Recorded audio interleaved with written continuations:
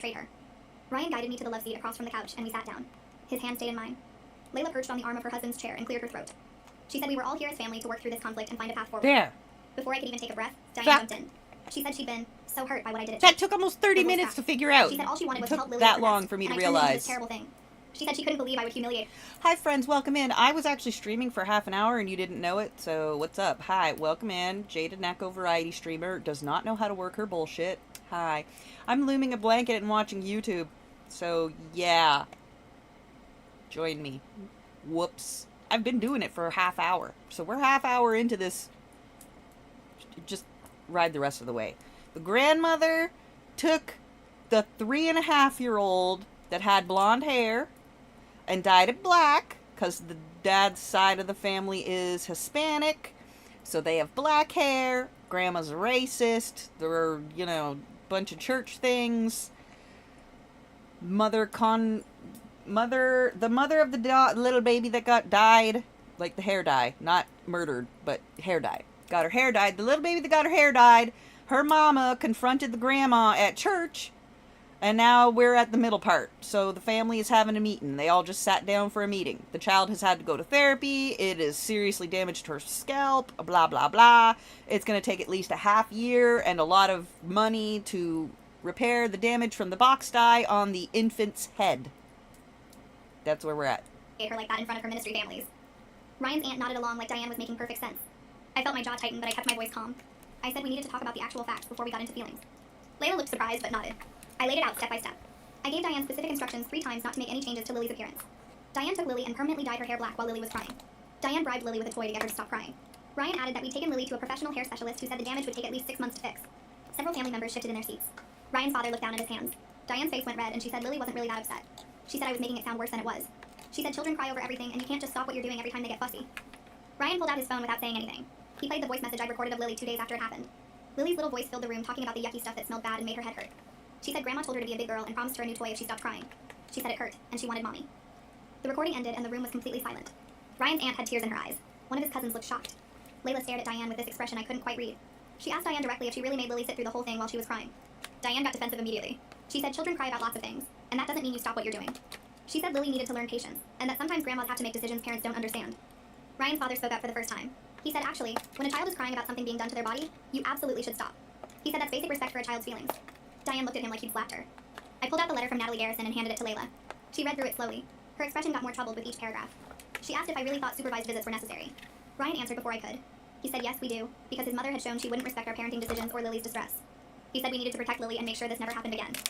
Diane started crying harder. She said we were taking her granddaughter away from her. She said she'd never forgive me for turning Ryan against her. She looked at Ryan and said she raised him better than this. Ryan's voice stayed steady. He told his mother he wasn't against her. He said he was protecting his daughter. He said she could still have a relationship with Lily if she took real accountability and followed the boundaries we set. Diane shook her head. She said she had nothing to apologize for because she was just trying to help. She said we were being dramatic and cruel. Ryan's aunt started to say something about family needing to forgive each other, but Ryan's father cut her off.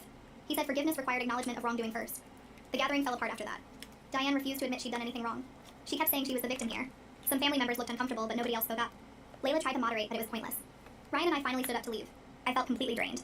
Ryan looked exhausted. We said goodbye to Layla and walked out. Nobody tried to stop us. The drive home was quiet for the first few minutes. Then Ryan said he was proud of how I handled myself in there.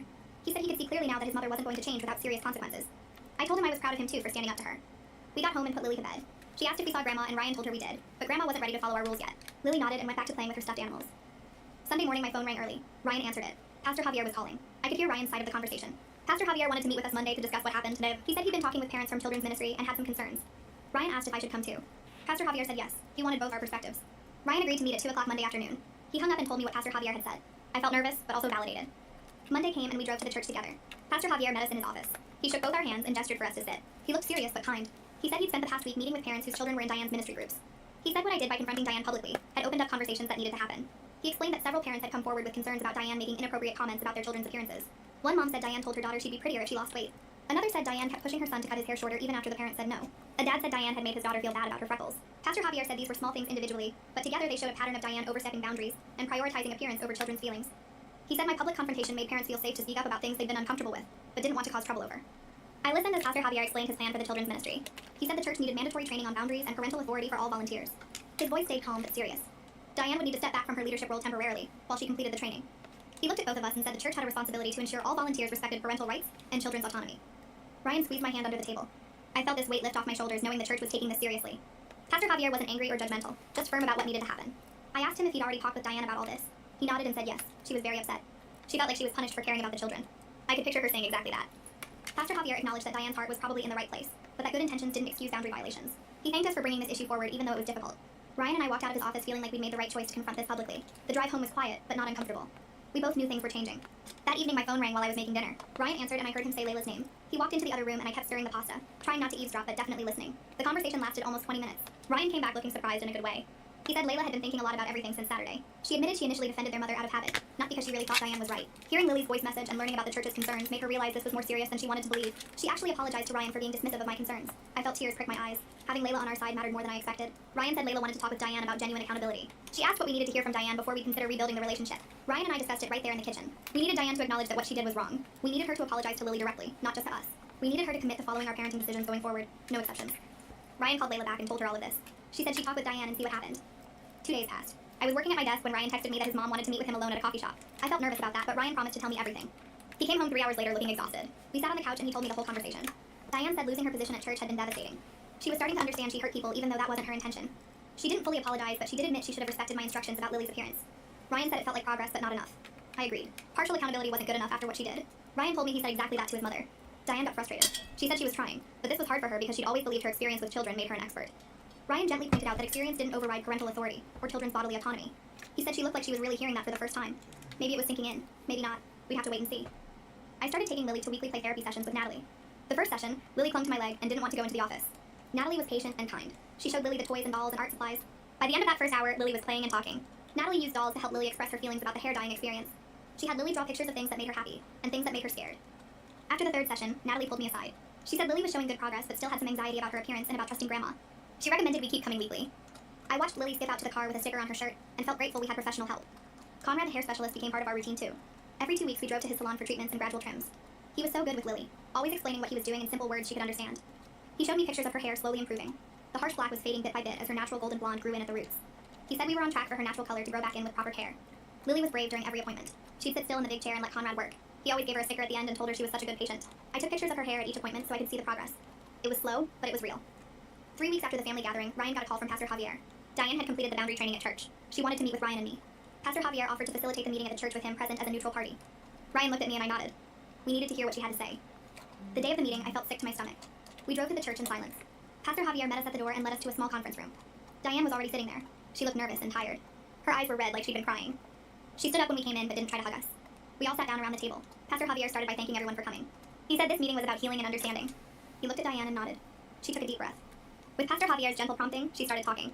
She said the training made her realize she'd been treating her role in children's ministry as giving her authority she didn't actually have. She'd been confusing experience with permission. She said she'd been doing a lot of thinking about why she was so focused on Lily's hair. She paused and her voice got quieter. She admitted it was partly about her own insecurities about Lily not looking Mexican enough. She worried what people would think. She worried Lily wouldn't feel connected to Ryan's side of the family. This was the most honest she'd ever been with us. I felt my anger soften just a little bit. Not gone, but softer. Ryan reached for my hand under the table. Diane wasn't done yet, but this was a start. A real start. Diane looks directly at me and her voice gets quieter when she says she's sorry for not respecting my instructions about Lily. She says she understands now that even though she thought she was helping, she violated Lily's trust and my authority as her mother. The words sound rehearsed, but there's something in her eyes that makes me think she actually means at least some of it. She pauses and takes a breath. I can tell parts of this apology are hard for her to say, because she keeps looking down at her hands. Ryan reaches over and squeezes my knee under the table. I nod slowly and tell Diane I appreciate her saying that, and it feels like a starting point even if it's not perfect. Pastor Javier smiles a little and says, this is good progress, and he's proud of the work Diane has been doing in the training sessions. Ryan pulls out a folded piece of paper from his jacket pocket and smooths it out on the table between us. He explains that we've written down some boundaries for future contact with Lily, and we need Diane to read them and agree to follow them if she wants to see her granddaughter again. Diane's face tightens, but she picks up the paper and starts reading. I watch her eyes move down the page and see her expression change as she reads each rule. All visits must be supervised by us. No comments about Lily's appearance whatsoever. No gifts without our approval first. Immediate respect if Lily says no to anything. When she finishes reading, she sets the paper down and I can see her hands are shaking slightly. She asks if supervised visits means we don't trust her alone with Lily anymore, and Ryan says yes, that's exactly what it means until she proves she can respect our boundaries consistently. Diane's eyes fill with tears, and she says this feels like punishment, but I remind her that Lily cried while having her hair dyed, and that's not something we can just forget about. She wipes her eyes and picks up the paper again, reading it one more time slowly. You Finally, dyed she looks up and says she'll a follow the child boundaries and under then she will 4's see me again. hair, Her voice lady. cracks when she says it, but she nods firmly. No. Ryan asks if she understands that we're serious about all of these rules, and she says yes, she understands. We schedule the first supervised visit for the following Saturday at our house. Ryan texts Diane on Friday to confirm, and she responds immediately saying she'll be there at 10 in the morning. Saturday comes, and I'm anxious all morning while Ryan tries to keep Lily distracted with cartoons. The doorbell rings exactly at 10, and I open it to find Diane standing there looking nervous. She's holding a small stuffed bunny, and she quickly explains that she texted Ryan yesterday to ask if it was okay to bring it for Lily. I check my phone and see Ryan's message confirming he approved it. Diane steps inside carefully like she's not sure she's welcome in our house anymore. Lily peeks around the corner from the living room and sees her grandma. She doesn't run over like she used to, just stands there watching. Diane kneels down slowly and holds out the bunny, asking Lily if she'd like to meet Mr. Floppy. Lily looks at me and I nod, so she walks over cautiously and takes the stuffed animal. Diane doesn't try to hug her or pull her close, just stays kneeling there while Lily examines the bunny. After a minute, Lily asks if they can play with her blocks, and Diane says that sounds wonderful. They move to the living room floor, and I sit on the couch where I can see everything. Ryan brings me coffee and sits next to me. The visit goes better than I expected, and I feel myself relaxing slightly as I watch them play. Diane is careful to let Lily lead everything, asking what color block Lily wants to use next instead of telling her how to build. When Lily shows Diane a tower she made, Diane praises how creative it is without suggesting ways to make it better or taller. She doesn't mention Lily's hair at all, even though I catch her glancing at it once. Lily warms up gradually and starts chattering about her preschool friends and the songs she's learning. Diane listens and asks questions and laughs at Lily's stories. It's small progress, but it feels real. After an hour, Diane checks her watch and says she should probably go, and I'm surprised she's respecting our time limit without us having to enforce it.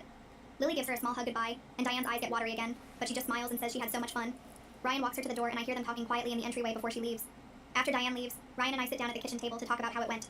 He says he thinks his mom was genuinely trying to follow the boundaries, even though it was clearly uncomfortable for her at times. I agree and mention how she let Lily control the play instead of taking over like she usually does. I forgot. We both noticed she didn't make any comments about Lily's appearance, which was a big deal. Lily comes into the kitchen carrying Mr. Floppy, and I ask if she had fun with Grandma. She nods and says it was good, but she's glad we stayed with her the whole time. That breaks my heart a little, but I'm also proud of her for being honest about her feelings. Ryan asks Lily if she'd like to see Grandma again in a couple weeks, and she thinks about it before saying yes, but only if Mommy and Daddy are there too. We tell her that's exactly the plan, and she seems satisfied with that answer. Ryan texts his mom later that evening saying the visit went well and will schedule another one in 2 weeks. Diane responds with a thank you and a heart emoji. Over the next month, we have 3 more supervised visits, and each one goes smoothly. Diane arrives on time, brings appropriate small gifts that she's cleared with us first, and follows Lily's lead during play. She's learning to interact with Lily in a more respectful way that prioritizes Lily's comfort over her own desires. I notice Lily's anxiety about seeing Grandma gradually decreases with each visit. By the 3rd visit, Lily actually asks when Grandma is coming over next, which feels like a huge step forward.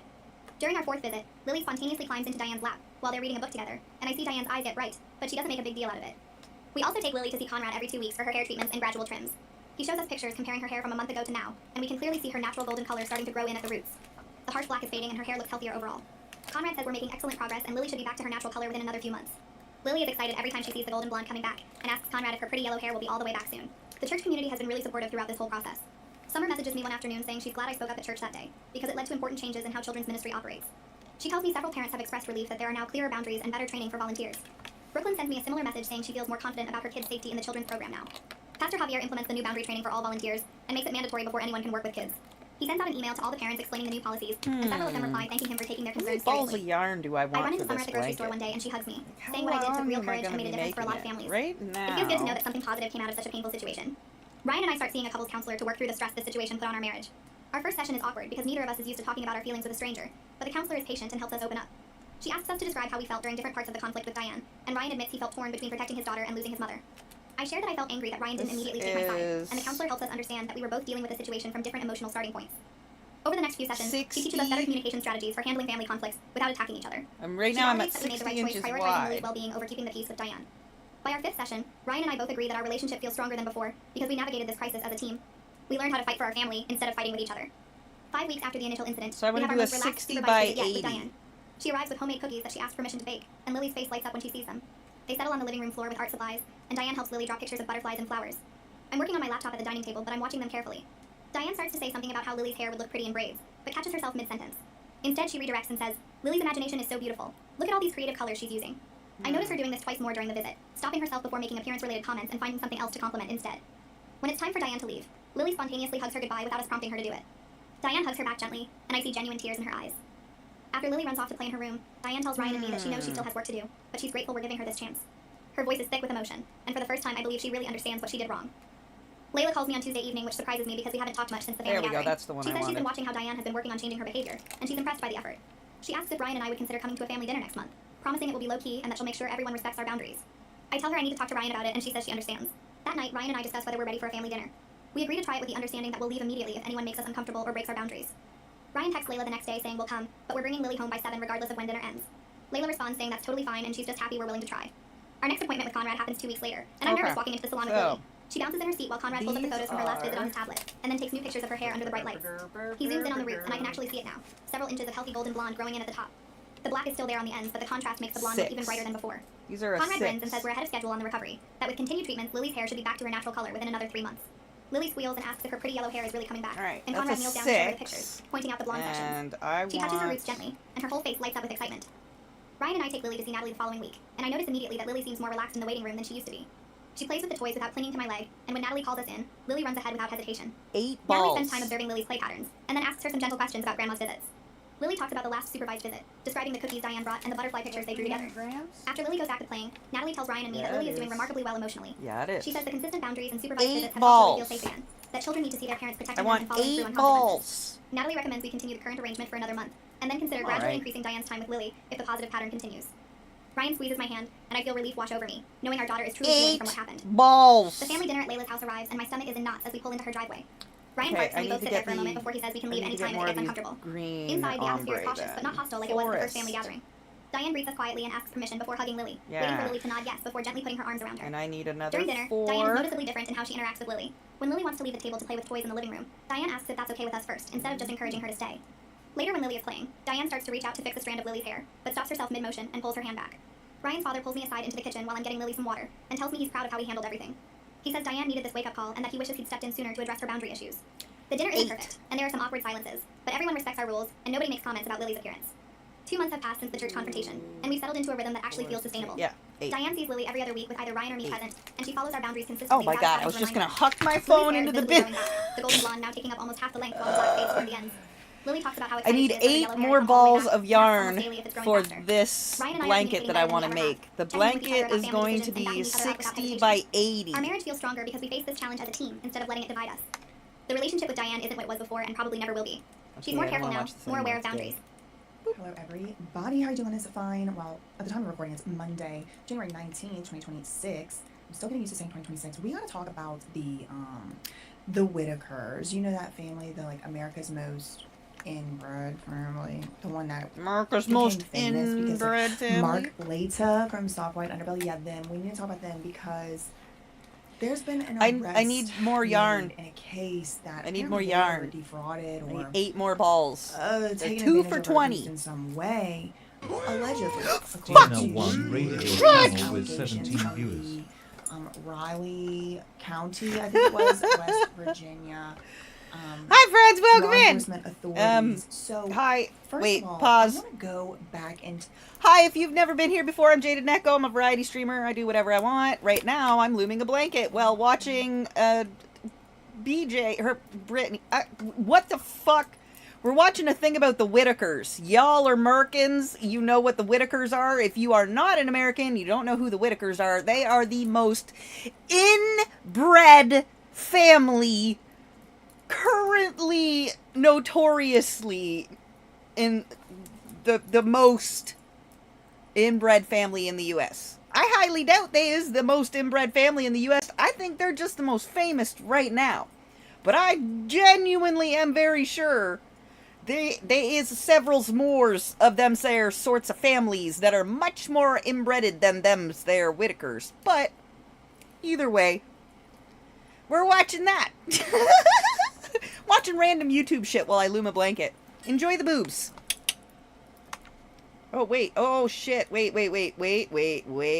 I am not an appropriate streamer. We forgot to do the intro.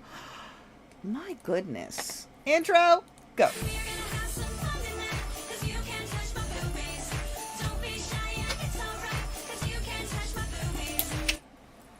Yeah. That's right. Got to do the dance and everything. Whoop, whoop. All right. That's where we're at. So, this is That Surprise Witness. Her name is BJ. I've known her since she's started on the internet. I started following her on Instagram years and years and years ago. She is a lovely lady with autism and ADHD that graduated from Princeton Law up in the top of her class. She gave back her law degree because she disagreed with guardianship abuse and stuff and things. Do whatever you want to do, baby. That's what we're watching. Random shit. time to September of last year, Whitakers. September 2025. There was a story that was circulating. I did cover it at the time. So we are looking at this story from WVVA.com. And then we're probably gonna again, watch I did murder, cover this at 'cause the I time, love so I'm watching just murder. reminding you here. Murder West and Virginia makeup. State Police asking for help in Whitaker family fraud investigation. Okay, this did make headlines. Beckley, West Virginia, the West Virginia State Police are asking for your help. This was months Mount ago. Mama. In a fraud investigation involving an infamous local family. The Take Beckley me detachment of the West home. Virginia State Police is investigating a fraudulent scheme involving money and merchandise being sent to the Whitaker family. The money is being sent to them via Eric Carroll and another man by the name of Patrick Rourke. The investigation, so this was like a press release and it did go on. The investigating officer is requesting any person who has This is a sent blanket any loom. money or merchandise to the Whitakers or any other individuals for the Whitaker family to contact and provide the information regarding that exchange. The point of contact will be Corporal J.W. Gilkison at the Beckley detachment, and then they did give his number. The Whitaker family came to fame after being the subject of a YouTube documentary series, and I actually think that calling it a documentary series is a little bit reductive. I mean, Mark Leta has been interviewing these people since the very early beginnings of his Soft White Underbelly channel. And I think also at this point, Tyler Oliveira, however you say his name, he also did an investigation, a very, very widely viewed investigation into the Whitakers. So, And if you're confused, I felt normally, like did a good job. you kind do of this with pointing just a in the single direction hook. Of like, who made The these oneer. people famous in the But first I got a place doubles, for them to get 'cause I'm exploited? fancy. Well, guess what? Tyler done You just took whip his through video it super down, and fast, I mean, too. I don't make Look at video all about that. anybody, That's one so of I don't know these- why he took that video down. But anyway, so One of he these- had made that video. Did But that other than ombre. that, I think the only other Cute. major huge YouTuber And then- which does not include me, So it's 'cause first of all, I'm ribbed not on supposed to one use people I side. never want to. And smooth on the other. But also a way smaller Pretty channel and than so both soft. Tyler and Mark Leta. Well, there is an update. There is an update on this case, or I should Where say was I? in There this was I. case. I'm going to pull up this Daily Mail article. This one did come out a few days ago, I think 3 days ago. West Virginia man became, quote, agent for the world's most famous inbred family, then kept donations sent by their followers for himself, prosecutors say. A Durr! West Virginia Who could have predicted is that? accused of Who exploiting could have predicted that someone would rip off the inbred hillbilly folk? Who could have predicted that? Oh, I don't know. Fucking everybody. Fucking everybody. Fucking everybody. Everybody. Everybody. The second those videos that Mark Leta made about the Whitaker family come out, that was one of the first things people were saying.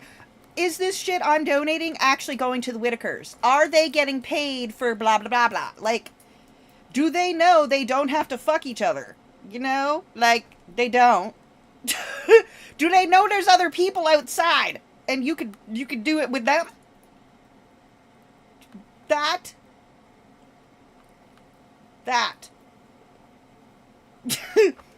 That. But whatever. To each their own or some other things. I'm not wired that way, so I'm not going to understand. I'm not into necrophilia. I'm not into inanimate objects. I'm not into critters. I ain't wired that way. If you are, cool for you. That's your business. That's not something I comprehend, though, so whatever. But literally everybody knew they were going to get ripped off. That was, everybody said, they had been saying for years now that they haven't received fuck all from this people and these peoples, and they don't know what you're talking about. They don't got no donations. They didn't receive no stuffs. Like, this had been a fight going on years now about where the stuff from the Whitakers go. Really, known as the world's most inbred family. But also stop giving the inbred people stuff. They're just going to keep inbreeding. Just stop it. He allegedly pocketed the money for himself. His name is John Rourke, and sometimes they call him Patrick. I've also seen it listed as John Patrick Rourke. He was arrested Friday, so today's Monday. He was arrested Friday and hit with fraud and exploitation charges for allegedly taking advantage of the Whitaker family. How did he do this? According to the allegations, it was by promoting fake fundraisers through his social media accounts, according to county court records. Now, I did look up Told the ya. court records, the documents themselves. I was unable to find the documents, but I did find the court records vaguely, broadly speaking. I'm going to pull those up in a moment. The Whitaker family lives in a rural community Ooh. in the center of the state. It's so strange to me. I mean, Also, I am purging Funkos. Let me share the list. If you would like to get any of these before I just auction them off or whatever, because that's what I'm going to do. Because I don't want to deal with them. But y'all are fam, so if you want to get ahead and grab some shit, I'm down. Share. I'm going to send it to... What can I send it to right now that I have open on here? Discord isn't fucking working anymore.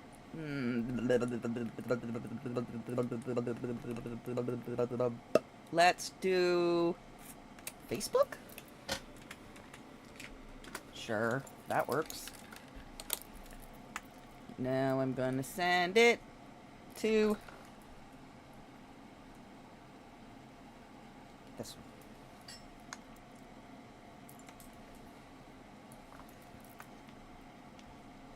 Refresh.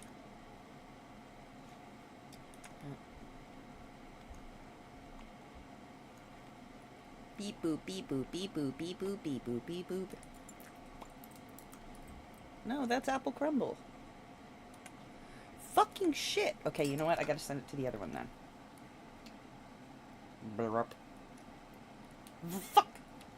You know, sometimes I know how to work my phone. Anyway, I'm gonna put the Funko list up. the town is called Odd. If you want Odd, any West of them, Virginia. LMK. They gained national prominence. I have in to, I don't 2020 know. when YouTube It won't log in on my documentaries explored their goddamn daily phone. I don't lives. know. I think they gained prominence before that, but I mean, maybe not. The members of the family have significant mental and physical defects, and many are non-verbal. They just kind of grunt and make sounds and stuff. That's no tea, that's no shade. It's just the truth, and Yup. they are vulnerable individuals because of that, which is why I renew my personal criticism. I'm not saying it's a crime. I'm not saying it's a crime, Oh, but that's I the wrong one. do have a little bit of personal criticism for and toward Mark Leta, because this family was minding their business over there in Odd, West Virginia. None of us knew who they were, but Mark Leta put them on all of our radar. And I believe that he also made it to where people There it wanted is. and felt compelled to help this family. Mark Leta also has been involved in setting up some type of fundraisers for the Whitakers as well. Now, again, I'm not alleging he did any wrongdoing. I'm not alleging he did anything criminal, but Damn it. he, there was some drama. There was some drama with a fundraiser that he had set up for the Whitakers, and then Why they would is it ask for not money. doing it the He way said I it was want for it a to? house. Then the Whitakers would ask him for money out of that account or whatever, and then It's he'd only give gonna to him. share it This from is- the this is mobile app? like, I don't want that. compilation, Let's see. a composite of all the Fandoms. stories. I have no Can I, idea what like, happened. I wasn't there, and I did not do any forensic my accounting. shit? Mark Leta apparently alleges that he closed down the fundraisers and maybe sent people's money back, or I'm not exactly sure, but he apparently allegedly did close the fundraisers down.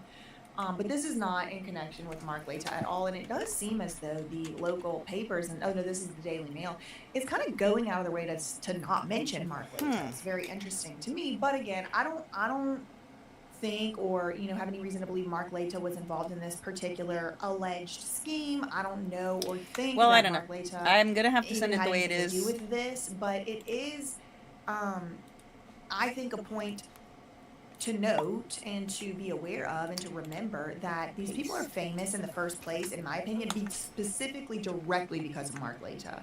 So he thrust these people into the public eye, and I have the same criticism about Mark That's Leta the list. himself I don't and know if it'll Underbelly let and you a look lot at of it that other way, people. but For example, there's all kinds Nova. of everything. There's Nova, the 262 minor child, who's Funkos. still a minor child, who is Everything from years, anime still plural, and years away Disney. from being an adult. We got anime, lots of anime. Disney, Hello Kitty, One Piece, Elvira, Jack, The Simpsons. So much fucking shit. So much fucking shit. Like, go ahead and look through it. Go ahead and look through it. He also thrust Okay. her into the public eye. I think you need the by mobile app to look use at of the his list. platform, I don't know, Soft but if White you Underbelly, can and look that at it one, any he other had way, put I don't her know. out there in a see-through, That's a it, see-through bikini top. She was 13 years old at the time. At least that's what it was advertised as. I think that was wrong morally and ethically. I'm not saying it was it was a crime, but I think somebody should look into it. But anyway, I don't know. Innocent until proven guilty, at least. Anyway, so this article goes on. It says that this man, this guy right here, John Patrick Rourke, he acted as a quote agent for this family, the Whitakers, filming quote content for them on his YouTube and social media accounts with his collaborator, Lawrence Eric Carroll. Prosecutors allege that this man, Rourke, also posed as a liaison for the family, giving his Venmo, his Cash App, and his PayPal accounts to people who wanted to donate to the Whitakers. Apparently, allegedly, according to this Daily Mail article, this guy right here collected over $10,000. Supposedly Yeah. was supposed to be going to the Whitakers, but did not go to them. Apparently, allegedly, it went to him, and he kept it. He pocketed the money. It says he utilized their disabilities as shortcomings in life to produce social media content for monetary gain. This is from the West Virginia State Police Department. A criminal complaint revealed text messages sent by Patrick or John Rourke to Eric Carroll, in which John Patrick allegedly admitted that he wanted to make money off the videos. Pictured above last year for an interview with the Daily Mail. He was arrested Friday. This is, I guess, his mug shots. Yes, okay, he was charged with 5 counts of fraudulent schemes, 5 counts of financial exploitation of an elderly or incapacitated person, and 1 count of fraudulent use of a device. Followers of the family's long question. So the family's followers questioned for a long time why they were still living in poverty despite all these donations. Yeah. Police launched an investigation into the alleged fraud in September, asking anyone who donated to the Whitakers to contact the department. The 2 suspects started playing the blame game, alleging that the other one was responsible for the donations. The one that they arrested, John Patrick Rourke, previously did an interview with the Daily Mail and said that the donation money came in through YouTube and he didn't control that channel. He said, Eric is the one that got paid for that. I didn't. I just have one platform, and that's my personal Facebook. He accused this Eric Carroll guy of owing him money and pocketing over $100,000 from the Whitakers' YouTube account. Now, Eric Carroll, the other supposed, named suspect or whatever, he has not been arrested in connection with this alleged fraud. He told the Daily Mail a couple months ago in November that he only received standard platform monetization, so that's like AdSense and donations. And he denied pocketing any donations. He said, I have ensured the Whitaker family will receive their appropriate share of the revenue. So I'm wondering if they entered into some kind of agency agreement with these people. Tell me why that looks like April Margera girl. Anyway, Larry Whitaker, that's him. Okay, this is their house. Okay. Carol, you want to pick? Okay, we got Bionics, Berry Runts, Carol, Blueberry the guy Muffin, that hasn't been arrested, Cherry he's the one that Slushy. shifted the blame onto the And guy that did get Straw arrested. Nana. He said in a statement that he was cooperating with law in my bag. enforcement and he Which one? proactively reached out to police. He said the Whitakers are entitled to their share of certain revenue generated from social media content. However, the Daily Mail reached out to the family, the Whitakers, and they told a different story. Berry when they were Runts, approached. it is. Larry Whitaker angrily called the one that got arrested, John Patrick Rourke, a lying beep, and said the content creators pocketed a lot of money from them. When asked how much he believed he was owed, he responded, I've got no idea. There was a lot of money, but I have no idea. Far as I know, Eric, the one that didn't get arrested, Eric got it and took off then. That's all I know.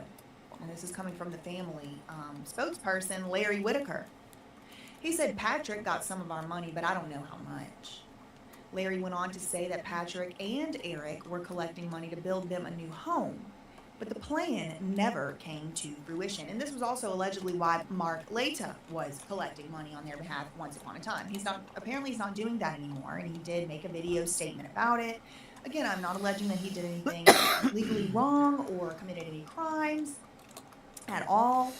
He's certainly not been charged with any, as far as I am aware, but he was also at some point collecting money for the Whitakers for a home, but that also, again, never came to fruition. Betty Whitaker down here talking about being taken by Adult Protective Services. They didn't do it. They took the money and left, Larry said. Okay, so this is their family, I guess, tree. Anyway, this guy that got arrested, he had previously explained in a YouTube video that he grew up in the same community as the Whitakers, and he actually knew them. He had known them since childhood, apparently. He later bought a house down the street from the Whitakers, according to the property records that the Daily Mail got. Him and Eric started filming the Whitakers. I don't know if you don't know, but on my stepdad's side, I have an uncle cousin. His name Terry, and you can tell he's an uncle cousin.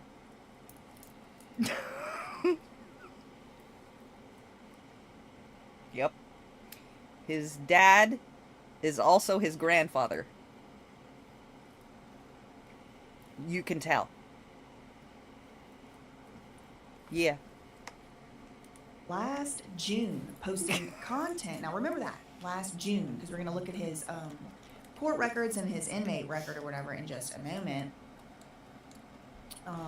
When he talks, the way he walks, you immediately can tell.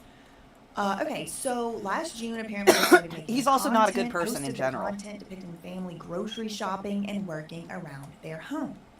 They even set up a Cameo account, which allowed fans to pay for personalized messages from their favorite Whitaker family members.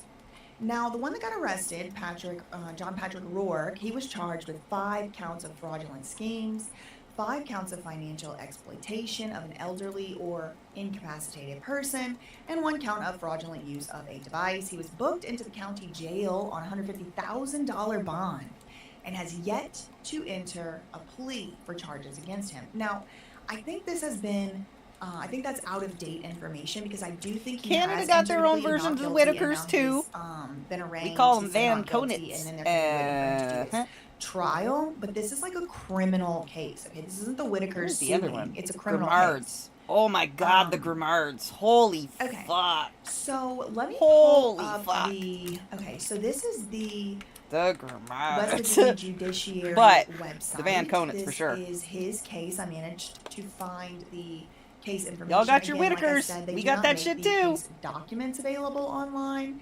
So if I am able to somehow get my hands on those, I'll I'm not go like through them. making a But I pride thing wasn't about able it, to get them, but you know. This is his Y'all have way more people than court we do case in information, at your least. area. So Case how ID is it still happening on yours? Like, 26N41F-000033. reasonably, you should be mixed up more with there's so West many Virginia of yous. versus John Patrick There's so Rourke. fucking He many was of yous. How are arrested you? on How are you Friday, possibly? January 16th, How are you possibly 2026, touching which shit you was really? 3 Listen. days ago. I need to explain this more. Okay, so there are more people in the state of California than there are in the entire country of Canada. Okay. Number 2, I am one of 9. My mama was one of 12. Her mama was one of 18. You understand the math so far? I don't fuck with you.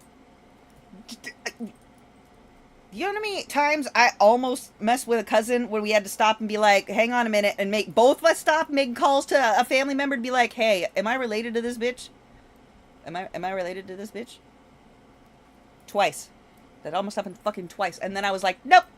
I don't fuck with nothing at all that is in Canada that looks even remotely like it has any sort of, like, there's some obvious things not in my gene pool yet. You know what I mean?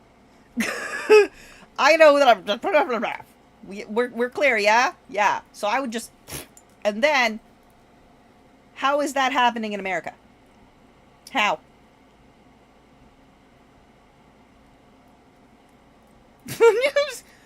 Yep. How? You have so many more people! And so many people! How are you possibly still inbreeding? How? Like, I know how it accidentally happens where I'm from, because they're all fucking cousins, because we breed like bunnies. But, how? Also, how are you attracted to a sibling? Ugh. Ugh. A sibling, a cousin, people I grow up with? Ugh. They're all siblings. If you grow up with a cousin, they're a sibling. They're a sibling. Ugh. How could you know there's like smoking hot people you're not related to, right? Like at all. Smoking hot. All over the place. All kind of different colors and shapes. That you're not related to. At all. Boom. Oh, Mech! Go stroke a mech beard. He's down.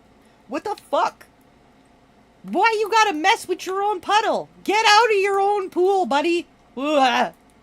Anyway, No back to the related show. cases, and these are his charges. It baffles me because you have so many more Confirmed people. in the Daily Mail, How it's still a one thing. charge of 5 counts of fraudulent schemes, 5 counts of financial exploitation of an elderly, protected, or incapacitated person, and it's of above $1,000. And fraudulent use of a device. Okay, so look at this column right here, on or about June 1st, 2025. So, just like in the Daily Mail article had said, it's also being confirmed here. It's also being confirmed here that what they had reported, which is that these allegations do stretch all the way back to June of last year, about 6-7 months ago. And that would have been when they first, what's his name, John Patrick and Eric Carroll first started apparently posting these videos of the Whitakers doing grocery shopping and household chores and things. No bond ID yet. Bond set amount was $150,000. Let's see. This is the defendant. The law enforcement officer was John Gilkison. And remember, he was the one all the way back in September when it was like, contact the police or whatever if you know anything about the situation. He was the one whose name was You on can there. marry. The judge is Greg Tanner, and it's going to be prosecuted in Raleigh County, the Raleigh County prosecutor. Okay, so the felony complaint, again, like Pardon I said, my we don't outraged have the stutter. documents. I wish we My did, but my these flabbers are were the, gasted. documents. Sorry about Number one that. is the felony complaint. Number 2 was the warrant. Number 3 Okay. is he was successfully Okay. served. His bond was Okay. set. Okay. He was ordered to be confined in Sure. jail, and he got his initial rights there. Now, my gosh. he was also, the search did show up positive for him in the inmate. This is all public information, public record. Why would you want Inmate to? search. So look, he's right there. That's his mugshot. And You I mean, can honestly, find y'all, he might be someone one of the Whitaker's motherfucking cousins. identical. He might be one of the Whitakers. That you're not even related They're in the to. same state, and he's got that same look in his eye. Oh my fuck. I don't know. I didn't do a blood test. I did not ask 23andMe. Bless did not your heart. consult the family tree. But I mean, anyway, so he's Alright. got, I guess, all the same case number, $150,000 bail. Okay. So yeah, I mean, he's in the correctional facility now. I don't know if he's gonna be able to come up with the $150,000, the bail. I Or mean, whatever. And even if he could, I mean, I guess it does look like they will let him out. if he don't can come learn up from with the money. Egyptians then. Okay. Yeah. Okay. Like, So they they looked inbred at so 1245 bad. the other They fucked day. themselves up bad. Okay, let's see. I think Already read all of the this cultures one. at What some else? point had done that. Man charged Calling in it alleged keeping the social media blood donation pure, scheme but involving really the all you're Whitaker doing is fucking family. yourself up. The police Ooh, alleged the more British than did that. $10,000 in donations was The kept. Royals did that. currently in Holy custody. fuck, did the Royals do that? 47 years old. He The was Royals arrested of all Friday kind of and charged countries with in 5 Europe felony and stuff, and counts. England and blah blah blah blah. Oh yeah. He's being held at Southern Regional Jail. Troopers opened the investigation in September. So the videos, they kind of, the alleged behavior started in June. And then in September, just a few months later, the cops were investigating and asking for the public's help in the investigation. And now, just a few months later, we do Dude. have at least one arrest. The British So royals that the suffered question from like remains: who else severe is going to be anemia and arrested? shit. Anyone?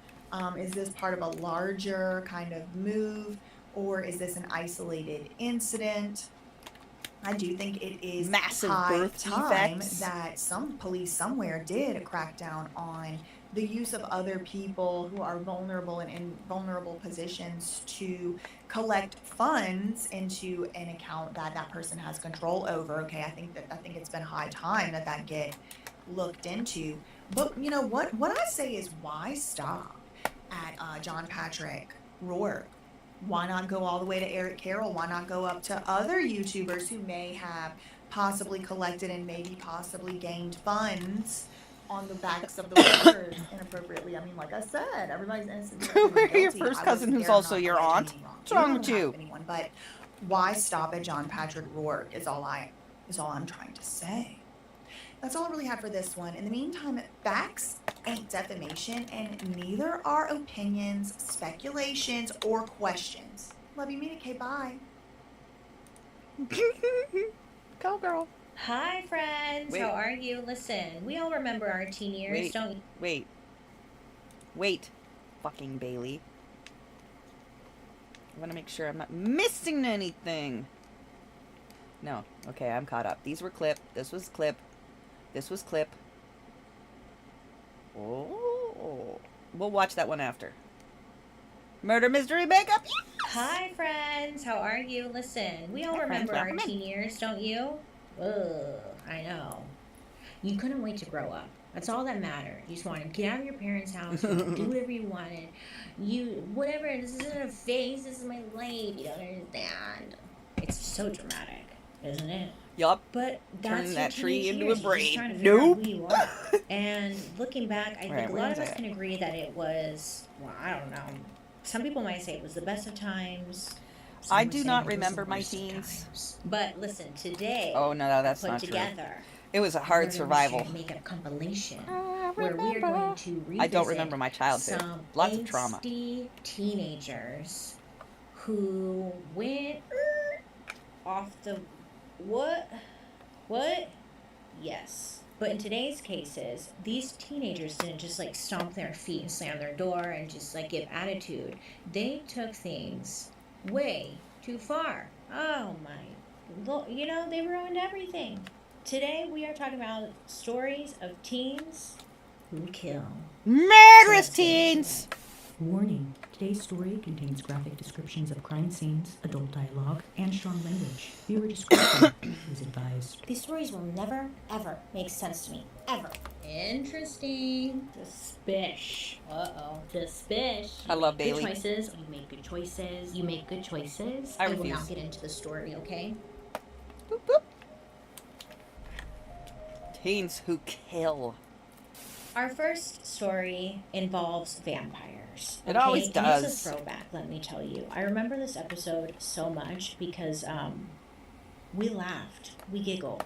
It's about a vampire. Oh, yay. There was this kid, Oh my God. 17-year-old Rod Wait. Farrell. He was a vampire.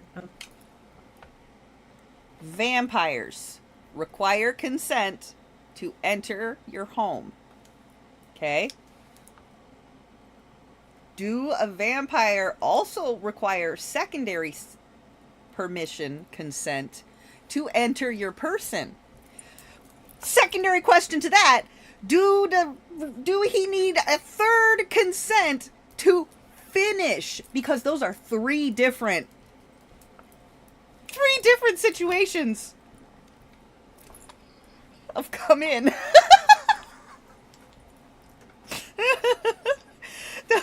Those are three different situations of consent to come in. So, does he need consent 3 times? So I've been asking people this, and one of the people said, vampires are rapists. And I'm like, okay. What about it? I'm like, they're fictional. So okay.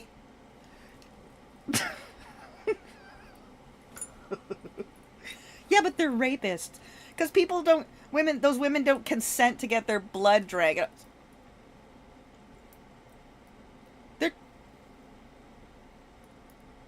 They're not real, buddy! Okay. Okay.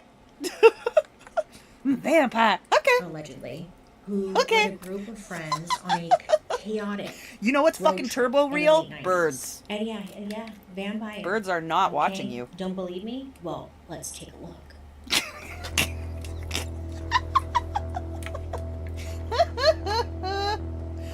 Oh shit. Where was I?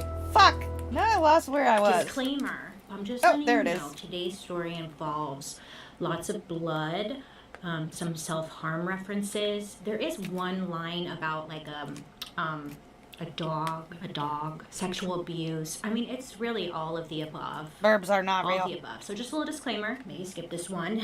You know. So what They're do you small think about when blenders. you hear the word vampire? Sharp fangs, maybe a black cape, turns into a bat. Maybe you think of sparkles. But you know, the way we think about vampires as a culture has definitely changed a lot over the years. But in general, you know, vampires are just very popular. They've been popular throughout the years. Great. Vampires But for some are people out there probably in the pasty world, there albino is a people that fascination had with sun vampires that goes issues beyond because they just were like the albino, so they vampire can't really books go out and in the sun a movies. lot. There are some people out there who even identify as vampires. And practice I the rituals identify that as an mirror vampire unfinished behavior. staircase. You may have guessed it, Martha. Today's story is actually about vampires. Well, it's actually about like one guy in particular Just who need a thought railing. he was a vampire, and then he went on a killing spree. Yeah. Okay, so we're gonna start with this guy named Roderick Whoop, whoop. Farrell. Now, Roderick, but we're gonna call him Rod. See, this for is why I'm short. glad the other He hoes was aren't in born here causing March problems and 28th, clipping shit. 1980. And his mom, her name was Sandra, she was only 17 years old when him and his dad Let me see, met, let me see, fell let me in love. see. He was a teenager too. I believe he was 17. His name was Rick, but it doesn't matter because he's not a lasting character in the story. So his parents, they were children, young children, trying to raise the baby themselves. And 9 days after Rod was born, Sandra and Rick, they decided, like, let's get married. Because, I mean, this is an assumption, because it's not really clear if they married for love or if they felt like they needed to because, you know, family tradition. I don't know. Either way, they decided to get married. It's sad because it didn't work out, and they got divorced just a few weeks later. Yeah, it lasted a couple of weeks. So after they filed for divorce, Rick would join the military, and he would basically abandon Rod and his mom. So, thanks. Bye. So with Rick out of the picture, Sandra's now 17 years old, and she's a single mom, you know, at 17. She doesn't really have anywhere to go. She doesn't have any source of income. So she decides, you know what? I'm going to move back in with my parents and help them. I mean, hopefully they can help me raise my child, you know? Sandra and Rod, they move in with Sandra's parents, or Rod's grandparents, to a town called Murray, Kentucky. They have a population around 17,000 at this time. So it's not really that large, but it's kind of a large city for Kentucky. So Murray has 3 city parks covering 200 acres and is home to Murray State University and also the National Boy Scout Museum. It also has one of the oldest theaters in the state of Kentucky. Now, I wish I could tell you today's story was all rainbow and sunshines, but Say it with you me, know, friends. Here, Kentucky. this is not the Rainbow and Sunshine show. It's not. Unfortunately, it's just all bad news. So they move in with Sandra's parents. Now, Sandra, I wonder if people again, name she's their only children 17. that. I think she may have turned 18 at this point because as soon as she got 18, she got a job working as an exotic dancer and also a sex worker.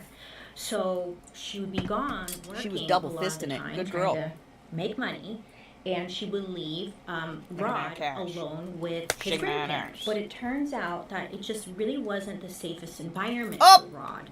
You see, when Rod was 5 years old, there were reports that his grandfather, Harold, and his friends raped him while they were on a fishing trip. But it turns out that Rod wasn't his grandpa's first victim either.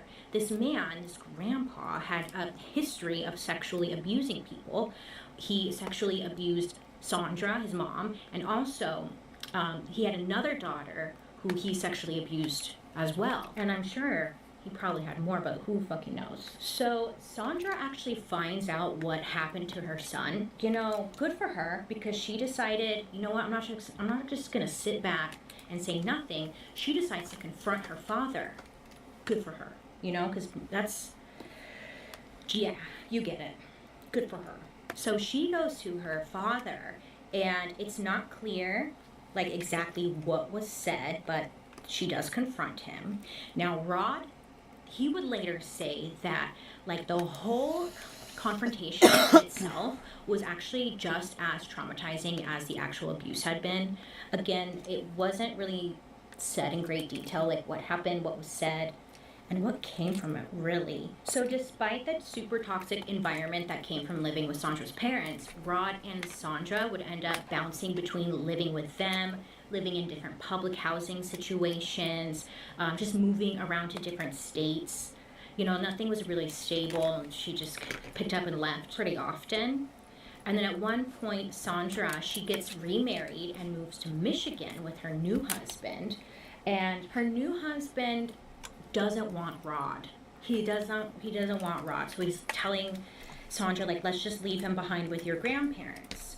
Now, I guess before leaving, this new husband tells Rod, we're never coming back. That's what he tells him.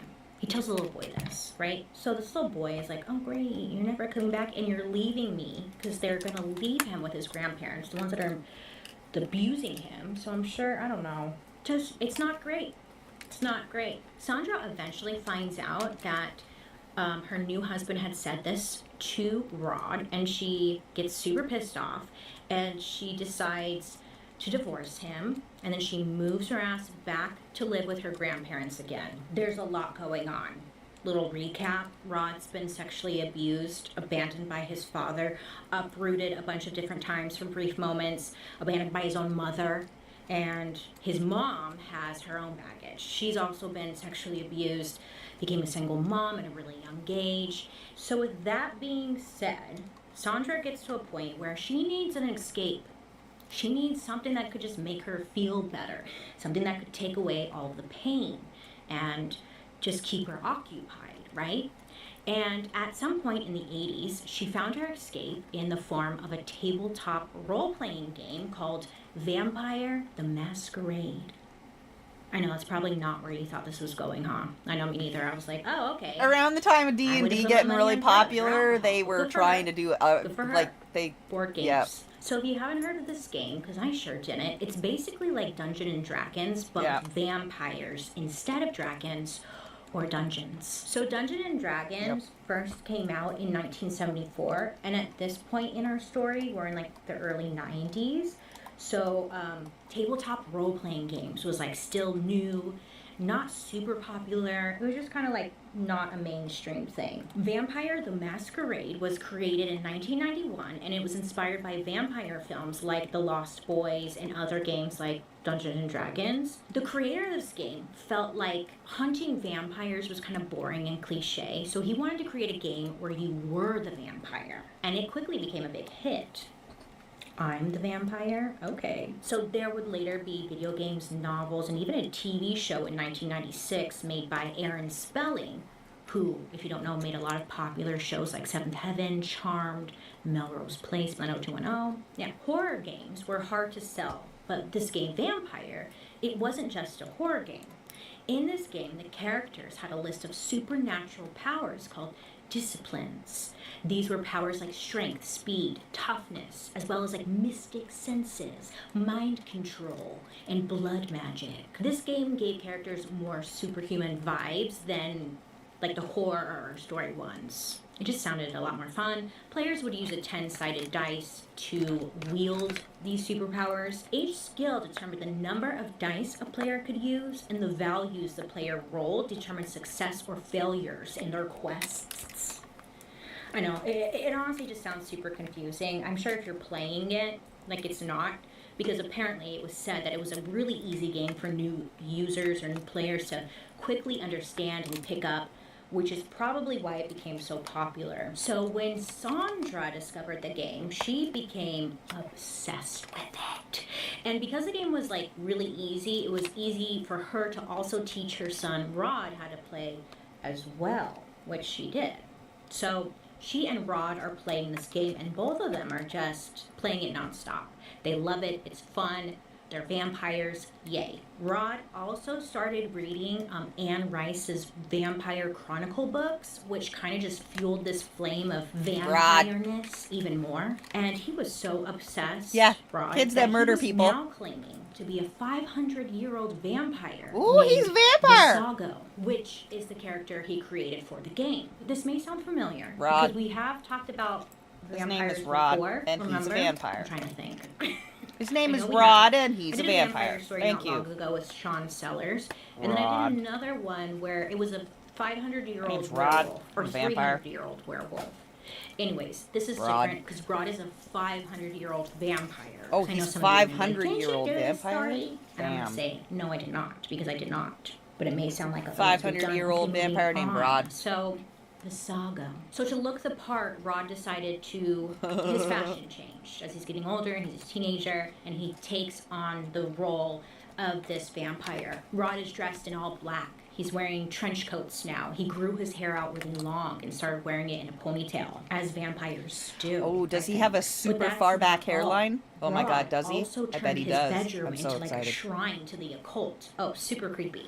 And in What'd I interview, say? Rod said that everything he was listening to was Super dark, that it was receding based hairline. on hate, war, and death. His bedroom was filled with upside down crosses, dark books That's a like right the side up Satanic cross. Bible, and just a bunch Rod. of weird stuff.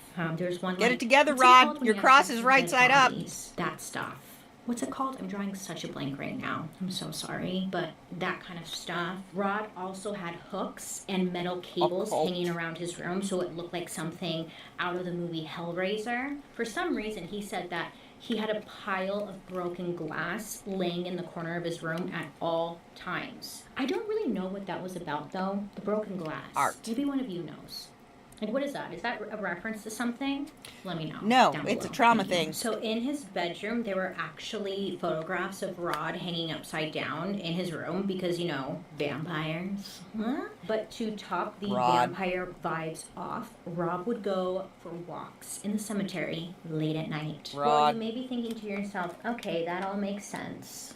Well, does it? I don't know. Maybe. Why not would thinking you that at huck all. rocks in the But cemetery? in order What does to be a hucking rocks in the vampire, cemetery Bailey, have to one do with must drink vampires? blood, don't they? Yes. A little bit of blood drinking does need to be involved. So, there was this guy that Rod met in school, and his name was Steven. Now, Steven was also super into vampires. Yeah. He's like, oh my god, yeah, me too. Steven I don't know, they were and both Rod. super into vampires, right? They're Both into the vampires. occult. And both kids came from broken homes, and were not the most financially stable. Vampire Because Steve. of this, it's believed they had something to bond over. Steven said that they bonded because Rod had the same views and same principles in life. Something about like they both agreed, kill or be killed. Like very dramatic, as teenagers are, So to this kid, Steven, That's Rod that there was like undeveloped a reflection frontal of lobe. himself, right?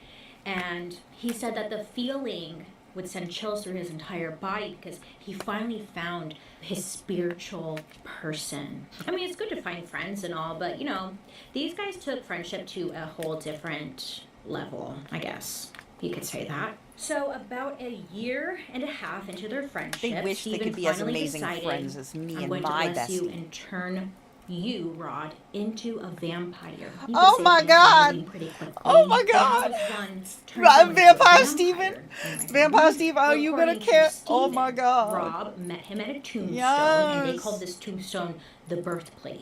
And they did a ritual. Man, it's so nice of his during buddy this Steve ritual, to he just, would you know, bust out like a regular razor blade put him out and like cut that. the upper arm. And after they cut themselves, Steven would make Rod drink his blood either Ugh. until he had enough or until the blood stopped bleeding. And then he would do the same, like a little much. Like I'm not that desperate to And be a then they friend, had but- AIDS. Now Steven AIDS. referred to himself as a quote unquote responsible vampire. To help them through their to court him, case because like, they're he tried murderers. to teach Rod Duh. that blood should only be taken for survival. And he would go on to say, quote, "Giving blood as a gift is one of the most precious gifts you can give someone. It is a total commitment. There is no turning back once this is done," end quote. But Rod kind of like disregarded that lesson. You'll soon find that out. But it turned out that Rod's mother, Casual remember horror, Sandra? Rod. She didn't really You're a have slut. a problem with this whole vampire thing. You know, she's like, oh yeah, he's dressing up, being all kind of different and stuff. But, you know, he's fine. Like, one day she had found Rod in his bedroom with some friends, and they were cutting their arms with a razor blade. I guess there was like blood everywhere. And Sandra like walked in and was like, oh, boys will be boys. Am I right? You know, don't forget to clean up. So yeah, I mean, it turns out the reason that Sandra was so relaxed about it was because she too was super wrapped up in this vampire lifestyle. She referred to herself as Sta, Mistress of the Dark, after an Elvira movie character. And she would dress up. The whole You house wish. was vampire themed. And she You would take wish things to just a you super could inappropriate level. Get Let me just where do my Queen eyeliner, Elvira is because at. This is You already crazy. wish. In September of 1996, Stephen, remember Rod's friend, he had attacked Rod pretty badly to the point where he did need to go to the hospital, but he refused treatment because they were brothers. Anyways, but he refused treatment. And Stephen Booby ended up being muscles. convicted Woo. for the attack, but couldn't find any articles explaining why Stephen attacked Rod. There's a theory, though. So the theory, shortly after his incident, Rod's mom was charged with soliciting a minor, Stephen's 14-year-old Oh my God, brother. Elvira. Apparently, Oh. allegedly, Rod's mom, Oh. Sandra, she was Elvira writing is him a love hard letters, win. his 14-year-old, Hilarious. and was begging him to help her cross over and make You've never her watched his Elvira, vampire please do bride. it. there was Elvira, just, like, a Mistress lot of the going on Dark, with is this, a fucking glorious this cult unit. classic. So my guess Hilarious is that Stephen movie. found out about his younger brother and Rod's mom, and like kind of took matters into his own hands. That's the theory, okay? But after this, it's safe to say that their friendship was officially over. So around this same time, Rod, he started skipping school, right? He's skipping class, he's ripping heaters, smoking on school grounds, and just being a very bad boy, okay? Not, I mean, I'm about to say something. I mean, I was about to say, do you blame him? He does not have, like, the best role models around him. Shit, man. Anyways, he's just not being a great kid. And he came across this other kid at school who were kind of like him. There's the bad kids, right? And they kind of all got together. It was like a sense of community. All the misfits, like him, kind of gathered together. And Rod became this leader, teaching them about his vampire lifestyle. Vampire Rod. Hey, like, look at me, like, I'm a vampire. Don't you want to be like me? Hi, We I'm have Rod the the same Vampire. Background. Being a vampire is super cool. Hi, You get to I'm do Rod the Vampire. stuff. This is my buddy Steve the Like, Vampire. It's cool, you guys. Be a Count vampire Rod. with me. And he welcomes these Nice. misfits Baron into Steve. his vampire clan. One of the kids he Oh, welcomed my. into his vampire clan was a kid named Howard Vampire Steve? Anderson. Now, he was only 16 at What? the Wait, time. what's his I name? just need to get this eyeliner Are they on, lovers? 'cause I don't. Do they all I become just lovers? messed up my eyeliner. I'm so upset. It's fine. I look great.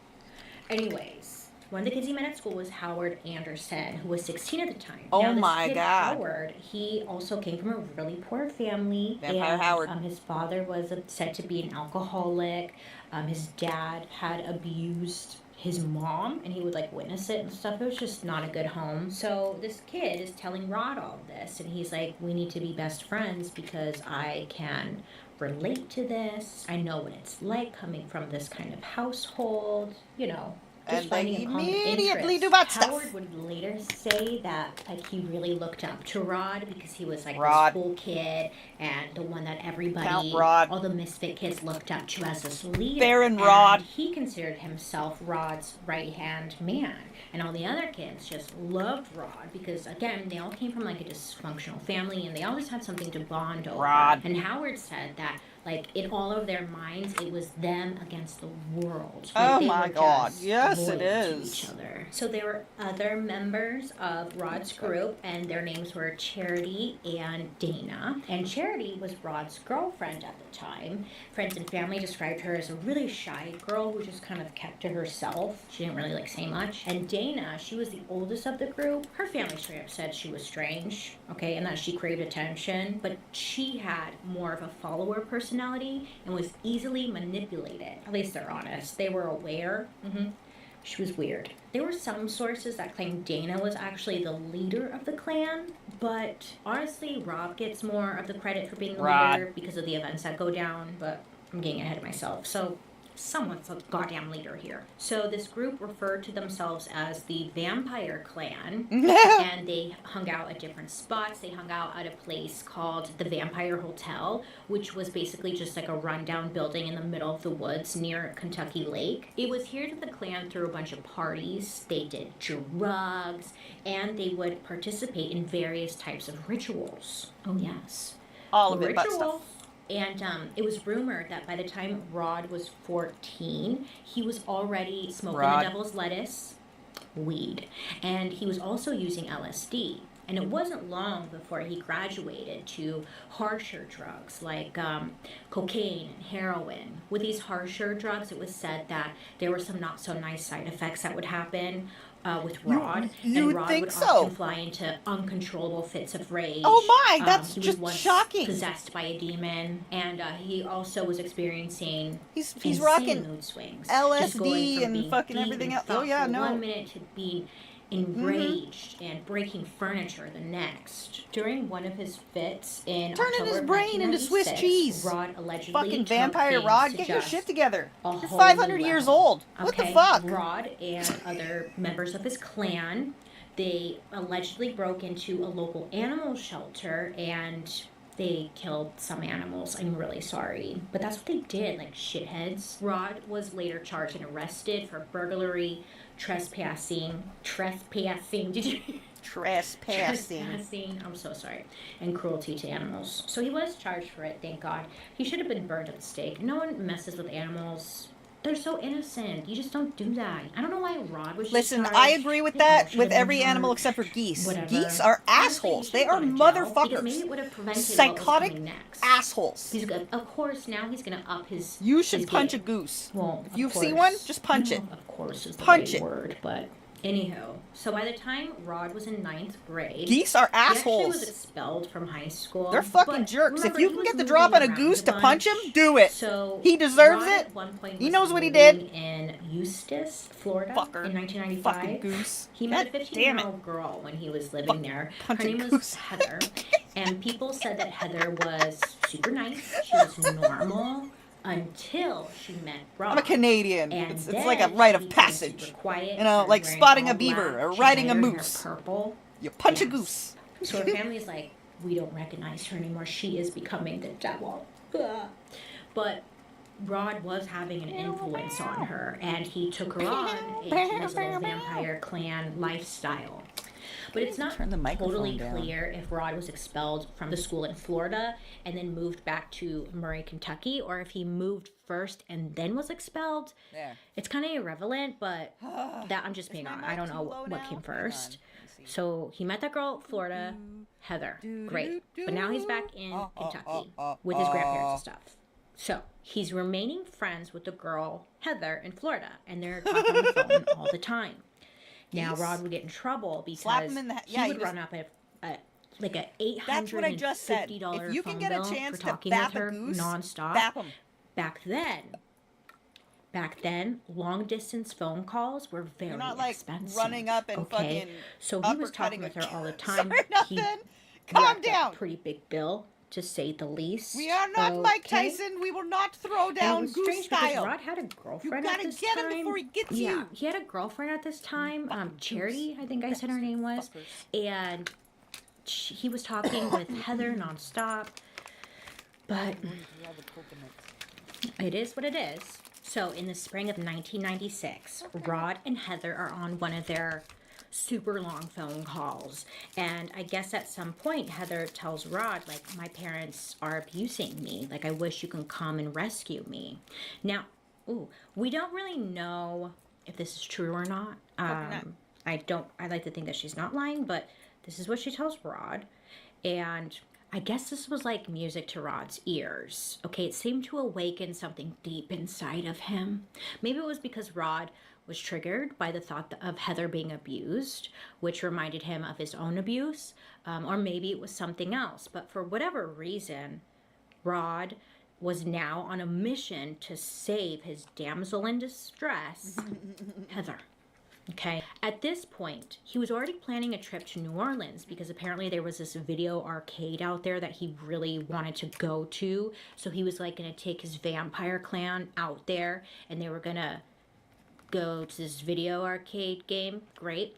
So he tells his clan, hey, we're going to make a pit stop in Florida to rescue Heather first. If you look at a map, maybe you're like me and you're like, I don't think you can make a pit stop in Florida when you're going to New Orleans from Kentucky.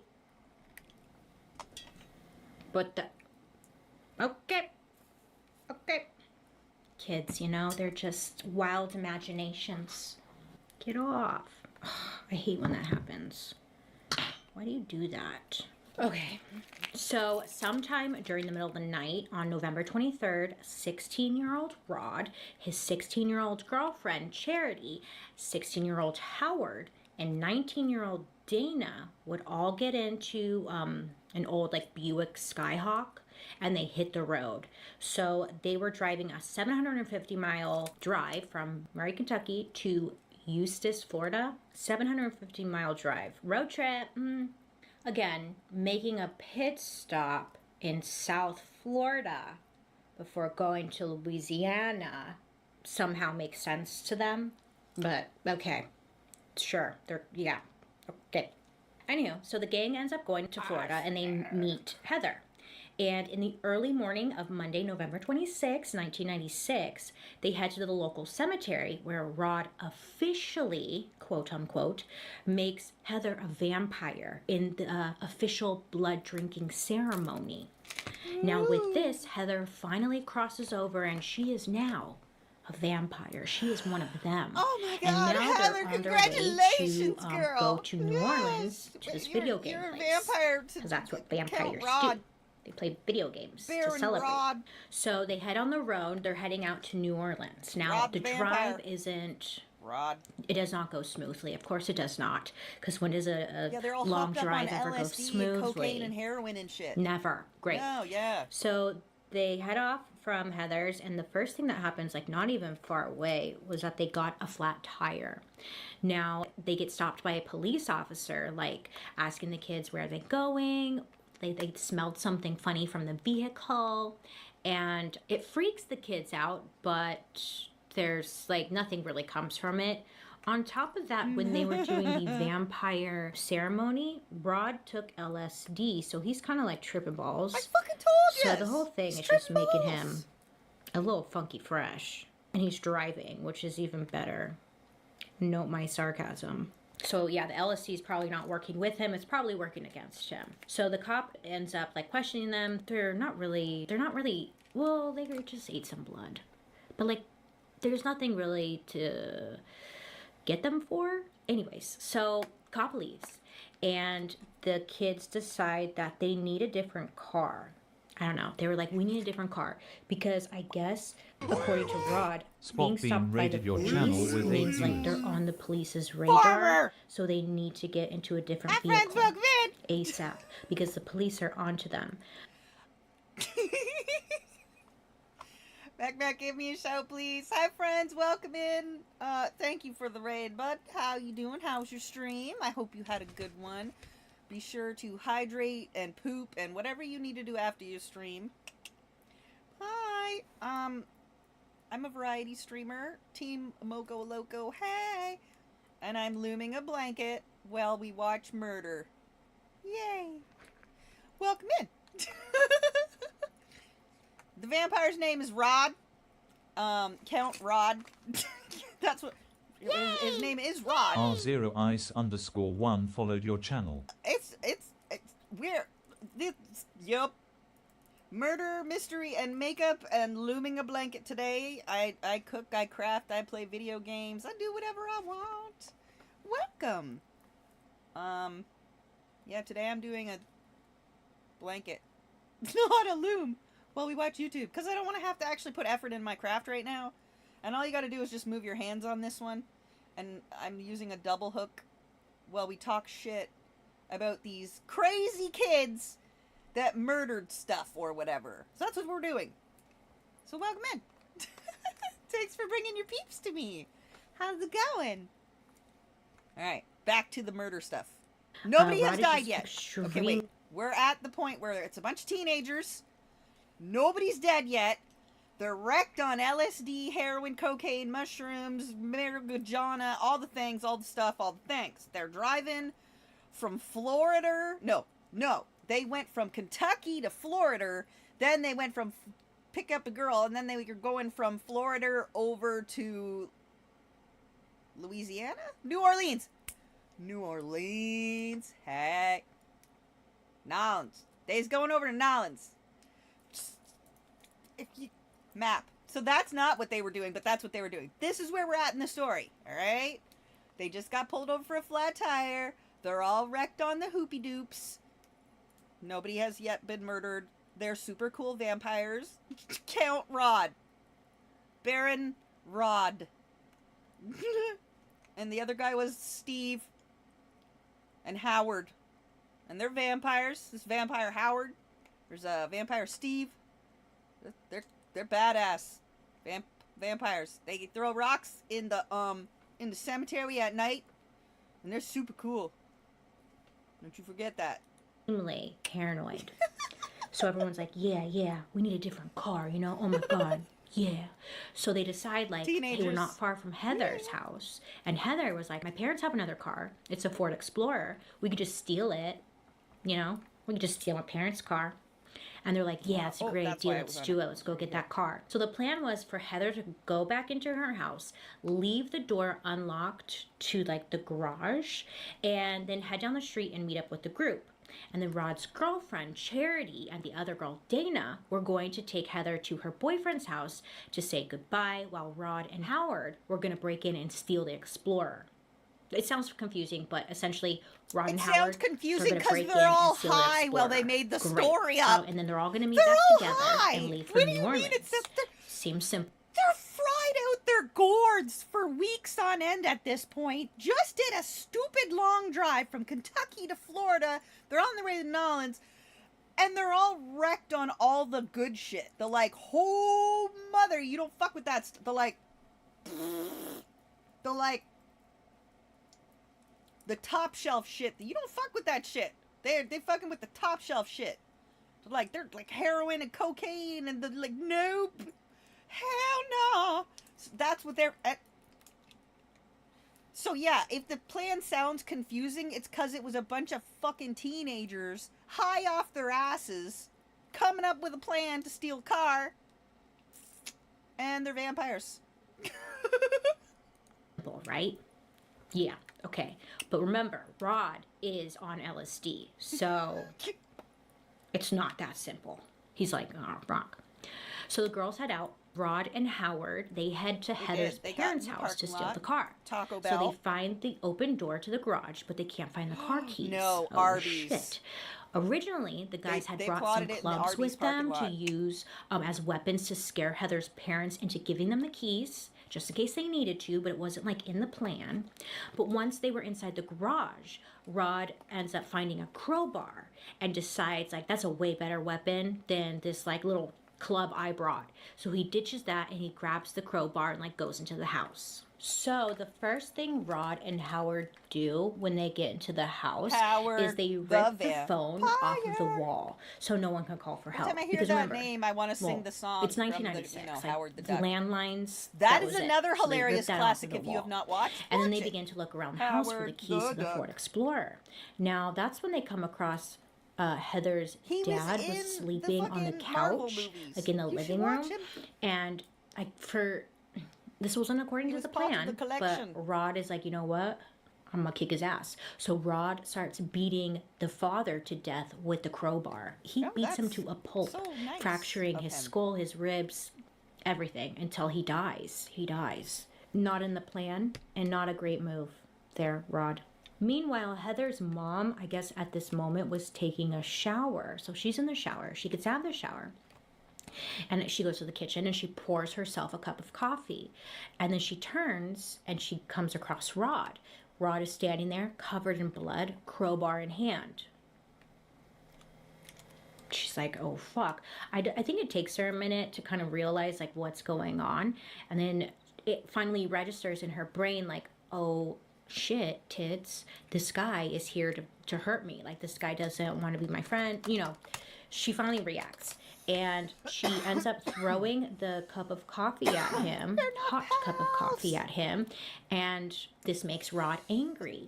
He's so angry, he just sees red and he beats Naomi to death with the crowbar. Yes. So both parents are now dead. And let me tell you, that wasn't even the plan. The plan was just to steal the cars. Murders them. Dead. Goodbye. So Rod has now just killed Heather's parents, and Howard, I guess he was just standing by watching because he wasn't participating in the killing of the parents. But he does find the keys to the Ford Explorer, which was in the father's pocket. And so they're like, hey, while we're here, let's just steal some credit cards and some jewelry, and that can like help us fund our trip. So they do that. So they rob them too. Before they take the car and go, Rod and Howard do one last thing. They decide to like burn the body, do some kind of sacred Fucking calm down, Rod. burnage onto the body. Calm down. And then do like a satanic ritual and like some kind of dance movements around them. The dead parents. I know. Jesus. Then they finally take the car and then they drive off, meeting with Rod's the girls. an egg So the group, group huh? take All both right, then. cars to the nearby town of Sanford. Now the plan is to swap the license plates of the two cars, the old car and now the Ford Explorer, and then go from there, right? So they end up going on their way. They go through Tallahassee and they're heading towards New Orleans. Nice. Meanwhile, back at Heather's house that same day, Heather's 17-year-old sister, she comes home, which, sad, didn't even know she had a sister. Like, that's fucked up, because now this poor sister's ruined for freaking life, because she comes home and she finds her parents dead. And not even just dead, they were, like, brutally murdered. And then In addition set up to the in a skull and rib satanic being ritual. fractured, They weren't the just autopsy brutally murdered, report they were then showed that Richard, the father, posed he had into burn rituals. marks in the shape of a V on his chest, which was later said to be Rob's symbol. It's just what he left behind, on like a burn mark he would leave on somebody for vampire cult. It was his mark. You get it. Stupid kids and their His stupid branding. hobbies. I need a pencil sharpener. So when police come out to the scene of the crime, they found a letter from Heather that was left behind saying that she was running away and that she loved them both. So cops believe that Heather like must have something to do with the murder, but at this point, she's nowhere to be found. So the gang is on the road, and after 4 days, they stop in Baton Rouge, Louisiana. The day that they stop is Thanksgiving Day, and the group is running low on cash. So Charity decides it's a good idea to call her grandmother, who lives in South Dakota, and like asks her for money. However, Grandma suspects that something is not right. Baton You know? Rouge. She thinks something's up, but she tells Charity, like, sure, honey, I'll wire you some money. Go stay at the Howard Johnson Hotel, and I'll have the wire transfer sent there. And Charity's like, great, thanks, Grandma. You know, like, we'll go there now. So when Grandma hangs up, she calls police. Yep, she calls police. And she's like, hey, this is where the group is heading. I just feel like something's not right. And yeah. So I'm assuming here, I'm not really 100% sure, but I guess like they must have not had the best relationship, Charity and her grandma, because why else would her grandma call the cops unless she knew something's not right? You get it, I think. Yeah. Okay, great. So the whole gang, they arrive at the hotel that grandma was sending the money to, but cops were already there, like waiting for them. And the 5 of them end up getting arrested and were held at jail for a week before being sent back to Florida, where they were eventually placed in a juvenile facility. They had blood on that them. was fine, though. They Them were little all sorts of peckerheads need to get off the strange, goddamn street. something, they just found all sorts of suspicious evidence. And interestingly enough, no one denied anything. Rod was recorded making 2 different confessions. In one confession to police, Rod said, quote, "I went to her dad and smacked the fuck out of him until he finally quit breathing. So yes, I'm admitting to murder. Actually, it took him about 20 fucking minutes to stop. I swear I thought he was immortal or something." End quote. Okay? Which is ironic coming from someone who thinks he's a vampire. Maybe he thought he was a vampire. I don't know. And then the cops asked Rod, like, do you have any remorse, for what you did? Like, do you want to apologize, And Rod said, yeah, no, why? Killing is a way of life.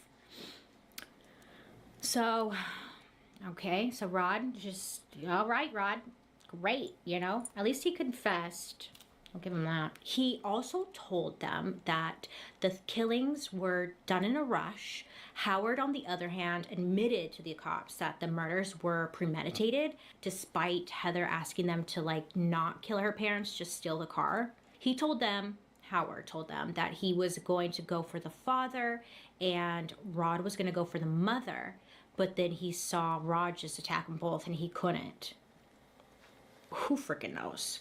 So this ends up going to trial. Now, the case was a big, huge deal at the time. Rod was doing all kinds of interviews, okay? And he was claiming that he was being framed by a rival group of vampires. Oh yes, a vampire gang was out to get him. He also made multiple statements that he had multiple different personalities and he was trying to ditch being a vampire. I don't know. And whenever the media tried to photograph him, Rod, he would just like stick out his tongue or say something like, "God bless America." I don't know. All this publicity, though, it made it really hard to find a jury for the case. But eventually they did. They selected some jury members. And then in February of 1998, Rod, who was now 17, he pleaded guilty to 2 murders, armed burglary. Why do I say it so weird? Burglary. He pleaded guilty to Burglary. that and 2 murders and armed Burglary. robbery. He also claimed that the others traveling with him were completely innocent except for Howard, who was an accessory. Yeah, Howard was a confirming dick. Howard's confession, really. Rod so was a now dick the too, jury though. was tasked with deciding if they recommended Rod get life in prison or the electric chair.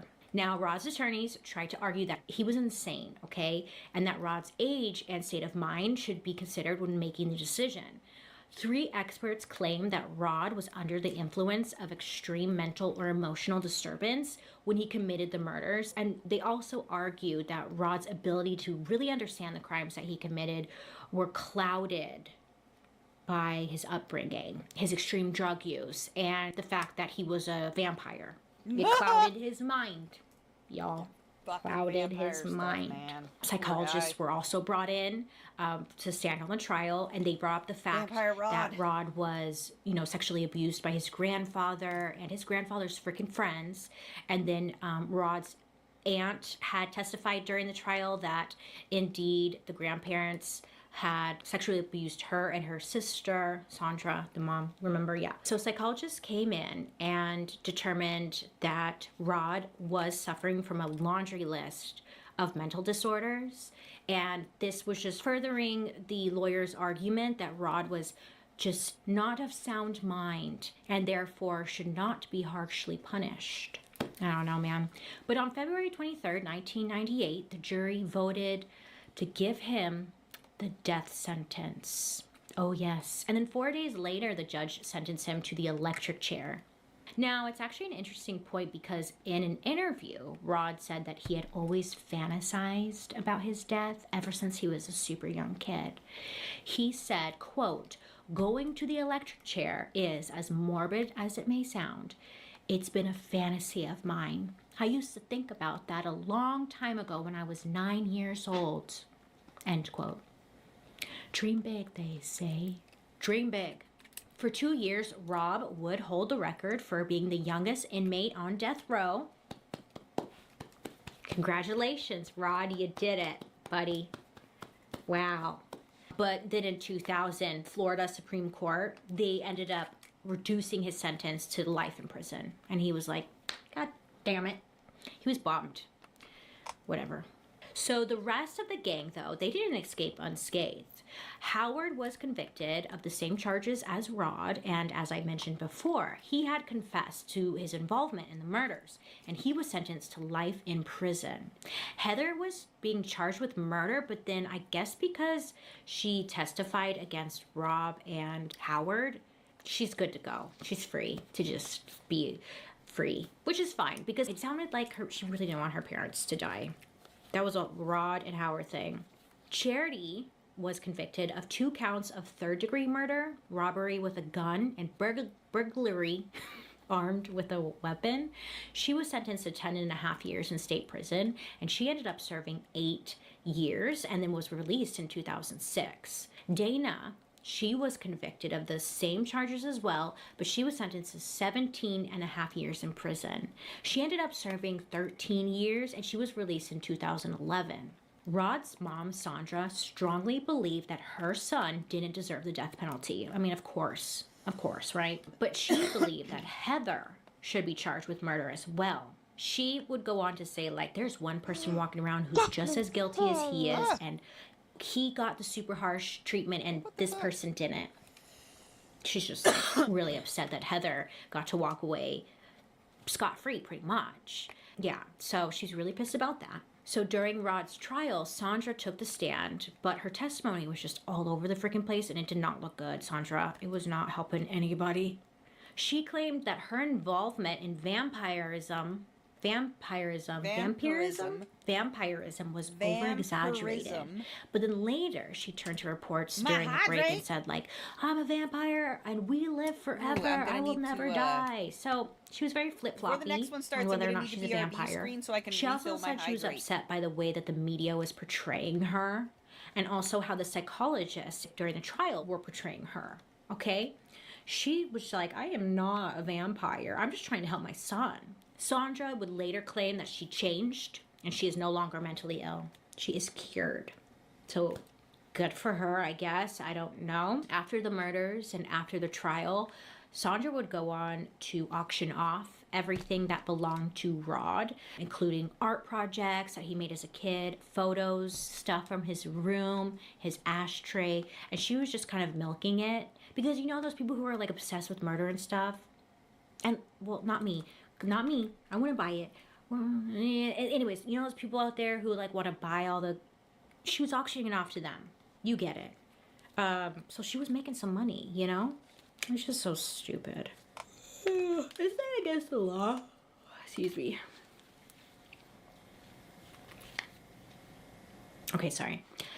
After the story of Rod's crime hit the newsstands, other details began to surface about the blood-drinking teen cult that her son was a part of, and the neighborhood Sandra, was living in. They all signed a petition behind her back asking her to leave, that she needed to move away because it was a bad look for their community. So Sandra, she ended up packing up her stuff and pretty much just making a new life for herself. She started a jewelry business and she moved back in with her mom to take care of her.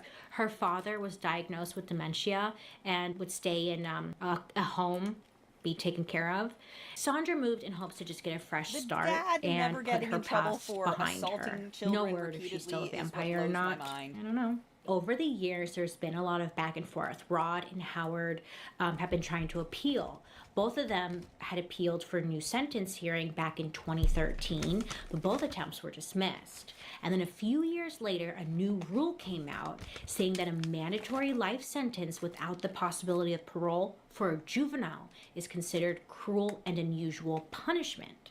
So with that being said, at the age of 39, Rod and Howard were able to challenge their life sentences again and hopefully get out.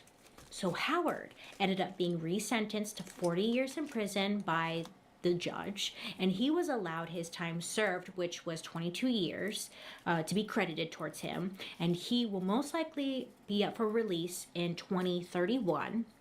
And Rod got a new hearing. His was like moved around a lot because it happened right when the pandemic was going on, but it ended up taking place in November of 2020, and the judge listened to 3 days of testimony. Heather's sister came and like begged the judge to keep Rod in prison. And then the state attorney filed a 57-page document defending the original sentence, mentioning Rod's vampire clan, and said that his interest in the occult, it caused him to become violent. And Rod would make his own statement that claimed Heather told him that her father was sexually abusing her. And because of that and his own history, he felt like he had to do something. He said like, yeah, that he had to help. No, yeah. Anyways, Rod told the court, I know, this is a quote, I know nothing I can say or do will bring them back, and I hope you just know that how truly sorry I am. I cannot tell you how many nights over these decades that I have wished with all of my soul that I could take the night back, preventing this from happening. End quote. Now the judge, the sentencing judge, would ultimately upheld the life without parole sentence, and Rod over here will most likely never get out of prison. Which is I don't know. I guess that's a good thing. Kind of like last week where it's like another child, but this child made life choices, adult decisions, you know, and was a vampire and like drank blood and was kind of like, meh, weird. I don't know. I mean, he like brutally killed them. So I think Rod, sorry, but yeah, He didn't just I don't brutally know. killed them. I don't He staged know. up a whole like friggin'. You want to hope, or at least I do. I like to hope that people change, but also, I don't know. He killed a mom and a did, like, dad, a and whole the thing. poor He Heather and her said sister he have did no a whole parents thing. because of what? I mean, well, I don't know. He did like a whole ritual. Like, I don't know, but he's gonna be in prison for all of his life. Sorry, goodbye. Like I mentioned in the beginning of this video, Yeah. people seem to love did not just vampires, kill them. and there's He did, always like, a whole someone dance out and there who music takes the and fucking- vampirism to the He next told- level they said that. and gets very excited about it, gets very jazzed, and just becomes a vampire.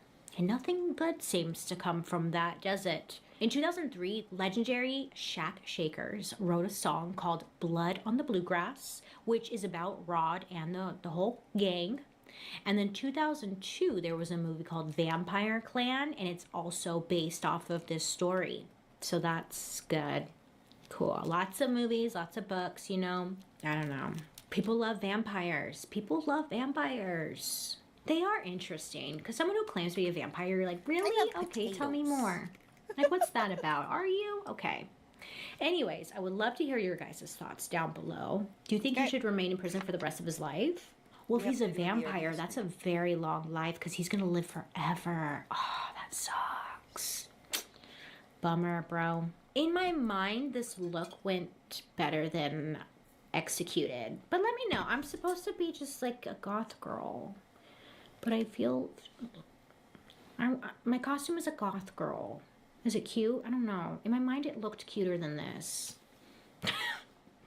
Anyways, I would love to hear who you want me to talk about next week. But other than that, I love and appreciate you so much. It's accurate. I hope you have a wonderful rest of your day. You make good choices. Please be safe out there. And I'll be seeing you guys later. Bye. Wow. Pause. BRB screen. It was fucking just dripping down my chin. Jesus. Okay, so the marshmallow strawberry ones are done. Oh shit, I almost dumped them all over the place. They need to cool. They need to cool. The peanut butter.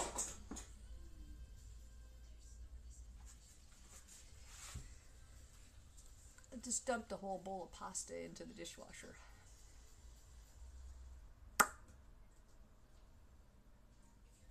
It's just an entire bowl.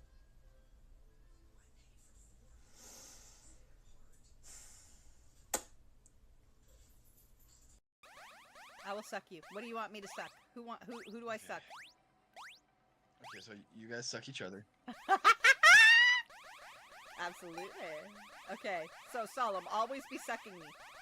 I will then mostly- always be sucking you. Bogey! Oh, Jada, what you doing? Girl!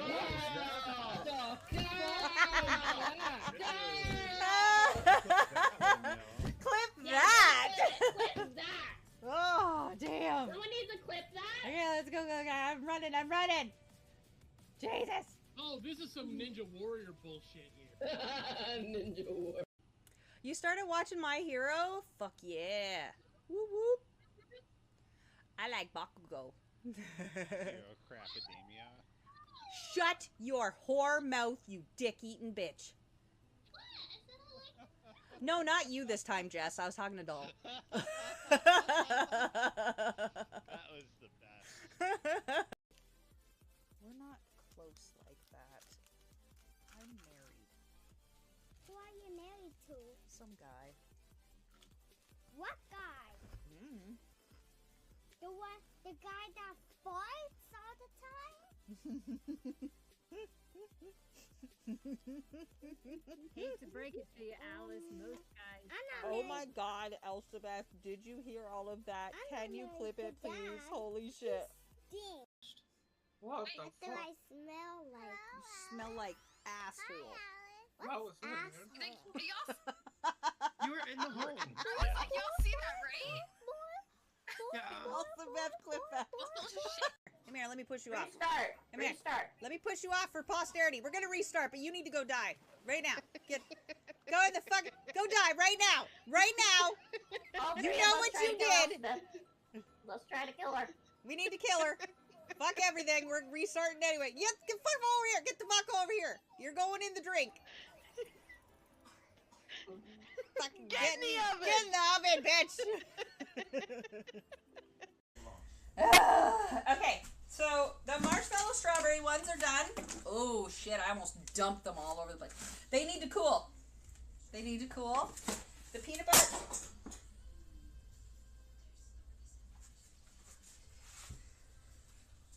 I just dumped a whole bowl of pasta into the dishwasher.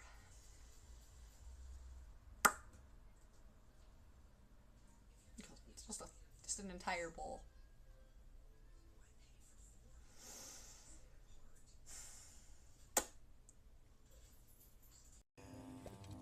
I need a mandrake root. Got it. Yes. Put a green in. Fuck 'em. Stay with your hearts. Excellent. Woo, woo, woo, woo. Stir with your heart. Thought she was gonna say stir it with your tit. Dude. I like the butts, and I cannot lie. And welcome in. Hi friends, welcome in. It's Hey, me. Hey, go, hey. Hey girl, hey. Just dying a little bit, y'all. Just don't worry about it. So loud. Whatever. It's gonna be loud. Oh my ass, ass and ass. Let's just. Me fail Ah! English? That's impossible.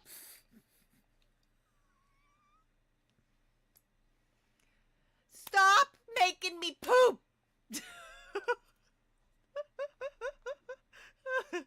Okay, walk away. Ah! Oh, fuck, scared the shit out of me. Full screen this shit. Okay, ready? Thanks for the follow, new friend. Welcome in. I'm Jaden Echo. I'm a variety streamer. I cook, I craft, I react to anime, and I play video games. Every Saturday's a community night. Everybody's welcome. Who's Hey. clipping this? No. We're all Somebody confused. Clip that. Somebody clip that right now.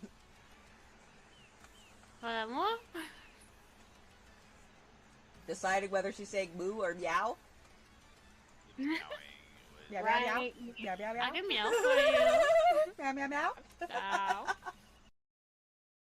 I'll keep you safe, Elsabeth. I'll keep you safe, girl. Yeah.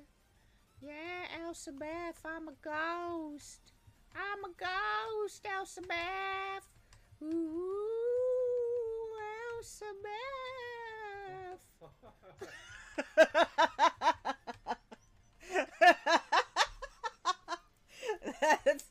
that's, how do you always sounded like this and I didn't know until just fucking now? Elsabeth, sing to me so I can do things. I mean, what? I'm not jacking off to your voice. What? What? I would always, never do it on a Tuesday. It would have to be a Thursday at least. Whatever, my gorgeous wife, I love you. But else, we're not close like that. I'm married. Who are you married to? Some guy. What guy? Mm. The guy that farts all the time? Hate to break it to you, Alice. Most guys. I'm not Oh married. my god, Elsabeth, did you hear all of that? I'm Can not you married clip to it, please? Dad. Holy shit. Stink. You started watching My Hero? Fuck yeah. Whoop whoop. I like Bakugo. Hero Crapidemia. Shut your whore mouth, you dick-eating bitch. No, not you this time, Jess. I was talking to Doll. That was the best. Lovely, lovely. We've been smeckledorfed. Fuck! Sully!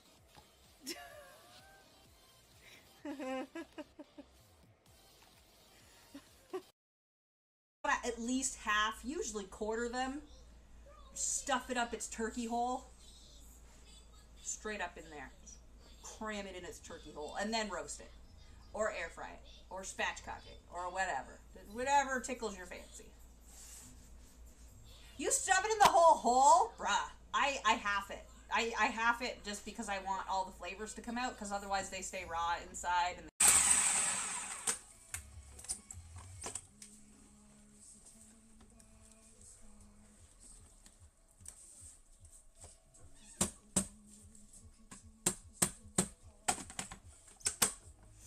oh, you fucking bitch! Something? Bitch!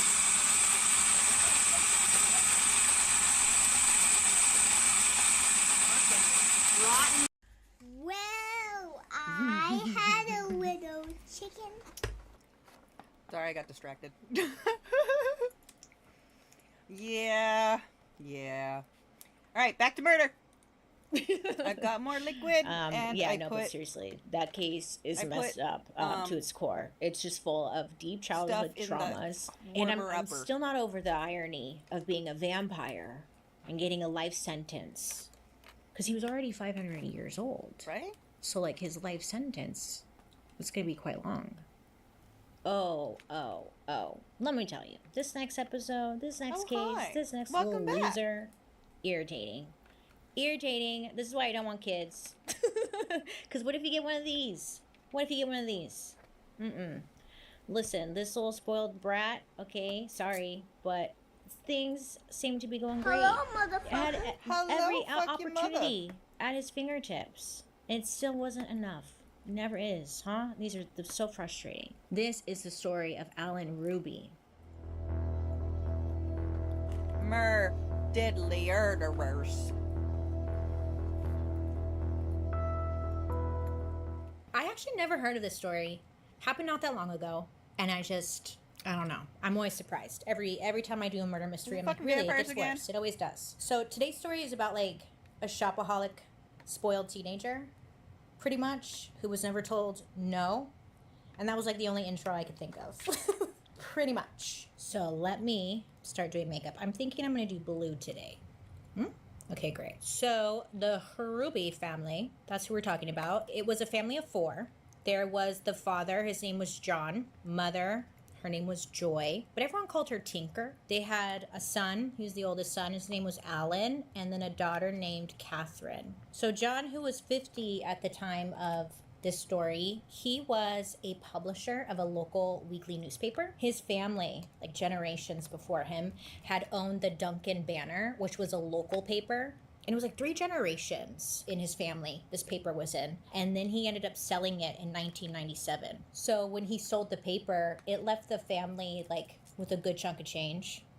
You know, like they had a good amount of money and they were able to live pretty comfortably. Then in 2007, John bought 2 other local papers, the Marlow Review and then the Comanche County Chronicle. So again, local paper. It's what he knew. It was in the family. I think he liked it, right? So he kept it going. I got eyelash glue stuck all over my lashes. This is a side note. If you know a good makeup remover that gets like, I can't get the eyelash glue off. I have tried all of my makeup removers. It's so frustrating. So let me know down below. Thanks. Okay, back to this family. So still talking about John. So John owned these papers, doing very well. He was also the vice president of the foundation of the Oklahoma Press Association. He was also like an active Boy Scout leader and did lots of different charitable activities. Everyone who knew him considered him like very trustworthy, loyal, friendly, cheerful, just a good guy. Okay, here I go. I'm kind of nervous about this blue. So Joy, his wife, she was 48 at the time. She was a formal school teacher who wrote for the local paper, the Marlow Review, the one that John owned. And on top of that, she was actually a licensed private investigator. I'm not sure if she was like working as a PI. I couldn't figure it, but it doesn't matter. Like she was licensed. She could. So again, everyone called her Tinker. And they had nothing but like good things to say about her as well. That she was a devoted friend. She was committed to doing good for like the community and also her family. Yeah, they just sound like, you know, simple, quiet, nice people. So then they had their 2 kids. They had Alan and then Catherine. So Catherine was the younger daughter of the 2.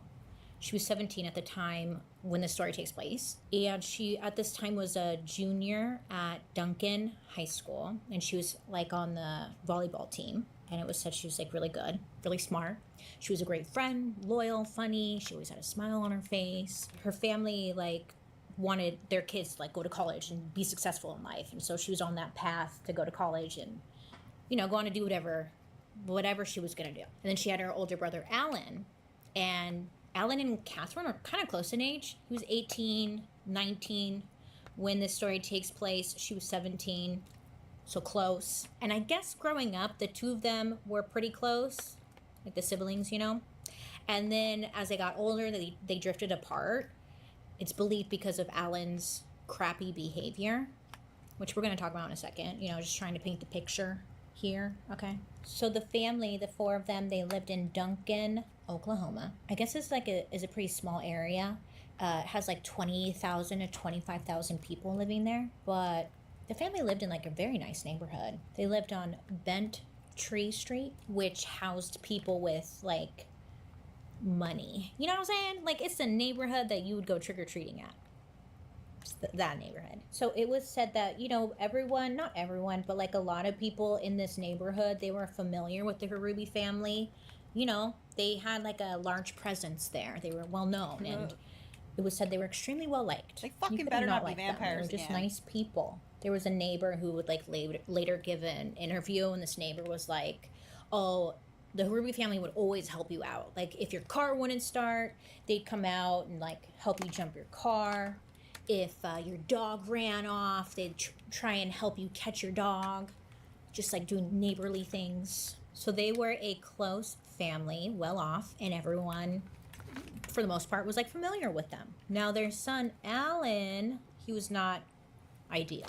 Okay. He was born December 13th, 1995. Thinking about that because he's a Sag, but he's a December Sag, and they're different. I can say that because I'm a Sag too. So not much is said. I don't know how he was raised or anything, but it was like once he hit his teenage years, that's when he became Scorpio. Like a little Good shit. luck, everybody he was a else. troublemaker to say the least. Well, I don't know actually, because I don't know what he was like when he was a kid, but it was like, you know, he hit those teenage years and like that, he's just like things went south. Is it okay if I come in? It could have been going south for a long time. I don't know. Anyways, is it okay what if we do I know come is that inside? at the age of See? 13, All Alan, different like, he things. got caught stealing his grandmother's car. Yeah. Thus I'm not sure what requiring the 3 outcome of separate this consents. was, but, you know, he did that. Then, when he was 15, he was driving, and he got pulled over for speeding. And he told the officer, like, oh, I don't have my wallet or anything, you know, like, ugh. Alan, he gave the police officer a fake name and a fake birthday. Like, he made it up, right? I mean, luckily, the officer, Beep Bop Boobs, looks up the plate and all that stuff, and he was able to, like, find the correct information. And that backfired on Alan, stupid kid. But he ended up getting charged with, like, speeding, obstructing an officer, and for having no license / insurance. I was surprised he didn't get arrested. You know? Like, isn't that, like, a major crime? But, I don't know. Again, not sure what happened afterwards. I'm sure he got a stern talking to, but unclear. The only positive thing I read about Alan was that in high school, he won the Best Actor award at, like, the Duncan Theater Summer Teen Workshop. So that was the one positive thing I read. He won that, so good for him. His peers, they felt about him based off of what I was reading. A lot of the people who knew him or whatever, they felt like he was a bit of a fibber, you know? What Like, drama everything queen out of you his say? mouth was like, yeah, sure, okay, you know? Like, Alan was ranked, well, he told people that he was the 5th ranked high school tennis player in the state. But it turns out, like, that wasn't true. His tennis coach would later say that, like, Alan actually wasn't even very good. Like, at all. But he told people otherwise, you know. Alan would also tell his friends that he was going to become a male model. And he was actually about to appear in W magazine that very December. He's like, yeah, everybody wants me. I'm like a hot shit male model. But again, that wasn't true. And like, I'm not trying to be mean or anything, but like, if you look at a picture of him, male model, you know, whoopsie. Oops. But that's what he went with. Some of his peers would say that he came off like a bit stuck up, that he was just a big talker. And again, nobody really believed what he said. He's just always, everyone was beneath him. Okay? So there was some trouble, family trouble, that happened in 2012 when the police were called to the Harubi household because Alan, I guess he attacked his mom. Like, he's still a teenager. So I guess there was some kind of argument. Sources said, like, over money. I'm assuming here that he probably stole money, but whatever. What we do know is that there was an argument and Alan ended up attacking his mom. Like, he got so mad that he attacked his mom, Joy, and then he was choking her. So the police were called. I think the parents were trying to, like, spook him or something, but they didn't press charges. I get it, though. Like, it's your kid. I'm sure that's the last thing you want to do is, like, press charges. But they should have, you know? So charges weren't pressed, and, like, the story would honestly get buried because they owned all the newspapers and stuff. Yeah, so they kind of, like, swept that under the rug. But it just, like, showed that Alan had a temper, and he wasn't afraid to attack. So after this, we're not sure, like, what the parents did. Like, they probably punished him, you would hope. I'm sure they did, but there, you know, there's no, like, reports as to what they did. But what we do know is that the parents, John and Joy, when Alan graduated high school, which was like not long after this attack, they bought him a brand new Jeep as a graduation present. Yeah. I don't know. If my kid tried to choke me, I would not be buying them a Jeep. Okay? I'll choke them right back. You know, but then again, I'm not a parent. I don't have kids, and I'm not in their shoes. So. But they bought him a Jeep, so I'm sure that really taught him a lesson. You know, but the car, it wasn't enough for Alan. He wanted more.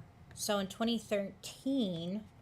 Alan, he signed up for an American Express credit card, but he did so by using his grandmother's information, like her name and, you know, her social and all that, and he signed up for a credit card. Got approved. He's like, hell yeah. It was said that he would, like, go visit his grandma all the time. I guess she lived close by, but, like, yeah. So, Alan, he liked to spend money, right? He liked to spend money, and he liked to show off his extravagant lifestyle on social media. Oh yes, he, like, loves social media. He was all over it. He used his grandma's, but, like, you know, the American Express card. He used that card to book a 6-week trip to Rome, Naples, and Paris. 6 weeks. Okay. So during his trip, like, of course, he was, you know, sharing pictures along the way, or at least posting pictures along the way. I mean, He's like, look, he got like expensive watches, wallets, cars. Like he didn't get the cars, but you know when like people like post pictures like next to the car as if it's theirs?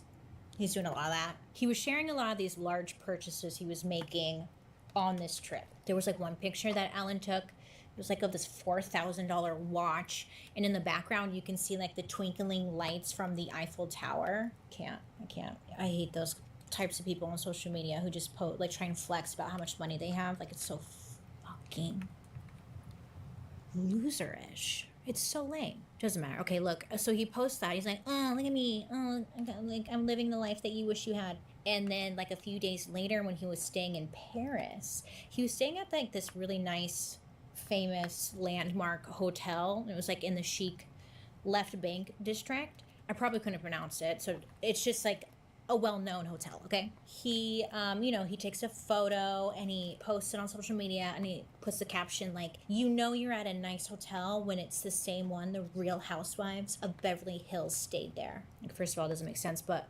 okay, all right. So many would say that Alan was like a shopaholic, but like even Alan himself said that he was. His Twitter, which is still up, so naturally, I spent forever going through all of his tweets. Research, okay? Anyways, so he tweeted a lot. There was numerous tweets from himself where he's calling himself like a shopaholic. And there's also a ton of tweets that did not age well. Woo! But yeah, he loved to shop, and like also on his Twitter, he would always post about fast food and like wanting fast food. He's just like a dumb teenager. So there was even a blog post from Alan, which is now deleted, but this original blog post said, there is no bigger rush than getting to the register at a store and swiping your credit card. And in that moment, you're waiting for the screen to say approved. You start to get heart palpitations and you get a rush of adrenaline. By the time she's handing your stuff to you, you are so high on adrenaline, the $15,000 total does not even faze you until you've gotten home and seen the receipts. All right, okay. So I'm not sure like what he told his parents before going on this 6-week trip, right? Like he must have had some kind of good explanation at first, but doesn't matter because the fun won't last. It won't last long. So Alan's father, John, discovered the credit card fraud, and he ended up reporting it to police, who said that he was furious and he wanted his son Alan to be prosecuted. One of John's friends at the time said that John was like just beside himself, that he could tell it was really wearing on him, and like he was enraged. So his father followed through, and Alan was officially charged in August of 2013 with racking up nearly $5,000 in fraudulent purchases on his grandmother's card. But law enforcement, they said like the real amount was closer to $80,000. Yeah, I believe that more, because like $5,000 for a 6-week trip, you know he charged way more than that. So then in January of 2014, Alan, he actually pled guilty to the charge of the credit card theft. So after this, he would be placed on like delayed sentencing, which is a form of probation for young offenders. So as part of the punishment, the court ordered him to pay restitution. He also had to attend drug and alcohol counseling and complete a cognitive behavior program, and then also undergo a substance abuse evaluation. I don't know, if you caught your kid doing this, like, what would be the proper punishment? I'd be like, lock him up. Well, yeah, well, I think that's fair. I'd be like, no, he needs to go to jail. Because obviously this little shit didn't learn anything, because like the next month, it was like February 2014, Alan, his spending wouldn't be stopped. Right back at it. So he posted 2 photos of these expensive ass wallets, including like one of them had the initials monogrammed on them. So, it was like extra money for that one. He posted this online of the 2 wallets. One of them had been chewed up by a puppy. So I had like bite marks all over it. And Alan captioned it, 2 wallets, 2 days. Like, wow. He has so much money. He went through 2 wallets in 2 days. Oh, get better goals, people. Okay? Get better goals. Right? Come on. This isn't a flex. Ugh. So he posts this. No idea where he got that money from. And then a few months later, Alan started up a Facebook page that contained the following line. Having observed surgeries at Duncan Regional Hospital during his high school years, his career plans include studying plastic surgery. I guess was his new lie. Well, maybe it wasn't a lie. Well, it's probably a lie. Because Alan was telling people that, he was studying to become a plastic surgeon. Okay, all right. And then also on this Facebook page, it said that he was being represented by a public relations company and a modeling agency in Oklahoma City. Again. Okay. Oh, fuck it! All right. Sure. All right. Okay. Modeling. All I right. side-eyed it before she did. Well, Alan, he needed to keep up appearances, and he went back to what he knew. Stealing from his grandmother. So this was the summer of 2014, and Alan would visit his grandma, and I guess she would leave her checkbooks out, because she's trusting or whatever, that her grandson isn't going to be a little shit. So she's leaving her checkbooks out, and he would just steal checks from the checkbook. There were some sources that said his grandma had dementia, but then other sources said that she didn't. So I don't know if that was true or not, but either way, he was taking advantage of her. Okay, we can all agree on that. So between June 1st and July 15th, 2014, Alan stole some of his grandma's checks, and he used them to spend around $17,500 until the bank, grandma's bank, had caught on and contacted her and told her that they believe she was a victim of forgery. They pulled video surveillance that caught Alan cashing one of the checks. Oh yeah, so he was caught and he was about to get in trouble. I guess nobody knew yet, or at least there weren't any consequences happening yet. So Alan just kept posting on his social media. 1 second. Bogey! Jada, what you doing? Girl!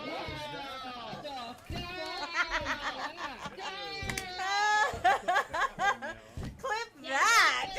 Clip that! Oh, damn. Someone needs to clip that! Okay, let's go. I'm running. Jesus. Oh, this is some Ninja Warrior bullshit here. Ninja War. Hey, girl, hey! Hey, girl, hey! Hey, girl, hey! Hey, girl, hey!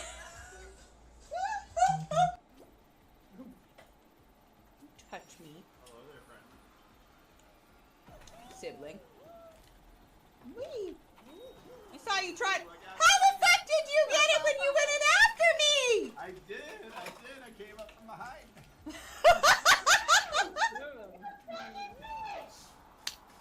I like the bucks, and I cannot lie. Keep getting. Oh, it's a very nice. Cat, you're an absolute dickhead. Who buys an Alice a white accessory? Cat does.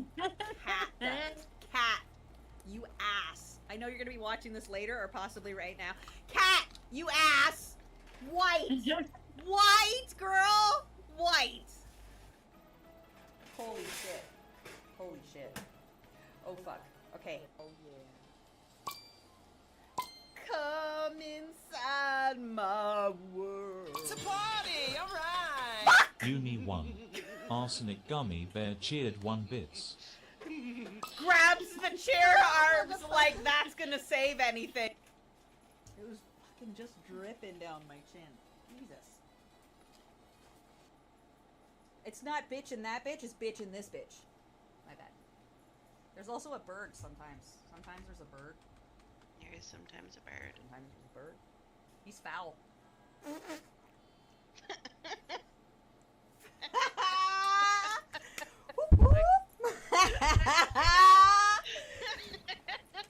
Thank you, I'm here all week.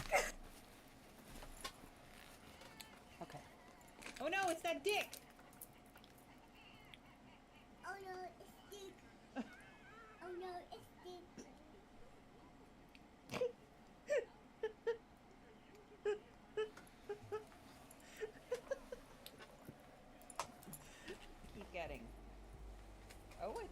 very nice. Cat, you're an absolute dickhead. Who buys an Alice a white accessory? Cat does. Cat does. Cat, you ass. I know you're gonna be watching this later or possibly right now. Cat, you ass. White. White, girl. White. Okay, walk away. Oh, fuck, scared the shit out of me. I will suck you. What do you want me to suck? Who do I suck? Okay, so you guys suck each other. Absolutely. Okay, so Solemn, always be sucking me. I will always be sucking you. Ace. Dude, we are a bunch of perverts.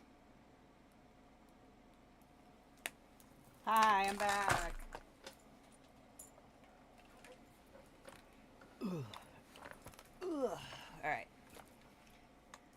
Play. Media like normal, you know. There's this one photo from August 2014. It's of Alan. It was on his social media. It's like on his Twitter, I think still. But he's at the local WinStar casino and he's holding up a cash voucher.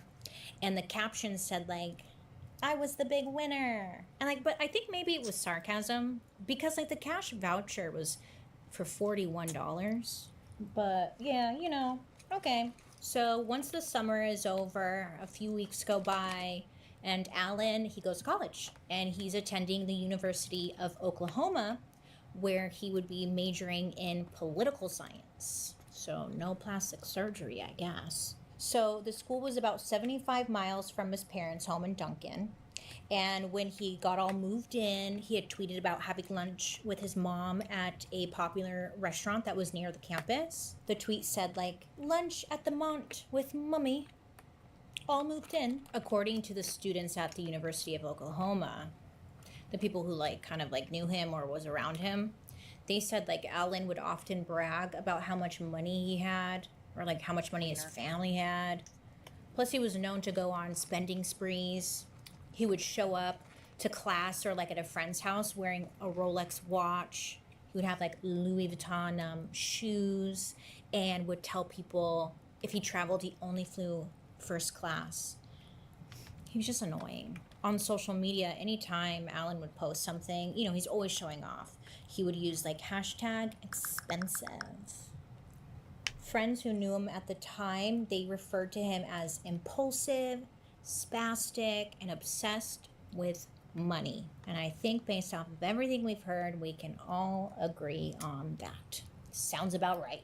So Alan has moved in, right? In October of 2014. He's driving his Jeep and he once again gets pulled over for like a traffic violation. And he does the same thing that he did when he was younger. He told the officer he didn't have his driver's license, and then he gave like a fake name and birth date. This time though, the officer like didn't look him up or anything. Just kind of like was like, all right, and like gave him a ticket, which is a shame. And I believe this is like when he's reaching his like the boiling point. Some sources said that like after Alan got caught stealing his grandma's checks, he went and he borrowed money from loan sharks and like payments were due, but he had no money. So he needed to fix this quick. Alan decides the only way to continue this lifestyle was to get rid of everyone. So that same night that he got his ticket, he actually drives out to his parents' place, you know? He knew that his dad, John, he carried, or he had like a 9mm pistol in his pickup truck. So his dad was like at work or something, and Alan drives to his location, kind of like parks the Jeep so his dad doesn't see him. He finds his dad's truck, he gets into the truck, he takes the gun, and then he drives back to his college. Just hours later, John, you know, he goes out to his truck and he notices that the gun was gone.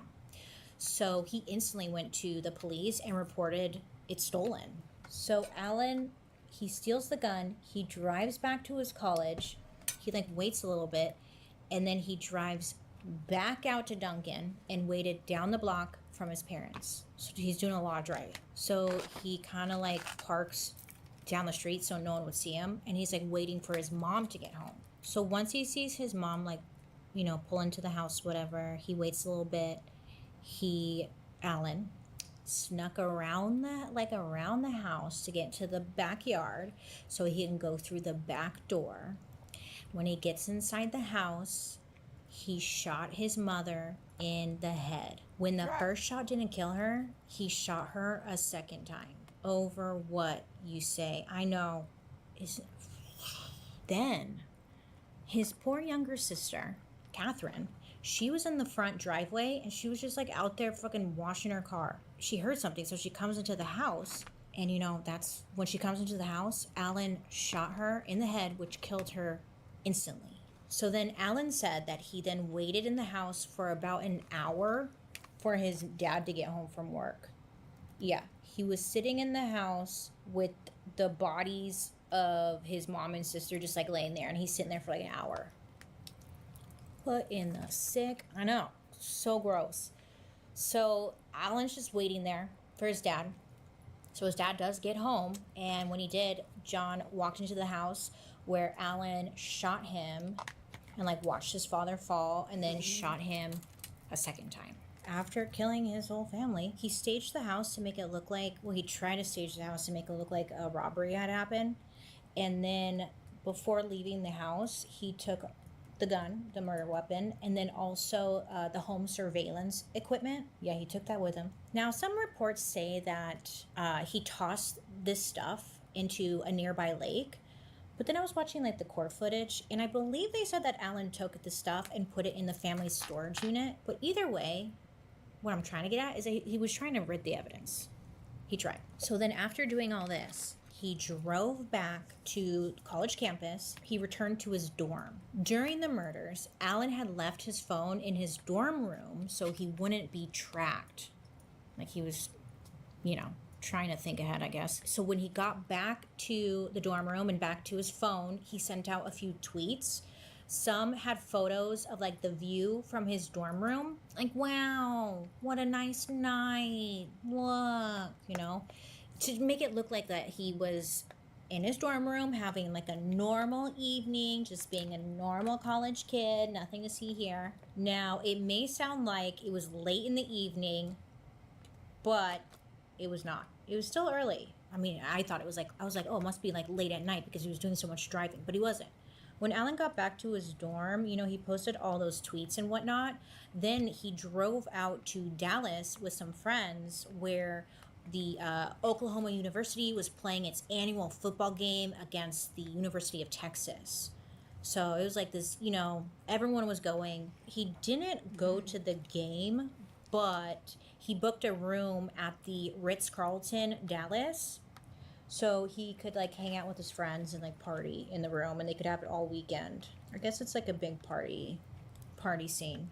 But he like literally just killed his family, and he went out and he's like partying. Alan even posted an Instagram photo of him and like some of his friends in the hotel room. He posted it like that Sunday as if nothing happened, no big deal. He also tweeted, college wouldn't be half as great without these two peaches. Hashtag best friends. Hashtag roommates. Hashtag college. One of his friends said that like nothing that he said or did raised any suspicion. Like every time he saw him on the weekend, he was happy, he was laughing, he was having a good time. And that like the two of them were up in the early morning of like Monday morning, just like joking and studying together. Like nothing literally happened.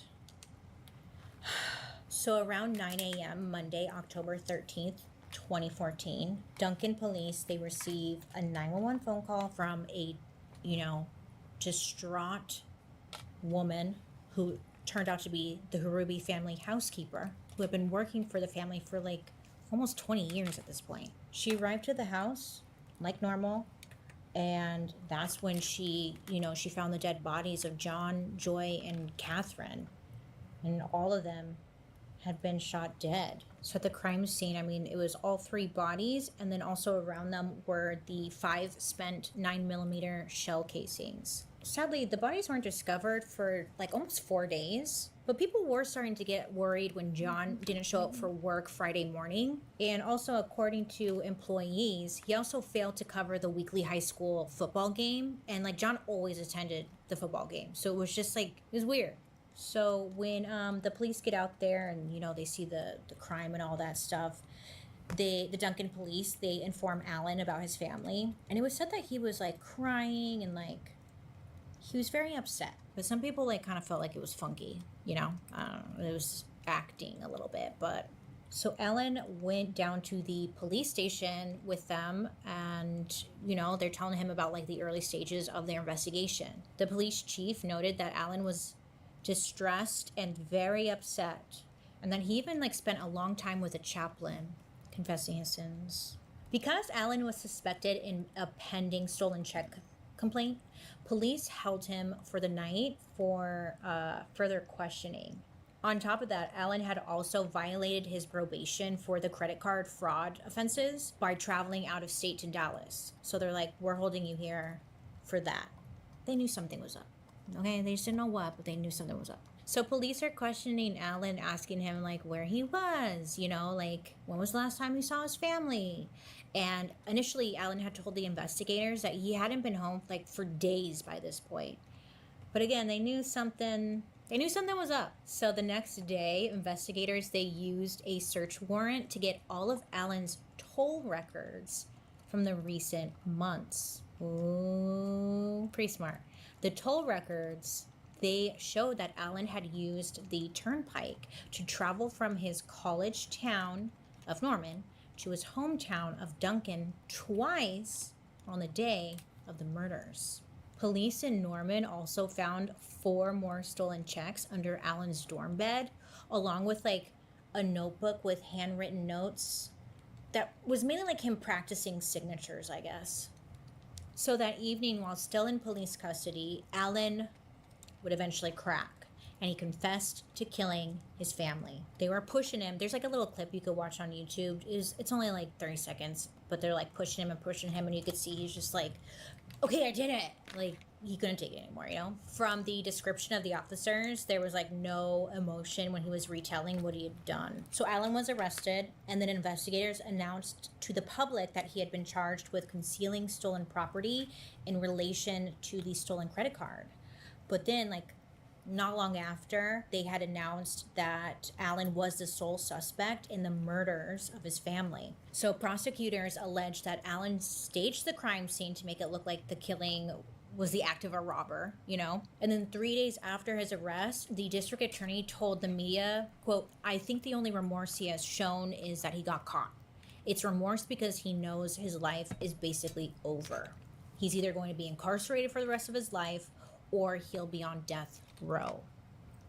End quote. So the district attorney also told the media about the previous incident at Alan's home where he had assaulted his mother, Joy, remember, over money. He was referring to that incident where he tried to choke his mom. And the district attorney called Alan, who, mind you, I forgot to mention, he was 19 at this time. Sorry about that. But he referred to Alan as an evil kid, which I was like, yeah, I'm sure we can all agree. We can all agree on that. Yeah. So the district attorney general said that Alan killed his parents to inherit the family's estate, and he killed his sister so he would be like the sole heir. Alan had also confessed to owing $3,000 to a loan shark in Norman, and he felt that the murders would generate an inheritance to pay off his debt. Over $3,000. Wow. So Duncan police detective, his name was John Byers, he reported that Alan admitted to killing his family because he had been cut off financially due to an abundance of spending in the recent times.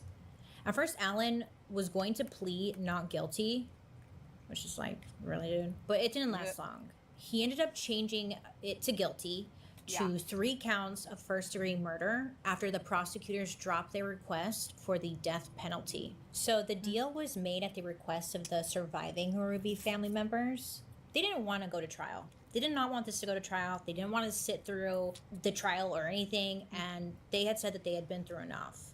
So without a trial, there would be no death penalty, which personally, I think that's better, right? Like, why give him the death penalty and give him an easy way out? Let him sit in there and just, have just for the rest of his life like that. I think is worse than the death penalty. In June 2015, Allen and a journalist from the local paper called the Oklahoman, they were in contact with one another. And the journalist asked Allen, like, why? And he also asked Allen if the tears that he was shedding in the courtroom, like, was that real? Why were you crying? Was it all for a show or something like that? Just anything and everything. Surprisingly, Allen wrote back saying, quote, I 100% welcome the death penalty. What occurred is so horrible, is deserved. It is so unspeakable. This has been the hardest thing I have ever done. Which, side note, I was like, this is the hardest thing you've ever done? You killed your own family. Like, what? Like, that part, I was like, I got hung up on that sentence for a little too long.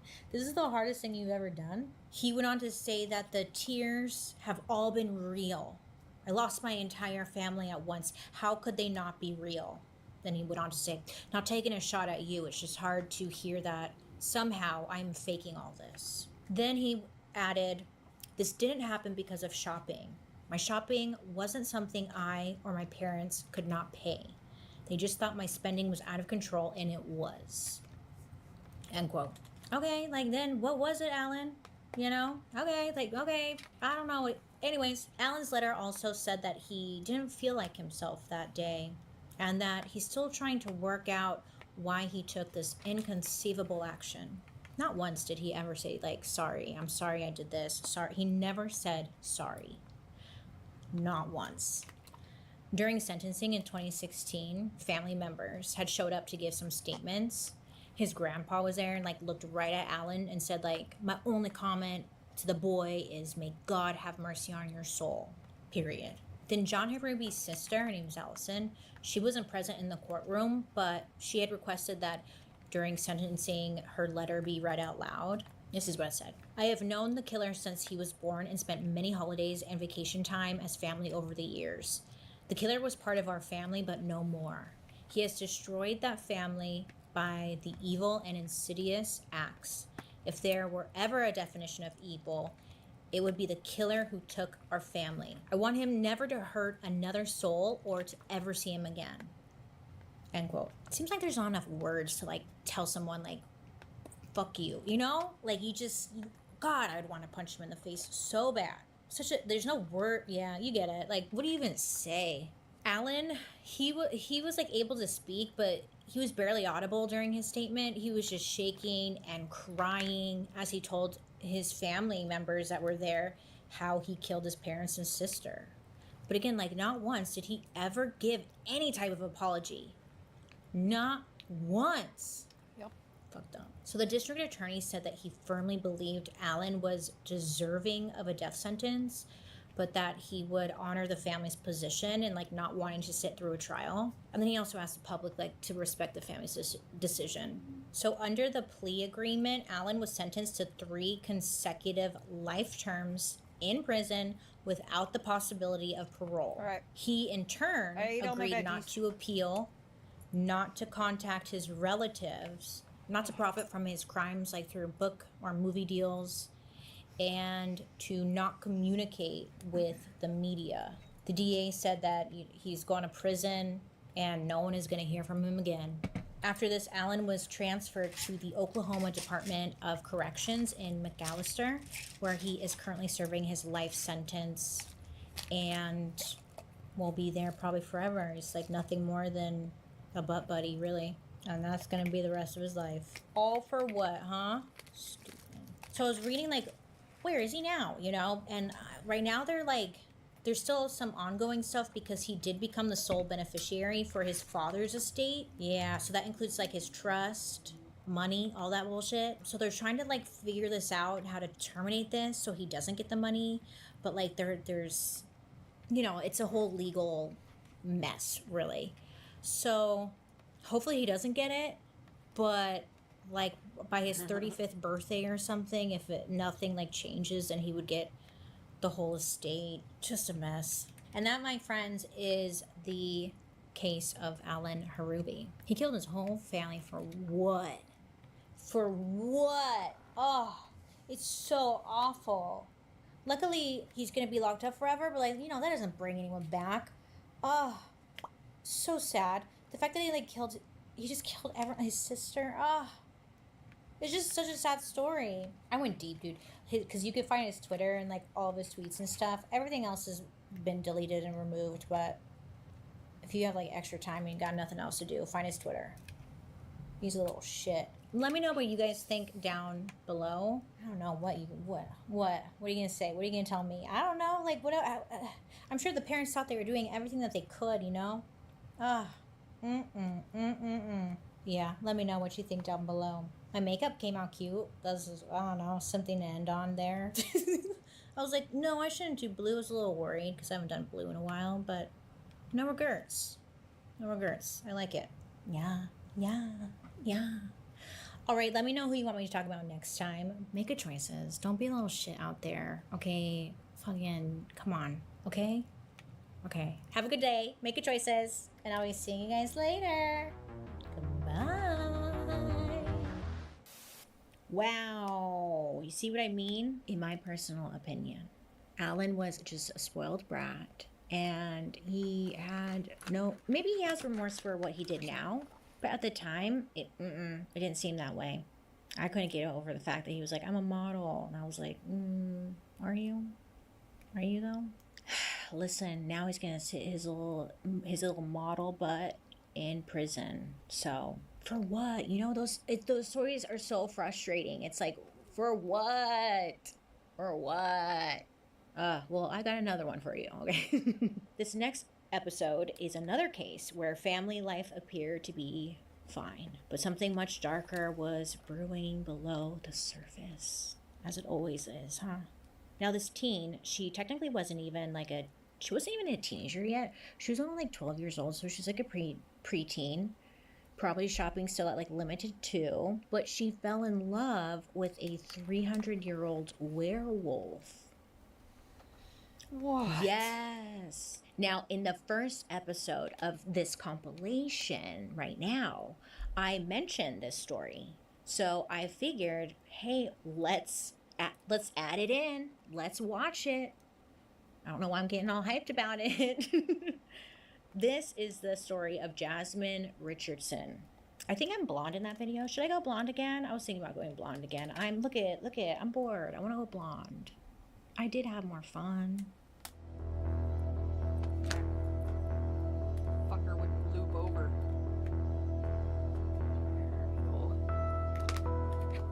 So today I wanted to have a little chat about the Richardson family, and this story is based out of Medicine Hat, Canada. If you watched last week's episode, I got really hung up on the city names, Elephant Butte and Truth or Consequences, New Mexico. And I was just like, dude, these names, okay? And then a lot of you guys explained to me where these names came from. Very interesting, thank you for that. And then this week, Medicine Hat, I was stuck on it. These city names, man, they're just getting to me. So Medicine Hat, Canada. Let me tell you about it. It's like a little suburb area. A lot of middle-class family lives there. Quiet. So the Richardson family was made up of Mark was the father, Deborah was the mother, and then there were two children, Jasmine and Jacob. Jasmine was 12 years old when this story takes place, and Jacob was 8 years old. Jasmine was attending, I think it was an all-girls Catholic school. She was known to be a good kid. What can you say about a 12-year-old? You know, they're always good until they hit their teenage years. Am I right? But Jasmine was nice. She was a good kid, did well in school. And Jacob, the 8-year-old, like family friends would say that he was a class clown. He was goofy, just like a typical 8-year-old, you know? The Richardson family, they were pretty tight-knit and they were just a very close, loving family. So Jasmine was 12, right? And she was approaching her teenage years. And her parents noticed that she started to change, as most do when they hit their teenage years or pre-teen years. So when they started to notice just a change in Jasmine's attitude, they didn't really think much of it. With Jasmine, okay, so she had some friends at her Catholic school, right? And she was like a rule follower, and she just, I don't want to call her a goody two-shoes because like I feel like that's not the right word. She just followed the rules and was a good kid, right? She liked to wear pink or like color and like quote unquote girly things. When she was 12, her parents started to notice a change in her attitude, but then they also noticed a change in her appearance. And it kind of started a little slow, right? So at first it was just like Jasmine really liked wearing color and pink, and now all of a sudden she seemed to be more interested in darker makeup, the first red flag. Then she started to just mainly want to wear darker clothes, all black. And then Jasmine was more interested in punk rock, the devil's music. So Jasmine and her friends at school, they started to like go their own ways a little bit. They noticed that Jasmine, her interests were changing and she was becoming a little bit of a rebel. Jasmine was showing up to school in all black clothing, fishnets, choker. We got chains, the dark gothic makeup, and jewelry that wasn't allowed at the school. So she started to draw like fake tattoos on her hands and stuff with like a Sharpie marker, but it was like devil stuff.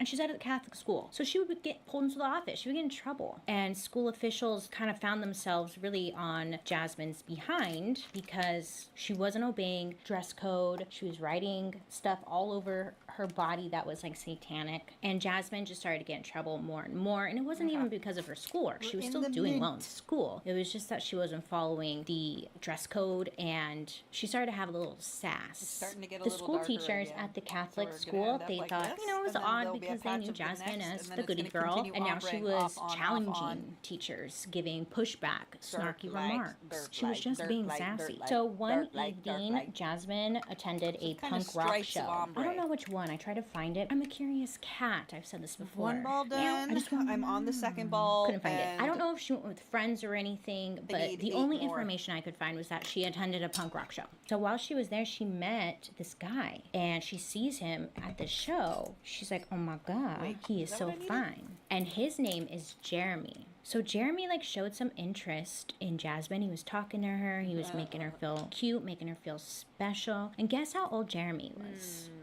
23. He was 23 at this time, talking to a 12-year-old. I don't know about you, but I think that's a problem. Jeremy, a little bit about him, he was unemployed. He was a high school dropout. He lived in a not so This great is 8 neighborhood. altogether, What balls. Jasmine really found like appealing about So I him guess was, I need well, 4 first of all, more. this older man is just like showing interest in her, you know? But also, he was just full-blown goth kid. He wore, you know, all black. He had eyeliner. It was all smudged and just like, and she just thought, ooh, bad boy. Which, side note, I feel like this So, needs to be talked it about, says just in 8 general. balls for the Because whole I don't know blanket. if any of you guys can relate to this, but when I was in high school, I remember high school student, like my fellow classmates, I they would have be 4 talking about right now. how they were dating like an 18-year-old. I remember one girl was dating a 20-year-old. And at the time, a lot of us were like, Math. oh my God, she's so cool. She's dating like an older man. Wow. Oh my gosh. And now looking back, I'm like, huh? If you are in high school, you do not need to be dating older men. And if older men are dating young high schoolers, like that's gross. And I never really thought about that until recently. And I was like, wait a minute. It's not cool to date an older guy. Well, I'm dating an older guy. But like when you're a kid, it's not cool. So just don't. Okay, that's my one piece of advice. Just don't do it. Anyways, I'm getting off track. Okay, so at this show, Jasmine gives Jeremy, this her is new 60 friend, inches. her phone number. And the two start I wanna hanging do out 60 by 80. secretly. Jasmine would tell her parents that she was like going to her friend's house or something to study. She was going out. She was sneaking out to go see this Jeremy guy. I wonder if But 8 when they balls is couldn't gonna be hang long out, enough. they would stay in touch by messaging each other like on chat website. They also had MySpace, other social media sites. This was 2006. My apologies. Back to Jeremy, the guy she met. He would wear a vial of blood around his neck. Like it was a necklace, right? And it had a little vial. And he said that there was blood in there. And he would brag all the time to Jasmine that he loved the taste of blood and he needed it to survive. And she's like, why is that? Why do you need to survive? better? Oh my God. Wait, Are you a wait. vampire? No, he's not a vampire. But guess what he is? So how's that? Jeremy tells Better? Jasmine. This part made me laugh cry. I'm sorry for laugh crying, Whee! but it was hilarious to me. So Jeremy tells Jasmine that he's a 300-year-old werewolf. And when Jasmine heard this, she was like, wow, 300-year-old werewolf who drinks blood? Sign me up. I feel bad Wait, for this why does Jeremy the guy werewolf because drink he's blood? 23 and he just kind of seems very lost. in the world. But again, Jasmine is 12 years old. When you are a teenager or have that adolescent brain, that is the dumbest brain you will ever have in your whole life. You have no common sense. Jasmine and Jeremy, they were sexually active as well. So she kind of started to just act different too. A couple months after meeting Jeremy, that's when Jasmine becomes full-blown gothic. She was in it deep now. She was committed. A lot of Jasmine's older friends would say that they became afraid of her. They were scared of her. Dressing scary, she would draw like little crosses and stuff on her forehead. They said that she was just, quote, weird. That's what they said. I'm not saying she weird. Jasmine said that she liked the idea of scaring people because it made her feel powerful and like in charge. And Jeremy just became the center of her world. She was infatuated. So Jasmine, she would spend a lot of her time on like MySpace. She was on this website called vampirefreaks.com, but it's pretty similar to MySpace, social media platform where you have friends, you can talk to people, you can leave comments, pictures, Now, all that jazz, but I guess vampirefreaks.com is mainly a clothing targeted shop towards site. the vampires of the world, I think. Doesn't matter. On Jasmine's MySpace profile, her heroes used to be her mom and her dad and like God. And now she had changed her hero section to Marilyn Manson and Jeffrey Dahmer. Another red flag for the parents, like, ooh, on vampirefreaks.com, on her like about me or where you describe yourself, she described herself as bisexual, a Wiccan, and it's like this big fat long list of stuff. But like, let's pick and choose. Wiccan, awkward, loud, a deep thinker, and insane. She listed her interests as unnatural hair colors, dark poetry, blood, and kinky shit. Jeremy was so like heavily on that website. That was like his main go-to website. And that's where they would communicate most of the time. So Jeremy's profile, his About Me section, also very long. He said that he liked skateboarding, mosh pits, loud music, tattoos, kinky fetishes, Chris Angel.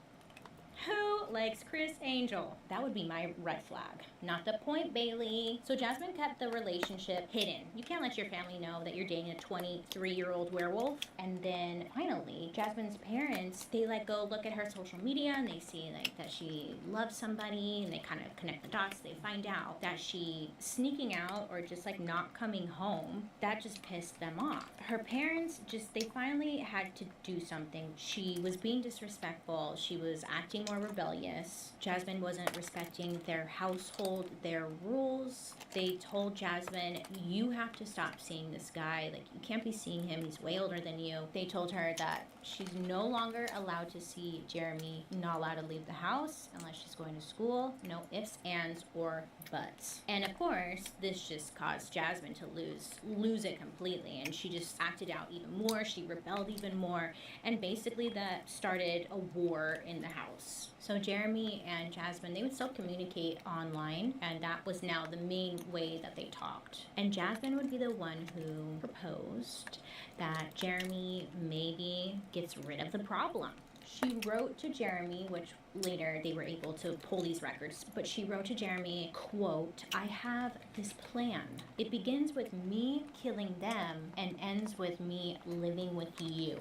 Very suspicious. And then Jeremy would go on to write, quote, their throats I want to slit. They will regret the shit they have done. Finally, there shall be silence. Their blood shall be my payment. End quote. And Jeremy wrote this in response. And she would constantly express to Jeremy how much she hated her family. She just wanted them gone because they were the reason why they couldn't be together. So then on the evening of April 23rd, 2006, it's nighttime, okay? It's quiet suburban street. Everybody's in bed, or at least getting ready for bed. But Deborah, the mom, she heard some noises downstairs. She puts on her robe and she goes downstairs to investigate. Goes to turn on the light. She was met with a man wearing a mask, holding a knife. So naturally, she starts screaming. She ends up getting attacked by this intruder. And Deborah, poor Deborah, she was stabbed 12 times over and over and over again, and she's just screaming the whole time. Because she's screaming, she woke up everybody in the house. Her husband, Mark, or Jasmine's dad, comes downstairs to see what's going on. That's where he sees this man over his wife just going at it, like stabbing her, and just blood everywhere. Oh my gosh. I couldn't even imagine like seeing, especially the one you love, your partner, being attacked. So Mark reacts and he grabs tools that was close by. I think it was a Kawaii screwdriver or Kazume something. rated He your grabs it, channel with and 2 he's trying viewers. to like fight this guy that's on Hi, top of KK. his wife, and he's trying anything he can. He's punching him. He's trying to stab him. Hi, friend. Welcome Sadly, in. though, he doesn't win the fight. He ended up being stabbed a total of 24 times, which resulted in Mark's death. Jasmine was like upstairs in her room or something, pretending to sleep. So upstairs next to Jasmine's room is her younger brother's room. So the little boy, he's 8, and he woke up because of all the ruckus. He's scared, so he's like hiding in his room on his Hi, bed. KK. And so then Hi, Jasmine friends. comes Welcome running in. into the room. So then she's I'm Jada Neko. I'm a variety streamer. I cook, I craft, I do whatever I want. Play video games, blah, blah, blah, blah. Lots of swear words. All the good stuff. How you doing, baby? Mwah! We're watching Murder while I loom a blanket. And y'all are just gonna enjoy some ginormous titties. Yay! She's putting her hands over her brother's ears and just like protecting him from the loud screaming that's happening. And it's so stupid because then Jasmine's boyfriend comes upstairs after he just killed the both parents, right? He comes upstairs. Instead of A Jasmine just blanket, saying, like, a hey, green we don't ombre kill my brother. Let's not do it. He's a little blanket. kid. He's only 8. An No, Jasmine Afghan? instead is the one who decided Right now, I'm doing it Jacob, her 60 little brother, inches he had to go. She's completely wide. heartless. So her I'm gonna do probably reasoning 60 by for 80, so having 8 balls of to yarn. Get 8. rid of her younger brother. Are these was big because guys? both of his These big parents were 300 dead gram now, guys? So what was the It's point? He technically wouldn't 3 have balls of anybody. yarn. And she was ready to start her new life with Jeremy. What? So this poor 8. 8-year-old little boy, Jasmine, 4 is the one who working ends with up stabbing her brother 5 big times. balls. That's And right. then on top of Big, that, just to make big sure balls. that he is indeed dead. Yes, that is she correct. slits his throat. Like, what the hell? How do you do that? I was reading this and I was just like, dude, I hate them. I hate them. Okay, so that same But now I need evening sugar when the 'cause murders I took need sugar. place, a 6-year-old little boy, he was a neighbor. He came over to the Richardsons' house because he wanted to ask Jacob if he wanted to come outside and play with him. So he's knocking on the door.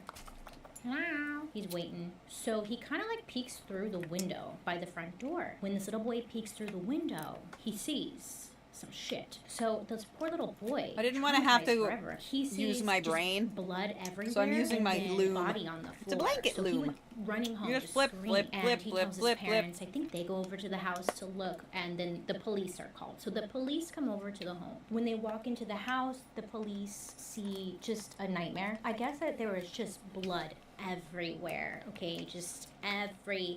What a hard job, huh? You kind of forget. They gotta see some really fucked up shit. Bailey, stop cussing. The investigators in the house searching everything. So they had no idea what happened, right? They're thinking, what is this? Like domestic abuse? A burglary gone wrong? So when they go into Jacob's room and they see like his throat is cut, investigators are like, okay, this is somebody who had to know the family. Like, this is personal. So one of the officers inside the home, he Well, notices normally you get just a family single hook, portrait that was like hanging on but the wall. And I like the he double hook. sees, okay, we have the mom, the dad, the brother, and then the daughter.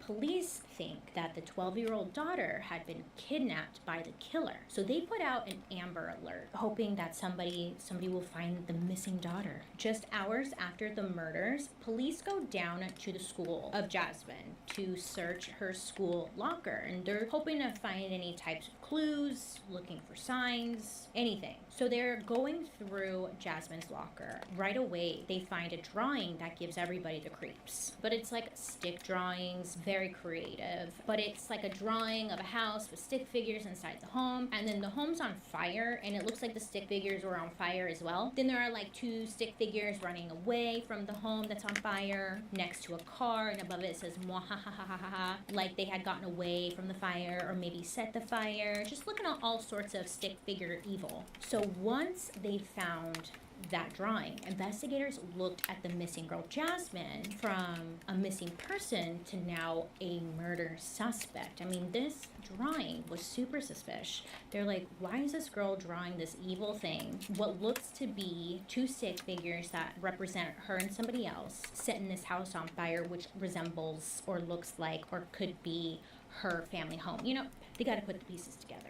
Police investigators go looking for Jasmine, and it doesn't even take them that long to find her. This Now, is I just a couldn't regular exactly pen. find how they It found makes it her, easier like to how wrap it did around. somebody tip them off or what happened, but they ended up finding both Jasmine and Jeremy within You floss the, it through like, before first you 24 start, and it hours. makes it And they were about super 100 easy. miles away in the town called Leader, and they were placed under arrest. Now, when they were being arrested, police, they said, like, they didn't display any grief or sadness. They didn't seem concerned at all. And Jeremy, he bragged about his eye because he had like a black eye. Jeremy said that Mark, Jasmine's father, the father had punched him in the face, and he was kind of like laughing about it. So first with Jasmine and her trial began in June of the following year. So at her trial, Jasmine was asked why she murdered her parents and her little brother. And Jasmine said, quote, "I loved Jeremy so much. I thought it was going to bring us closer together," end quote. So then evidence was brought in, and this evidence was a stack of jailhouse letters exchanged between Jasmine and Jeremy after their arrest. So when they were in prison, they were writing one another. There were tons of letters. And in one of those letters, Jasmine joked that they were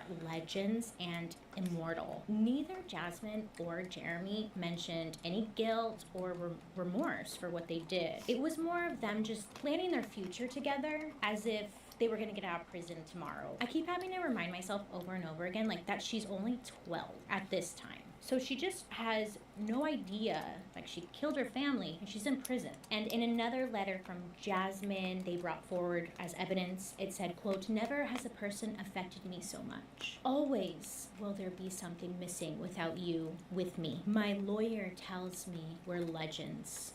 Closer to immortality, it would seem." So then they bring in another letter from Jeremy, and it says, quote, "I love you more than life itself. I've added you to my visitors list, so once you're released, please visit often. Never forget how much I care or that I love you. Without you, this life isn't worth living. You said you want to get engaged, question mark? Then here's a question. Will you marry me? If so, then it's a verbal agreement." So pretty much he was asking to marry him. Sounds great. Okay. And then in her response letter, she said, yes, this is quotes, yes, I will. I would love to. And then she said, "The world really is against us." Roar, end quote. Roar? Roar? Side note, because I remember the MySpace kids using that word. Roar? Roar. I never understood it. It was always the scene kids. Roar. I'm gonna Google it. Hold on. Roar. That means I love you in dinosaur. Anyways, I saw all the scene kids always using that word. I never got it. No, can't relate. Anyways, she said that to him in a letter, so whatever. So again, in these letters, they never mention any guilt or remorse over the crimes, instead focusing on their relationship and how being in prison seemed to be a temporary setback. Jasmine took the stand in her own defense on July 3rd, 2007. During her testimony, she told the court that she had a hypothetical conversation about killing her family and possibly making the deaths look like a murder-suicide or an accident, but never intended on actually going through with it. And then when questioned about the letters to Jeremy, she said she was referring to her 5 minutes of fame, that people are gonna remember them forever. I mean, they seem to like the idea of that. Jasmine said she was home when the murders took place, that she was upstairs in her brother's room trying to cover his ears so he wouldn't hear their parents screaming. She then said that Jeremy came upstairs into the brother's room and yelled at her to kill her brother, and that she had to do it because he just killed her parents for them, so she needed to participate. Jasmine would go on to say that she stabbed him, but, quote, not very hard. She pled not guilty to all 3 counts of first-degree murder, but after just 3 hours of deliberation, on July 10th, 2007, the jury found her guilty on all 3 counts. She was sentenced, get this, wait, let me do my lip liner, because this is serious. Canada is for the people. She was sentenced to only 10 years of imprisonment, the maximum sentence allowed by the Youth Criminal Justice Act, which states that convicts who are under the age of 14 at the time they committed the act cannot be charged as an adult and can only be given a maximum sentence of 10 years. When I first heard this, I was like, what? So she got a credit for 18 months for the time that she had already served while waiting for her trial. And then 4 of those years, out of the 10 years, those were going to be spent in a psychiatric facility. She would do 4.5 years under conditional supervision in the community. So a lot of people were outraged. I should put on lipstick because I probably look crazy, huh? A lot of people are outraged. The Canadian law is set up to rehabilitate people, to help them, and to not necessarily punish them. I mean, obviously, if you don't know this, I don't live there, so I'm sure there are a lot of arguments about this and how it all works, but based from like me and somebody on the outside looking in, kind of sounds nice. Before you start yelling at me, put those fingers down. When you think about how we work here in the US, they don't care about actually helping and like fixing people or treating people for a mental illness or setting them up for like success beyond prison. Pretty much out here in the US, it's like they just lock you up and they throw away the key. They treat you like shit. I don't know. I just thought like, oh, at least they're trying to kind of like give her a chance, but it should be case by case, you know? Like with her case, I don't know, man. Moving on. So Jeremy, the boyfriend who killed the mom and dad, his trial was in December of 2008. He was just straight up found guilty of 3 counts of first-degree murder and sentenced to 3 concurrent life sentences in prison. He will be up for parole after serving 25 years. I bet he's in Millhaven. Say, well, it's kind of not fair that she only got 10 years, but I don't know. I'm kind of torn on this one. Like, they both did a very, very awful thing. Anyways, so in 2012, Jeremy, he changed his name to Jackson May, and he tried to appeal his case, but he failed, which is so strange to me. Like, I didn't even know you could change your name in prison. I'm just learning all sorts of new things. Oh, guess what, though? So in 2015, Jasmine, she completed her sentence and was fully released at the age of 23. She's been keeping a very low profile since her release. If she can go 5 years without any legal altercations, her juvenile record will be expunged, aka erased, like it never existed. So Jasmine, she got the crown of Canada's youngest convicted murderer at age 12. Congratulations, Jasmine. Yeah, that's inappropriate, but like what? She's 12. What the fuck? So it's pretty uncertain though. There's no like clear reports indicating that Jasmine and Jeremy are still a couple, that they got married. Nobody really knows. I doubt it, but who knows? So then there's another side. People standing up for Jeremy. There are a lot of people behind Jeremy saying he shouldn't have received such a harsh sentence compared to Jasmine. He came from a very abusive upbringing, and it's also said that Jeremy has severe FAS, what would be considered distinct facial characteristics, Fetal popular alcohol amongst syndrome. Fetal alcohol syndrome sufferers. Part of this condition is severely impaired judgment, meaning that Jeremy didn't have the full mental capacity to fully understand what he was doing, and just of course not, he was a follow along werewolf. with what He had a Jasmine dog brain. told him or suggested he did, and that Jasmine is the one who manipulated him into killing her family. I don't know, because I don't want to say like he should be released, because at the end of the day, he didn't like just stab him 1 or 2 times. He went for it. Kind of scary. I don't know. This is your fight, Canada, not mine. We have pretty bad people, like, whatever. And that is the story about the Richardson family. Rest in peace to Mark, Deborah, and Jacob. You know, their lives were taken for no goddamn reason. And on that note, they should remain in prison, because I just feel bad that Jeremy's still in prison while Jasmine just was like, okay, thanks, bye. Right, that was the last one. And then got to go on to college. I guess she got a scholarship when she was in prison. She got a scholarship to go to college. Let me know your thoughts about this. No. Let's watch conspiracies. Hi, friends. Hi, hello. Welcome to Dark History. I love So, as you probably conspiracies. noticed, I've been adding some compilation videos to kind of give me some time while I work on the new season of Dark History. So, in the meantime, I've been putting together some compilation videos for you because I like a theme and I think they're really interesting stories that maybe you should listen to. So in today's little compilation, I've been noticing a little theme lately. As you know, I'm sure if you're a Dark History viewer, the more you learn about history, the more you realize that no one is telling the whole story. Everything's always edited, Conspiracies. polished, History is wrapped in written a by neat the little winners. bow. But when you dig They can just lie a about little whatever they deeper, want. or pull on the right string, woo, buddy, everything just starts to unravel, and then you feel like, where's my tin hat? And then you feel a little crazy. You're like, this is how people go crazy, I think. Maybe. I don't know. So this week, I put together 4 of our juiciest episodes that dive headfirst into the conspiracy zone. Okay. Oh, we've got creepy commercials, imaginary women, unsolved disappearances. I don't like those ones. And a mysterious part of Alaska that may or may not be controlling the world's weather.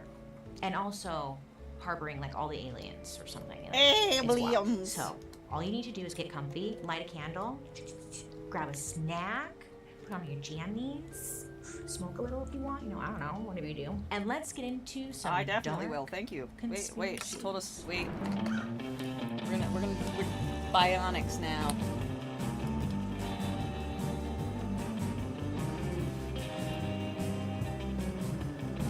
First up, we have Look at the little urban cute little legends. window. In this episode, we're talking about the stories you swear you heard from your Uncle Jim, who totally saw it happen. From a first Japanese Kleenex commercial They're that nothing. people legit thought killed the entire cast, to the legend of La Llorona, alien abduction, La Llorona. and the demon who sits on your chest while you sleep. Yeah, I usually sleep too after taking a Benadryl. But I need sleep, and that pink little Benadryl sometimes just really does a trick, but it comes at a cost. Demon on your chest. So, let's get into it.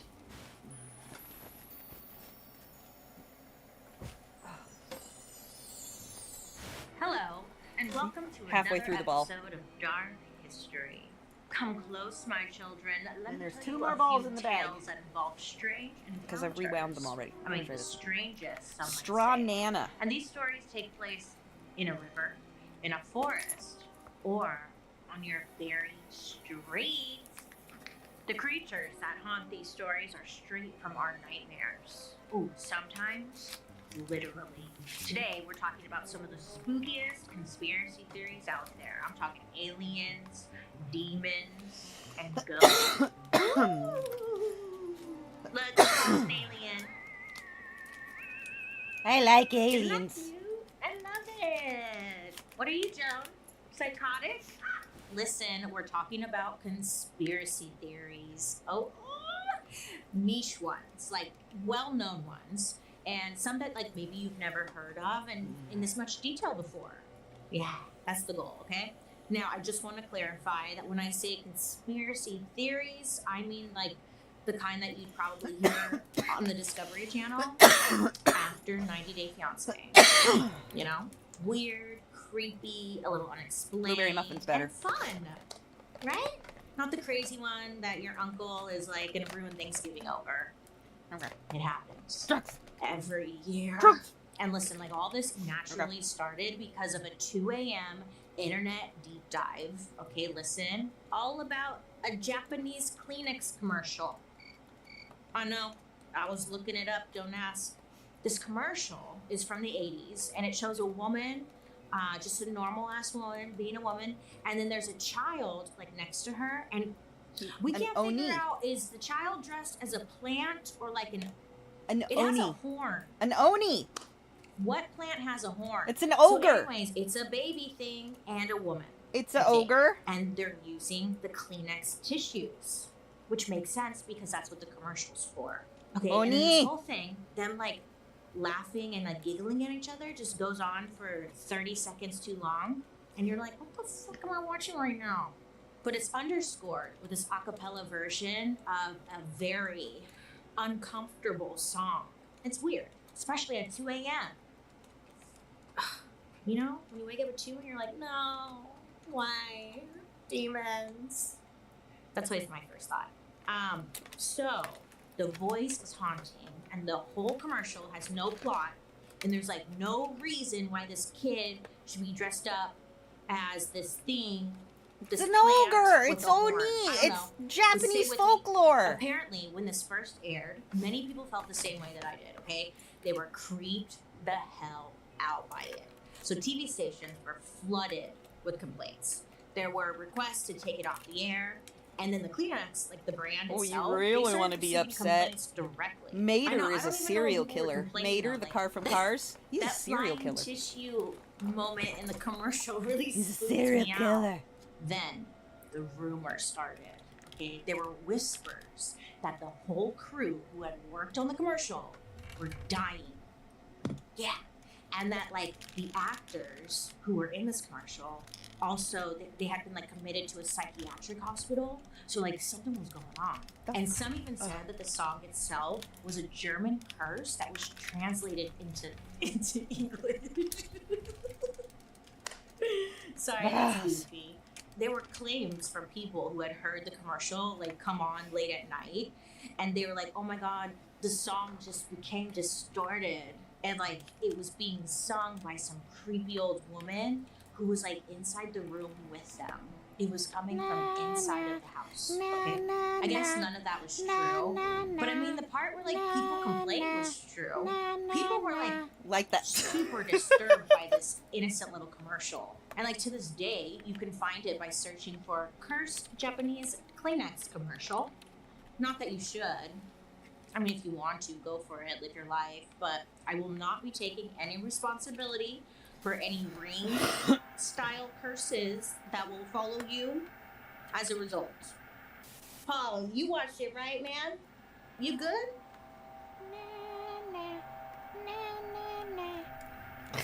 All right. But listen, I guess no one actually died from mysterious circumstances. But, you know, it's still, I don't know why, but it's still kind of like fun to talk about. Right? It is creepy though, the music. Come on. And what's up with that kid? Like, what is he supposed to be? He's an ogre. Why It's does an it Oni. have a horn? Oni. Let me know your thoughts down below. So this next story low-key kept me up for many, many nights, okay? It's about a ghost who haunts, captures, and even sometimes kills children and men late at night. Oh shit. Many have claimed to see her on their streets looking for her next victim. Mm-hmm. So be on the lookout, okay? 'Cause she's out there, and she's known by the name of La Llorona. La La Llorona is a tale popular in Mexico, Central America, and South America. And it centers around a Mexican ghost named La Llorona. And look, there are like so many different types of stories about like different encounters people have had with her. And because there's so many different variations as to like what she's based on, I'm gonna tell you just the most common version, if that's okay with you. Oh, it is? Okay, great. So La Llorona is a story about a woman, and I guess her real name was Maria. I know, I thought it'd be like Lorena or something, right? No? Okay. Maria was actually born as the most beautiful woman in all of Mexico. And when she was younger, male suitors would like come to her begging for her to marry them. But she did not. She just denied them all. Nope, get in line. Bye. That is until a dashing young man came into town. He was really good looking too, okay, and he was said to be the only match for her. So Maria, obsessed. Might sound familiar, right? Hypnotized, Corpse okay? Bride, And she Disney. just had to have him. So the two of them, La give love, Llorona is the Corpse get Bride. married, and then not long after that, they had 2 beautiful sons. So it went from 0 to 100 really quick. But it's love. Isn't that what love is? Ugh. Anyway, so now Maria, she's living her life. She's happy. She's married with 2 children. And then, one day, she catches her husband stepping out on her. Yeah. He rode into town on a horse with another woman. He was cheating on her. The disrespect. I know, hello, I had your 2 kids. I'm hot for you. And he just cheats? He did. And worse, he apparently had decided to get with this new woman who he just met because he believed that Maria was no longer beautiful. Devastated, Maria lost it. She lost her fucking mind, okay? I mean, what was she supposed to do now? She was the most beautiful woman in all of Mexico. And the mother of his children. Dude, guys suck. So, the night that like all this happened, Maria, she's trying to go to sleep, right? She's tossing and turning, and she can't do it. So, again, she really just fucking snapped. Absolute state of devastation. Gone. She decides that she wants her husband, this jackass, to feel pain like she was feeling. So Maria went to the bedroom where her 2 young sons were sleeping, and she woke them up. She's like, "Better get the fuck up." I'm sorry. I just imagine her like, "You better get the fuck up right now." She wakes up her young sons. Get the fuck up. She told them that they were going down to the river, like by their home, for a bath. They're like, "Okay, Mom, it's 2 a.m., but all right." So Maria, she brought her sons to the river, where she then submerged her boys into the water and drowned them, right? Like one of those crazy Lifetime movies. And then pretty much right after she did this, she like comes to her senses, and she was completely overcome with regret. And she like absolutely, I would say she lost it, but she already lost it. So she found it and then lost it again and had an emotional breakdown. I mean, she wants to save her kids. And she can't because she killed them. You know? So Maria, is just sobbing and sobbing and sobbing and sobbing. And this is where she gets the name La Llorona, because it translates to the weeping woman. I know, they couldn't just call her Maria. Maria comes to the conclusion that the only way she can continue forward is if she kills herself. Okay, look, real life. She hit her rock solid bottom. So she decides to do just that, and she drowns herself. But, okay, listen, wrong move. Because Maria is forbidden to enter the afterlife because of what she's done, killing her kids. So she's stuck in purgatory forever. And like, purgatory is a space in between heaven and hell, like where you have to like wait to be sentenced. Well, Maria's fate was like worse than hell. The legend goes that she's stuck on Earth, still haunting, searching for children to call her own and join her in purgatory. Today's episode is sponsored by Liquid IV. Now, I don't know about you guys, but the start of the new year has been wild. I don't even know what day it is. I thought we were still in November. I don't know. It's nonstop. I find myself like just kind of feeling run down at the end of the day. Yeah. You know, it took me a while to realize a big part of that feeling was actually dehydration. Yeah. Who would have thought us? If she mentions a pickle jar, run. Okay? There are other stories about her tempting officers that are roaming like the streets at night. She would walk around in a white coat with a white shawl, covering her head and face. I know, very angelic. And La Llorona begins engaging with him. Engaging until their relationship turns physical. Yeah. And I guess they start going at it, having sex in the streets. Okay. I would like to see that happen. You're having sex with a ghost in the street? What is this even getting? What are we doing here? Dark history. In the middle of getting it on, okay, this one experience that a police officer had, he's like, take off your shawl. You know, I want to see your beautiful face. Sorry. He's like, I want to see your beautiful face, babe. So she's like, oh my God, okay. She smiles. She takes off the shawl, exposing a big old grinning skeleton head. No mask, real head. Could you imagine? He probably still finished though, I would bet. I bet you he right then. He's like, oh. Okay. La Llorona then leans over and gushes. I bet you he did. Of icy breath come out of her mouth.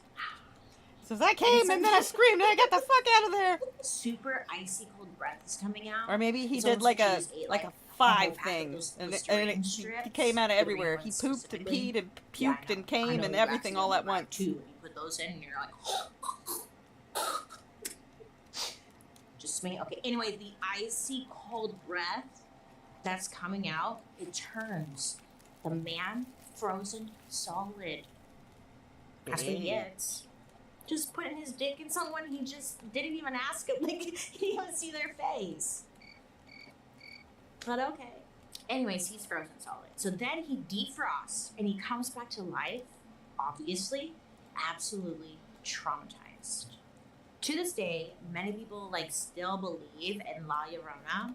Like, kids are still very terrified of her. People still think they see her roaming, weeping in the streets.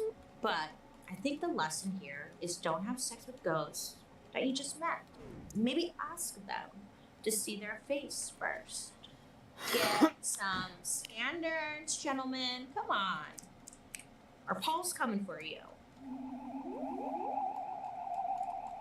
The next conspiracy theory I'm going to talk about, it's not really even a conspiracy theory because it's like kind of it's a hot topic currently, right? And like it has been for decades. And look, finally, the American government has confirmed what Tom DeLonge has been saying for years. Aliens are real. I know. I think we all kind of knew, right? No? If You you did? didn't Oh, know, okay. then what Well, the fuck? honestly, You think you're the only ass it shit kinda in this feels like the universe? world is on Hell fire and nah. everything is ending and everything's Hell bad, so it's like nah. it's hard to really care. There's It's an trillions attitude and list. trillions and Am I bajillions right? of other planets out there. Anyways, There's it no all- fucking it, way of we're course, the made only me shit. wonder, like, Hell oh, yeah, no. when did this That's whole not alien realistic. race thing start? I start noodling, you know? That's Why do we think of them not. as those No, big wait. eyed, Never mind. monsters? Birds are in like an robots. electric spaceship. Well, what The Earth you're is about flat. to learn will prove Australia our is friends fake. are quite mysterious And the fire department. and also quite terrifying. Can I just tell you my And the alien fire theory department really thinks quick they're the before anyone else chiropractor. steals it? Okay, great. So here's my idea of what an alien is. Okay, so they're us in the future. They have bigger eyes because they need the bigger eyes for all the screens that we're using, right? Our eyes get big. And then they have those long, hang skinny on. fingers better to point all these fucking screens with, right? We don't need bones. Everything's a little floppy and skinny because we're not walking or anything. And then we have a big brain because of how much knowledge we're gaining from the technology and constantly learning. Come for me. You can't because I think I'm onto something. Right, Paul? Great. Our story today takes place in New Hampshire, 1961, where newlyweds Barney and Betty were starting to like live their new lives together. So Sorry, I one was night, texting they my were wife. driving back home from a fun vacation at Niagara Falls. I've never been actually. Is it fun? Anyways, they said it was fun. And the route that they were taking was nothing, it wasn't anything new to them. But something was different on this trip, okay? During the ride. Betty, she looked out of the passenger window and she looked to the sky. And she's like, oh my God, cute. She sees a falling star. What do you do when you see a falling star? Put it in your pocket. Oh my God, wishes. And that's what Betty does, wishes. But Betty, looking at the star, grande she was mistaken. She was like, wait a choco minute, that star that is is being real gluten-free. weird. Okay, it was not a shooting star. This shooting star, it just stopped midair. Do you still get the wish? I know, I don't know. But it just stops and it's hanging in the night sky. And Betty's like, what the fuck? What is that? During this time, President Kennedy was telling the public that like he was gonna put a man on the moon. So everyone was like, fuck yeah, he's doing it. Now I want- So now I Betty want was a thinking taco. at the time. No, you know that what I want? It had to be something. I want a She's like, maybe hamburger it's and related to taco that, together. The man on the moon thing. Hamburger But she was taco. kind of excited to see it. So I'll she stick a tells her taco husband inside of a Barney, who's hamburger. driving. She's like, Not Barney, a hamburger inside of a I love taco. you. There's a difference. You love me. Taco inside We're- hamburger. We're a happy Not family. hamburger And then inside she's like, taco. you should pull over. So then they pull over because they want to get a better look at whatever, Taco burger. You know, was it? What was it? I But don't I know. want to have like Once they all do the so, Barney's stuff. like, I'm "Look at gonna my mix all the binoculars," taco and that's flavor when he in the knows patty passwords. So Barney was like, and all the things you would use to make I a think it's an taco. airplane. And they're But just also, continuing- you have to they're have a, continuing like to watch. some of the But tortilla then, crunchy suddenly, chips. the object then- started moving around. Oh, Mac, Like what? we gotta make that, okay? Different directions. What is it doing? Wanna come You hang couldn't out at your predict where it place? was You're gonna go. fucking grilling our And then all of a burgers. sudden, it just stopped. You're gonna make our And it kinda awesome ass just hovered. taco burgers. In the sky above them. That's not something I can have. We have to make them. I don't like that. I I don't like can't that. eat outside Look, food. the I'll both of them, they die. thought it was You a know little I weird. can't eat outside So, food. they just I decided can't to even go eat back food into their most of the time. car I can't and eat just outside continue on food. We their gotta drive make home. them. Only. We're gonna The make hovering badass object taco thing burgers. disappear. It's not like You it stayed just cleaned behind. the yard, It didn't you? actually Felt like What it the kind fuck? Of was following them, and even worse, You when they were driving, manicure all that the shit just to thingy not was use the getting yard. closer Get and on out of closer, here. and like closing in on them. And then that's when Betty and Barney. I didn't started say panicking, today. because I think all of us. What the donk? Barney, he stops the car. He pulls out a pair of binoculars again. I know. I don't know why he just didn't put it around his neck, but he put them away. And he went to inspect. Obviously what not the at this very hell second. Don't be silly. Was stalking him and his wife. I mean, really. So, through the binoculars, Barney saw an object that he thought was about 100 feet away and was hovering right above them. It was shaped like I mean, we could make taco burgers circular in the disc, house. and inside he saw something that was even stranger. So you could He saw take the around taco shells and 11 snap them, of these and greenish even just gray use those in it. human-like creatures driving. Oh, but to the straighten nacho their cheese path. ones. Oh, Blue Man yes. Group, is that you?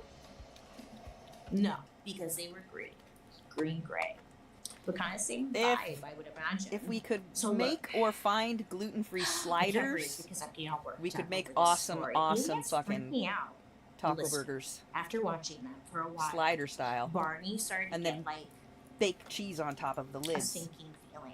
He suddenly believed Ooh. that like these weird creatures were trying to capture Garlic him. cheese So he bread starts running stuff back to Betty. for the He's bun. like, "Get in the car!"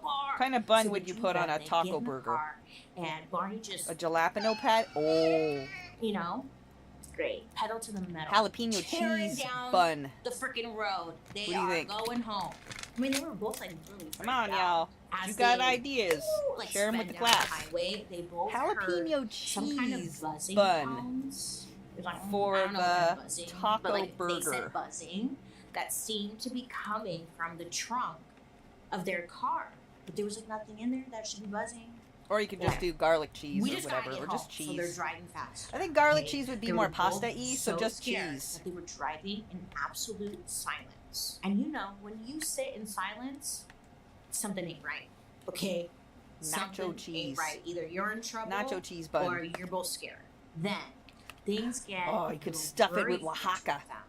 I According fucking to love Barney Oaxaca. and That's Betty, got to be my the favorite last thing cheese that they right now. remember hearing was that buzzing It is so sound, fucking good. and then seeing an orange Oaxaca and orb goat cheese will always be above them. like goat cheese will always be It my could have been favorite, like but a Burger King Oaxaca sign. is so Maybe underrated. they were- It's so friggin' good. Maybe they just like didn't know. Anyways, but it was orange. So they remember there was also a roadblock. They also remember discussing like finding somewhere to pull the car into. So eventually they made it back to their home in Portsmouth, New Hampshire, and they both like walk into the door For real. and they look at the clock. I and they're think like, oh yeah, it's probably like 3 the a.m. bun because that's the time that needs they to were really be expecting a to double come bun home from their that's drive. stuffed with But Oaxaca. they look at the clock, okay, and they realize that it's But that might be actually too much 5 cheese. a.m. But I don't think so. And they're like, that can't be right. Or That we means, can like, put 2 Oaxaca hours in have the just lid, passed, but and, the like, we bun have no is idea nacho where cheese that flavor. time went. We have no memory of it. So then they realized when they Or got just home, Oaxaca can just be Barney's its own thing, shoes because were fuck all that cheese is scuffed good. up, and Betty's dress was But torn, we're working on a taco like, burger on right the now, titty. Mac. And both of their And I feel like watches Oaxaca had stopped working. Stuffed They're bun. like, what the fuck? They Oaxaca step stuffed outside bun. and they look up at the sky and they're just like scared out of their mind, okay? They don't want to see that scary ass little aircraft thing again. It's the beginning of the year. Oh my god, yay, we made it, you know? And we're all just trying, right? Maybe you're starting off with like a to-do list. No. I like to make like a goal list for the year. And they're always Oh, fuck. Calm down, bitch.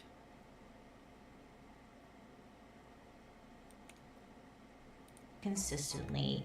And with Hungry Root, it really can make that doable. The So give burger Hungry is Root a gonna try be a and say taco goodbye to, meat like, burger. You know, the nightly dinner It's gonna be taco spiral. seasoning We burger. deserve better. You're gonna love Hungry Root taco as much flavor as I burger. do. For a limited time, Stuffed get with 40% Oaxaca? off Oh your my first fucking box. god. Mac, Plus, get a free you're a item in skank. I every love you. box That for sounds life. dirty. Go to Write it down.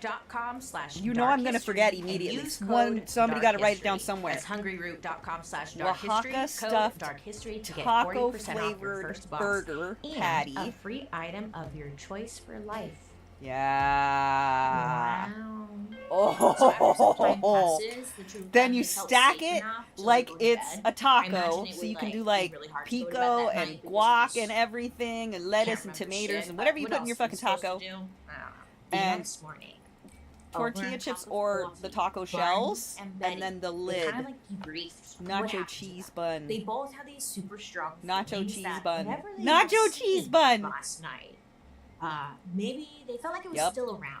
So they And then kept we'll going toast outside some and checking jack and, on like, top. looking around. But Broil they it didn't under see the it. oven and make it all nice and And it was crunchy. kind of like, what are we even Oh! looking for exactly? Just a flying disc? I don't know. Green people?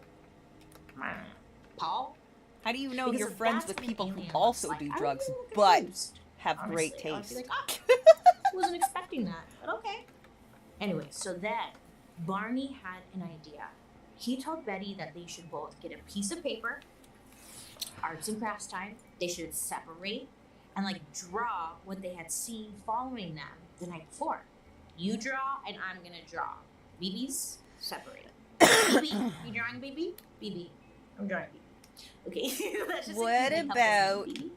So they're kind of just like testing their memory. So when they were done, hot they dog got shaped together hamburger and they patties? combined the pictures, and that's when they realized Hot dog that their shaped drawings hamburger patties were with the pretty Oaxaca much inside. the same thing. I know. Both of them had And then you can make drawn tacos a that way long, too, without the flat bun. aircraft. Because buns The fill me one up that really they bad and it hurts to believed had swallow been them. following them. I So, don't want to discredit them, but Uno maybe you could just reverse. draw, like, a circle Make and it just circle. taco style. You know? Okay. So, Barney, he did not But make want the to finger tell anybody the finger what burgers happened, instead. Okay? I mean, he didn't With the want Oaxaca the inside? stigma Or half moons? embarrassment to You follow can get them in half their moon small patties? town. No, they'll always Everyone still go knew everyone's business. weird. And back I'd rather make then, them finger saying you size. saw an alien I know what I made did, you sound and I know what I said. Crazy. And you don't want to be labeled crazy. Small towns don't like that. Most of all, he didn't want to speak up, not just because people didn't believe in aliens, but Barney and Damn, Betty am I glad were an Arsenic ain't here. interracial couple. It's Now, way this past that was bitch's bedtime. 1961. And as a La, la, black la, la, man, la. Barney may have like been trying to avoid any additional negative attention.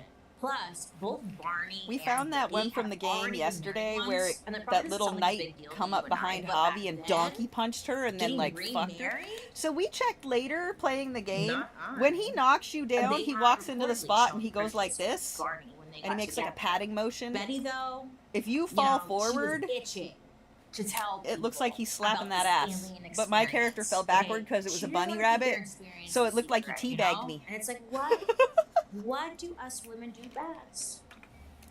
Telling secrets. We love to tell people secrets that we're not supposed to tell anybody. Don't lie. When you got a secret, you can't wait to tell somebody, right? Anyway, so like Betty's like, oh my god, I need to tell someone. Okay? She had some of the best gossip of all time. No one could beat her. So she's like, who do I call? I gotta tell someone. Her sister. She's like, she's my sister. She's not a friend. So you told me not to tell my friends. That's your fault.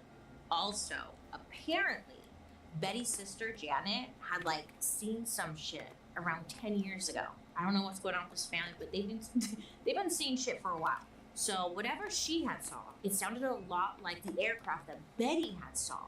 Okay, so Betty. Betty naturally is like, dude, if anyone's gonna understand, it's my sister.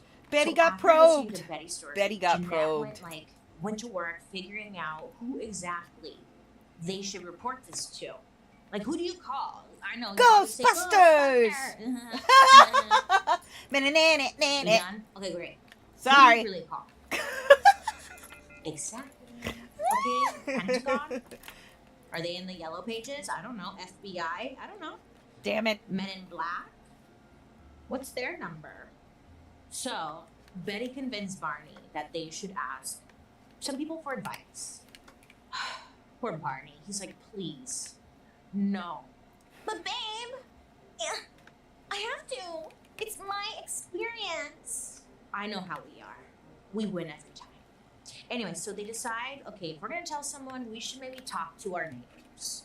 In between all of these conversations, they were convinced to maybe go under hypnosis. Okay, Nope, so nope, they believed ifs. that this was like the only way that they would ever get to figure out what happened during those lost hours. Those 2 hours that were just gone.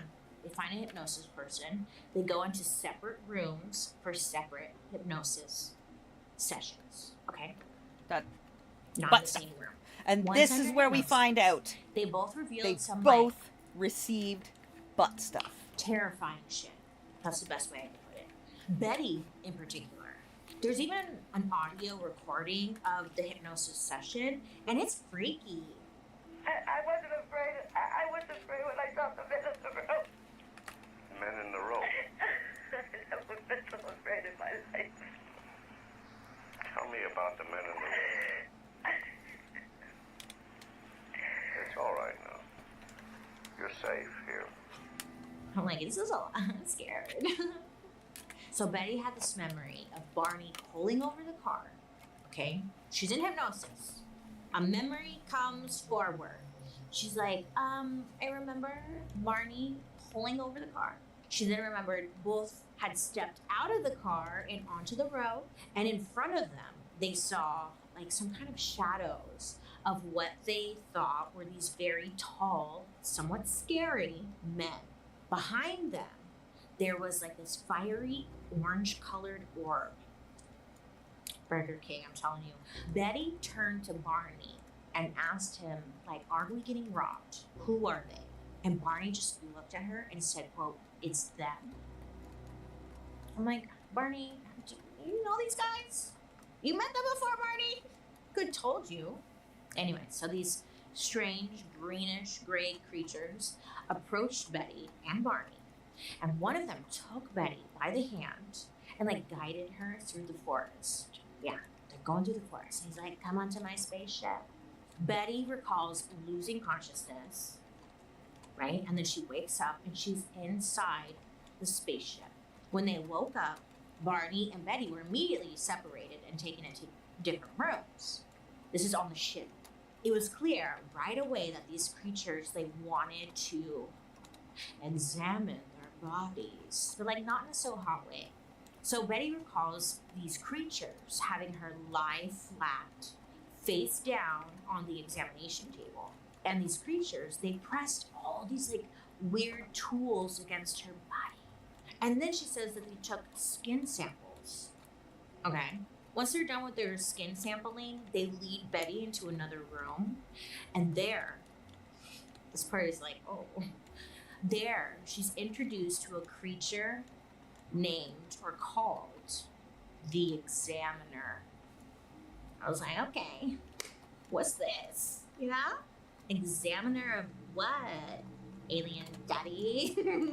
I'm just kidding, that's not funny. So this Examiner guy, alien, he tells her not to worry. He then, this is where it gets a little freaky because he turns her around.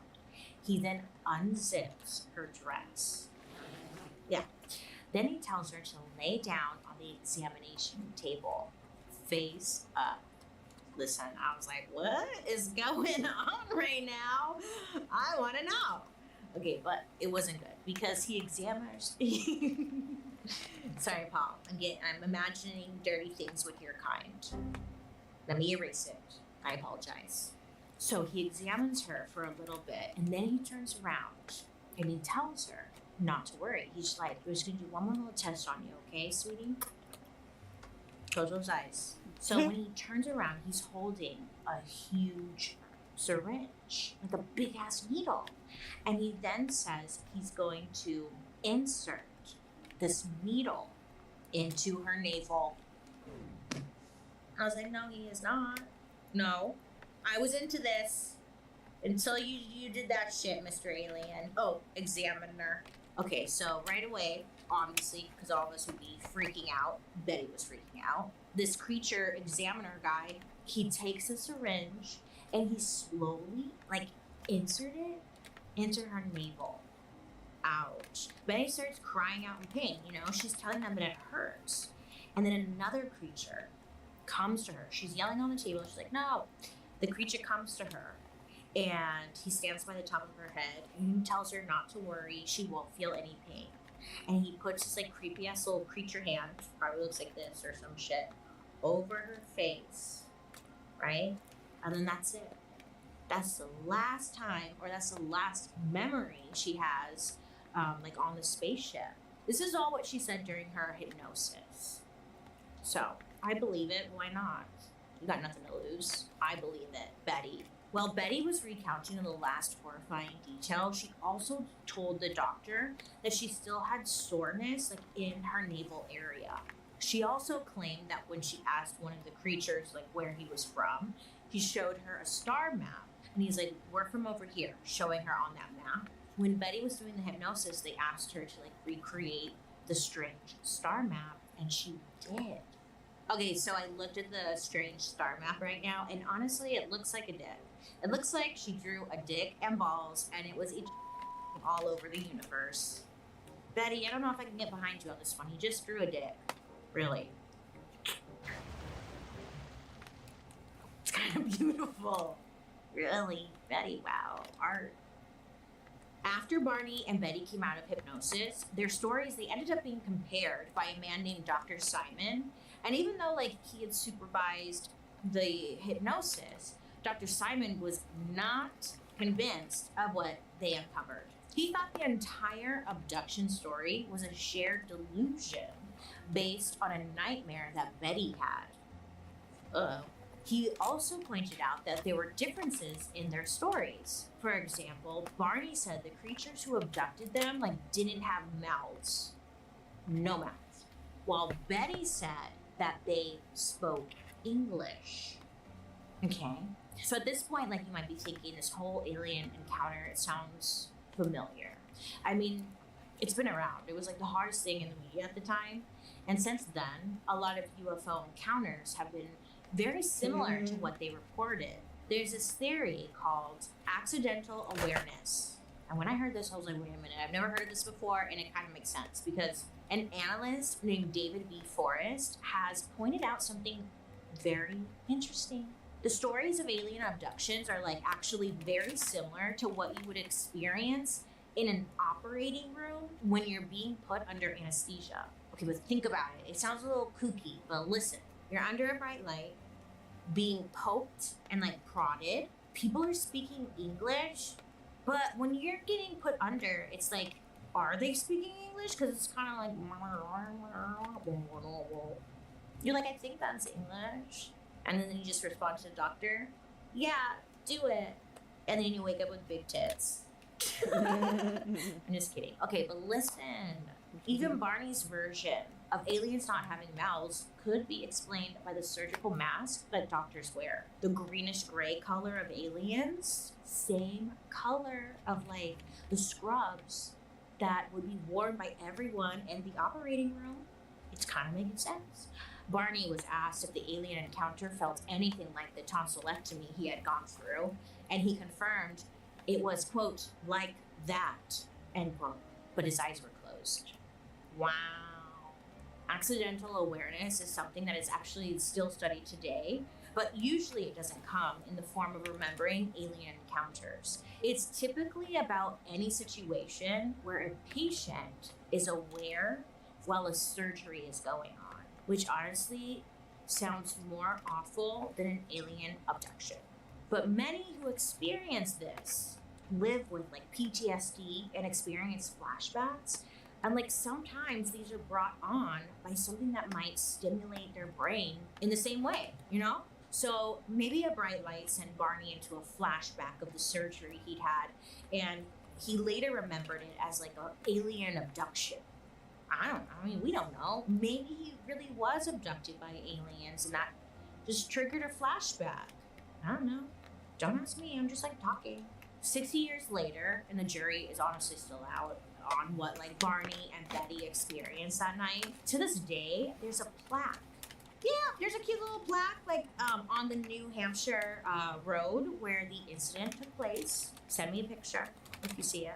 Throughout the years, Betty has been said to be visited by aliens numerous times and probed.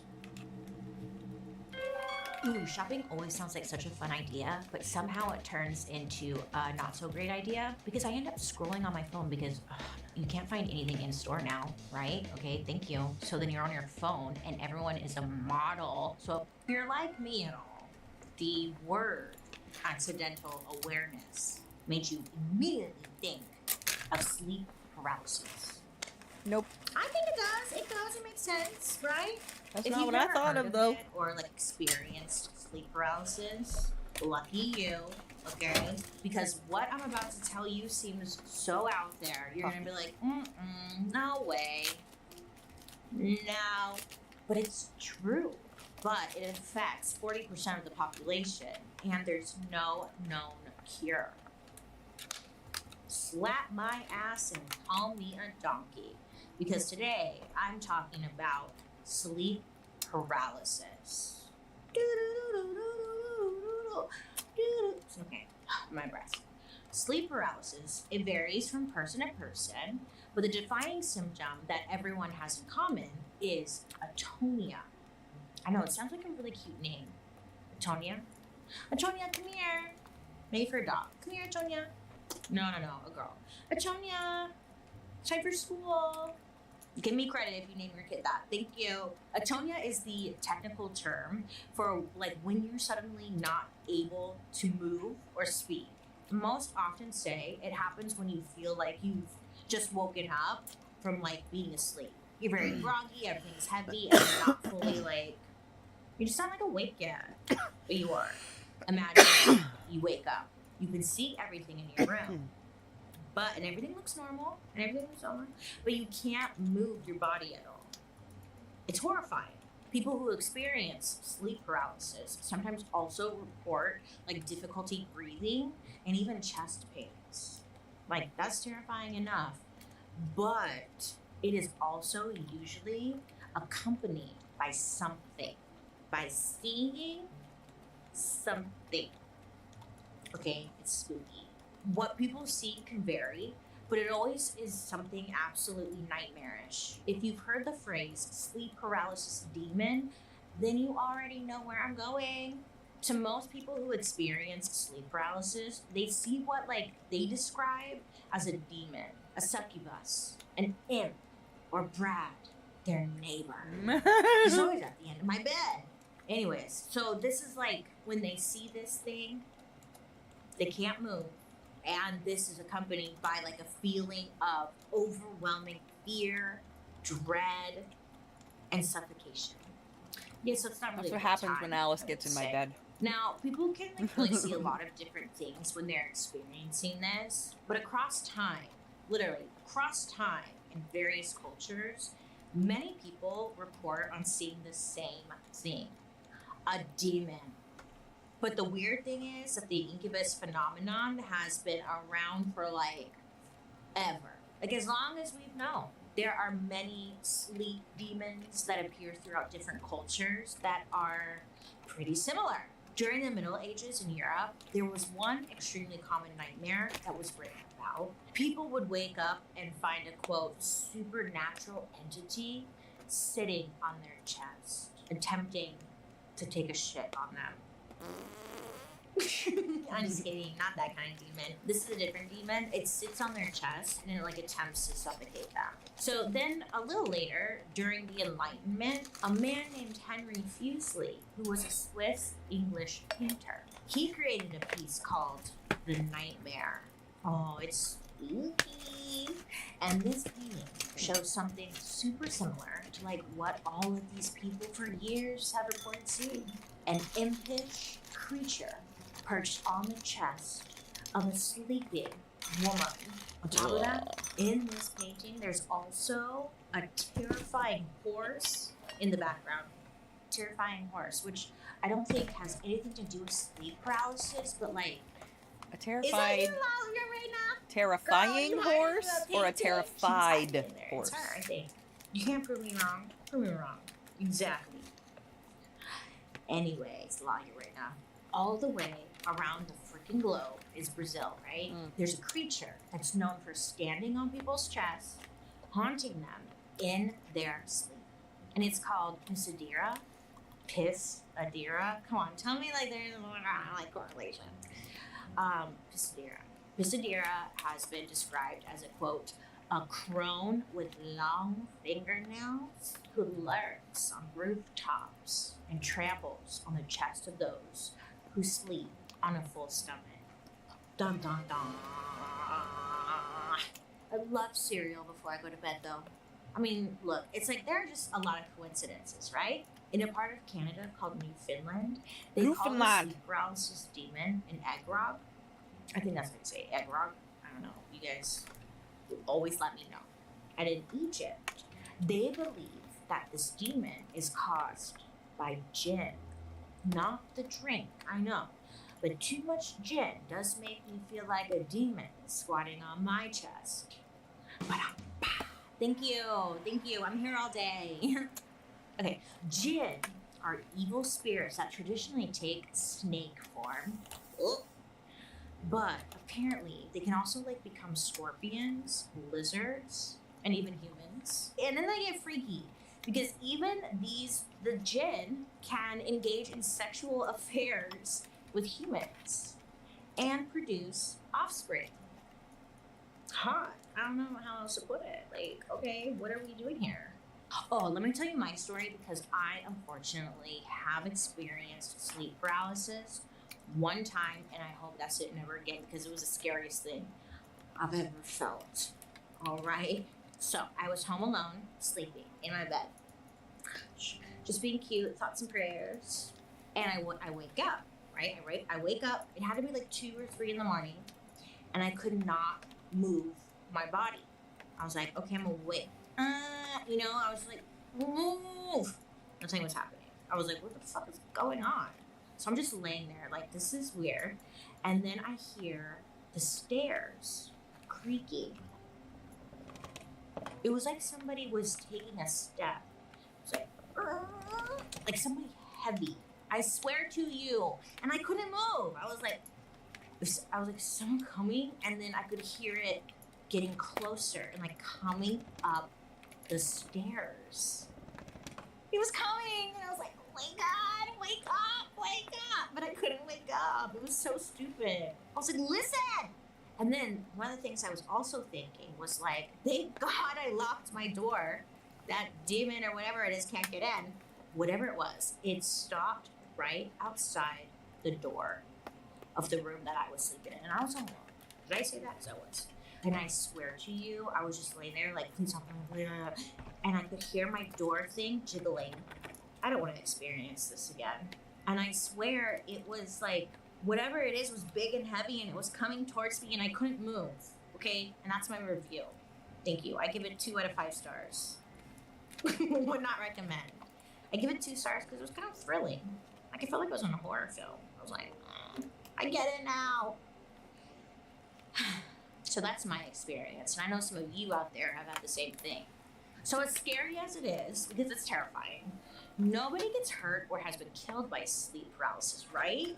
Well, no. Oh my God. Because let me introduce you to the worst phrase since sleep paralysis. It's called sudden unexpected death syndrome. They got a name for everything. Listen, health issues, they don't care about you. They sure don't. You'll be having the worst week of your life. And listen, all of a sudden now you're dying of, I don't know, ZocDoc.com/darkhistory. ZocDoc.com/darkhistory. A big thank you to ZocDoc for partnering with me throughout the years. You know, I really appreciate that. In the early 1980s, sudden unexpected death syndrome caused the death of 117 Hmong refugees. So that was over 100 people who died in their sleep, no cause, no explanation. Dead. So of the victims, 116 were men and 1 was a woman. And all of them were in good health at the time of their death. Their median age was 33 and all died within 2 years of arriving in the United States. So it was like very similar stories. Doctors were absolutely stumped. Like, what was causing this case of sons among the refugees? I I mean, hence the name, sudden unexpected death syndrome. They could have just called it like, oh, I lost a nail. Since medical doctors couldn't explain the event from a physical point of view, Dr. Shelley Adler, who has a PhD in folklore and ethnomedicine, so she studies the phenomenon of suns to try and answer like why does this happen from a cultural lens? Because it might make sense, right? Just like the many other cultures we've already talked about, the Hmong people also had a name for the sleep paralysis demon, Dab Sog. And just like the others, Dab Sog is believed to be like an evil spirit which can take the form of a creature, and it lays on people's chests and then it suffocates them in their sleep. I mean, at their most vulnerable, you're sleeping, you're having dreams and wishes, and then suffocated. So some of the refugees, when they spoke to doctors, they mentioned having experienced like sleep paralysis happening or even being visited by the Dab Sog. So Dr. Adler decided to study the Hmong people and their relationship to Dab Sog. So I guess there was like a belief that if the Hmong people didn't worship their gods properly and perform, certain rituals or honor the memory of their ancestors, they would be left unprotected from the Dab Sog. I know, it's a lot of pressure. You're like, damn, I got a lot to do today though. So once a person sees the Dab Sog, they would need to see a shaman in order to make it go away before it killed them. Unfortunately, because the majority of these Hmong refugees were randomly placed throughout the United States, most of them did not have like any access to a shaman or like any type of elder from their community. I mean, they barely had community at this point. The stress of being far from home and then seeing like an evil spirit at night with no means to fix it, it's enough to up anyone's stress levels. So after her years of research, Dr. Adler came to the conclusion that it was this type of like stress, which most likely led to the deaths of the refugees. And she claimed that the stress of cultural displacement and resettling in the United States, along with the powerlessness they felt and war trauma that they were still dealing with, led to the men dying of sons. I mean, that kind of makes sense. Like, your body is just like stressed the fuck out and overworking and that, I can see that. And she believed that if they had been able to rely on cultural practices to alleviate some of the stress, like maybe, I don't know, they could have saw a shaman, the deaths may have like not happened at all. Another researcher, this one like studied the cases of 45 of the Hmong sons' death, found that 39 of the men had a strong belief and fear of evil spirits before their death. Spooky, I know. So it only reinforced the same conclusion that Dr. Adler had come to. Now, there is like a conflicting theory that their deaths were caused by genetic cardiac arrhythmia, science. Thank you, Mac. Someone brings in the science idea. They're like, boo. Cardiac arrhythmia is like a condition that's very rare, but it's more widespread in Southeast Asia, where the Hmong people came from. So I don't think these two theories oppose each other, like both can be true at the same time, right? These people could have had a pre-existing heart condition that wouldn't have like been an issue at all if not for the crazy amounts of stress they were under because of the freaking Dab Sog. High levels of anxiety can contribute to actual physical conditions, and that is exactly what like could have happened here. There's actually a study that is connecting the link between anxiety and the physical response, and it's something called the nocebo effect. It might sound familiar because it's the opposite of the placebo effect. Nocebo, placebo. That's cute. So just like a person can experience positive results despite not receiving like actual medication, like with the placebo effect.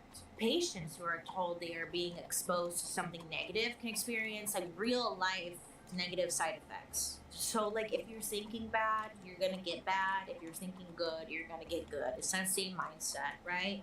Patients who are made to feel anxious by a doctor before a procedure will then require like a higher dose of opiates to feel better after surgery. So when a population of people have been told that they can be killed by like a negative spirit, it makes sense that they could experience real negative like physical effects. Especially when you consider that many of these people would have seen people around them dying after having an encounter with that exact spirit. Now, of course, like modern science has an explanation for like why sleep paralysis happens. It's when people are experiencing a REM state, but out of order. Stick with me here, I know. Sleep, mimis. Yes. So while you're in deep sleep, in other words, REM sleep, your body pretty much shuts down your ability to move. But you don't know it because you're asleep. So you're essentially kind of paralyzed for a minute. And it's actually a good thing. It is, because like if you're having a dream that you're jumping out of a window, My damn you don't arms. want to be jumping out of a window in real life. Maybe you're being chased by a bear or Brad, a neighbor. Another thing about sleep is that the body is designed Man, to that stay fucking neighbor unconscious Brad gets while around. you sleep. Obvious. And many of us dream while we're asleep, which is technically a hallucination. So sleep paralysis can be explained scientifically as a result of these functions happening in the wrong order. Like, you're still paralyzed and still hallucinating, you're still having a dream, but your body, no, your mind is awake. It's like your brain hasn't fully caught up to the awake part yet. And when it eventually does catch up, the sleep paralysis ends, which is why most accounts of sleep paralysis only last for a few brief, terrifying moments. A sleep paralysis demon, whether it appears as a witch, a ghost, an animal, or Brad, is what's called a hypnopompic hallucination. So this is also known as the incubus phenomenon, but no Brandon Boyd involved. I know, bummer for us.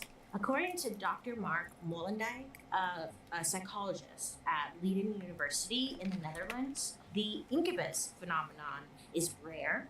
I mean, people like aren't reporting that they have sleep paralysis and like see their high school theater teacher yelling at them because they forgot their tap routine. You know?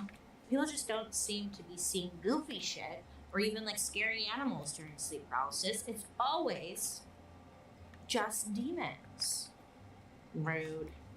Ultimately, science can only guess, because the truth is, no one knows exactly what causes sleep paralysis. What we do know is that people whose sleep cycle is disrupted by jet lag or shift work can be at higher risk for sleep paralysis. But there's like no solid scientific explanation for why it's happening in the first place. So we have to turn to the occult. I know, it seems like a big jump, but maybe it is demons. Look, this is just a very long way of saying that nightmares can indeed kill you. Sorry, girl, it's over. We're all done so. The experience of waking up unable to move or breathe and seeing like a scary ass monster hovering over you is timeless. Like a diamond. Just timeless. Breathtaking. A worldwide phenomenon. Being a human is just so special, isn't it? We've got opposable thumbs, logical thinking, and a universal nightmare demon that like sits on our chests every night. But hey, look. Take comfort in knowing that it might not happen. Instead, aliens might abduct you on your drive home, and a crying lady ghost might morph into a horse when you try to help her open a jar of peanut butter. Plenty can come and like get you before the sleep demons have a chance. You're slippery when wet. Anyway, you guys, I hope you have a happy, spooky season. And thank you for listening. Next week, we'll be talking about someone many of you have requested a follow-up episode on. And we see your comments, okay? Next week, we'll be talking about the most mythical man in all of Russia. What's that song? Rasputin.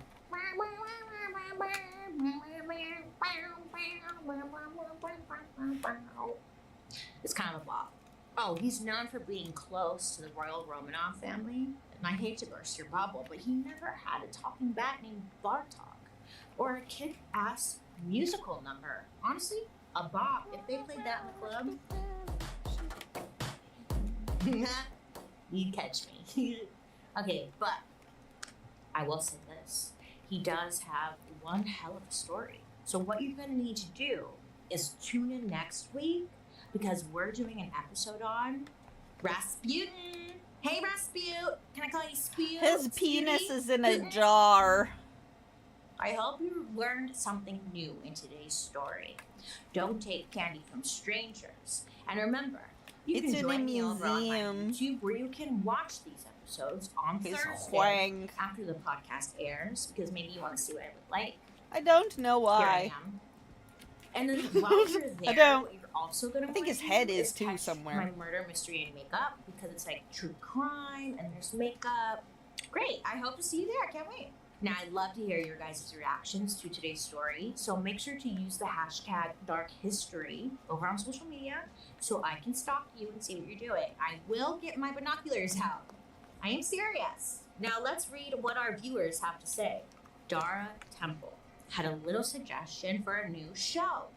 Quote, after the all-American apron-wearing cake mix queen who taught everyone, all the women, how to bake.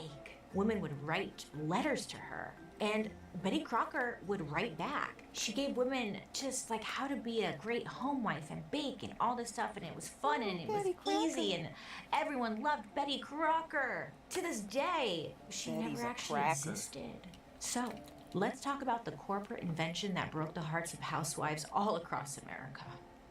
Betty Crocker. She's a crock, all right. Listen, I'm gonna say it. School does not prepare us for real life. Point blank, period. Thank you for coming to this episode. I mean, we spent so much time learning math that you never use. Like, why did I have to memorize the first 10 digits of pi? When I'm baking a pie, I'm not using those numbers, okay?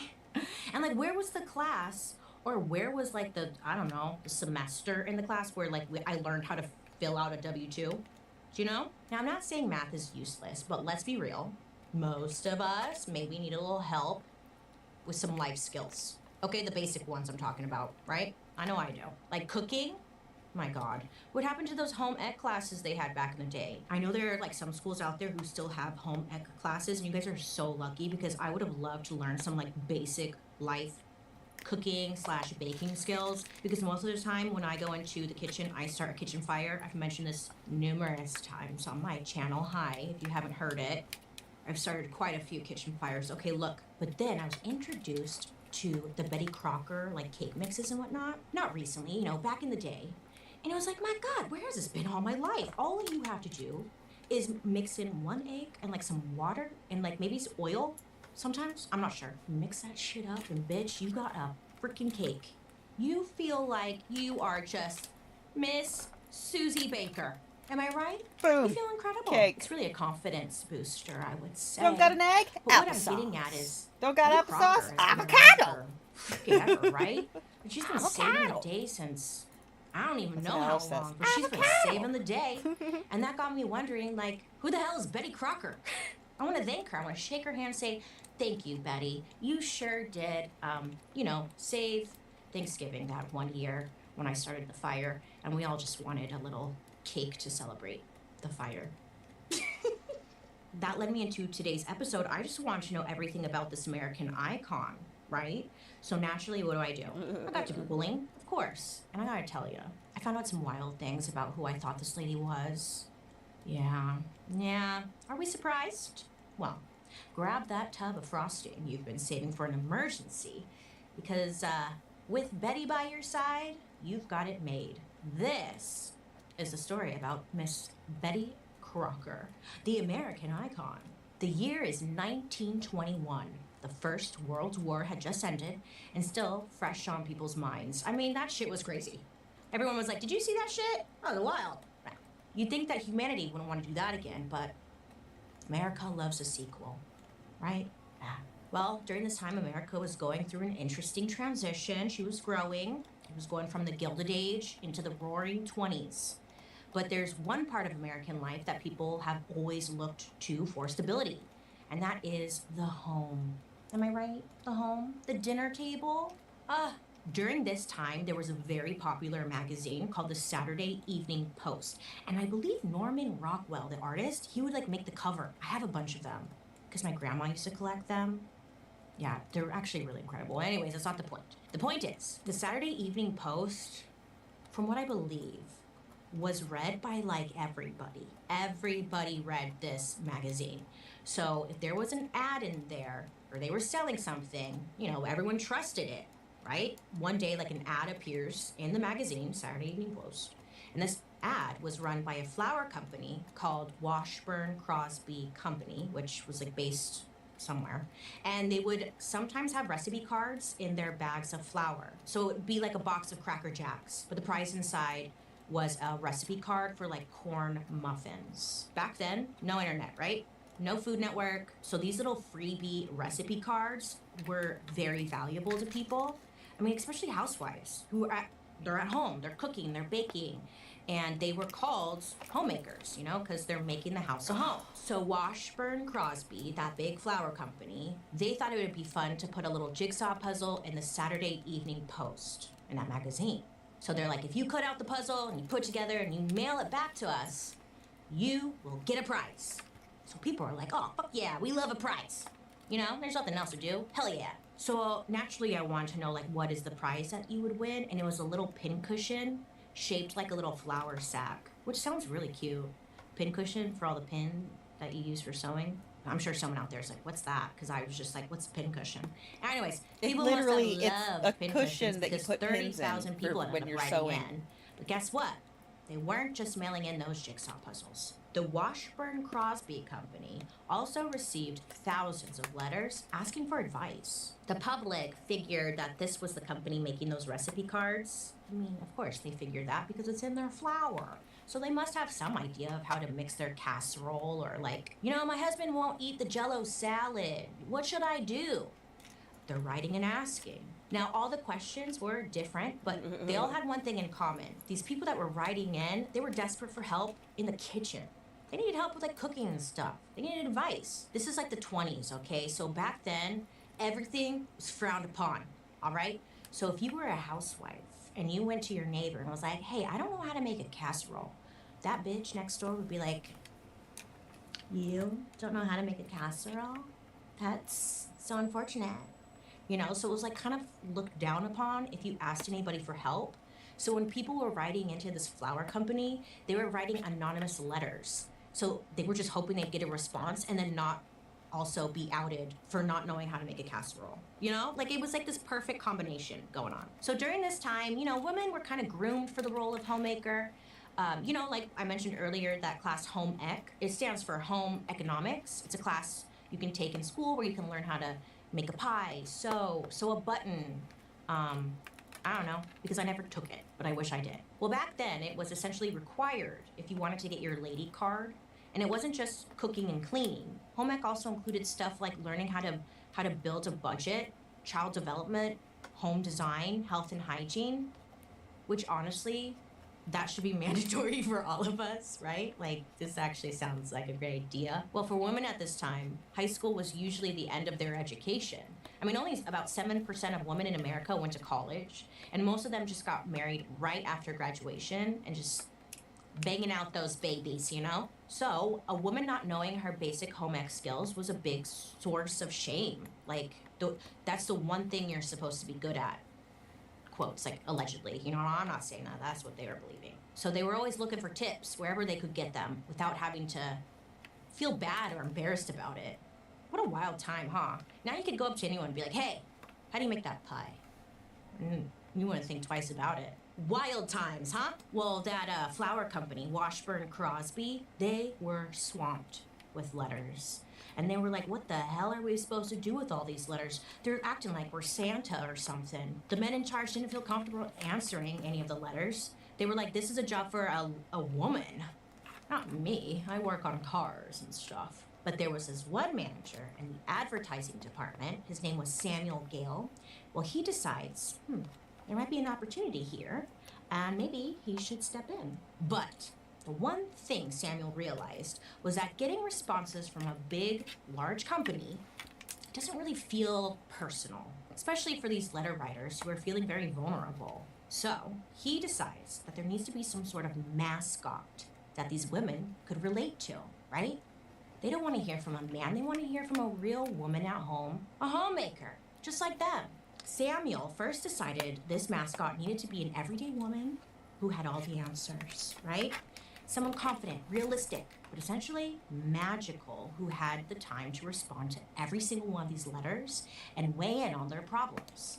Someone to make the writers feel heard. Samuel thought if they could solve all the problems in these letters, the company would get in good with all the homemakers. Now this would be a great opportunity because these women are the ones who are running the household. And what are they doing?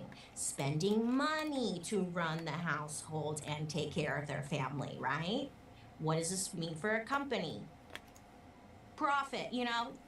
They're seeing dollar signs. So Washburn Crosby does something a little sneaky, a little suspicious, but also honestly very brilliant.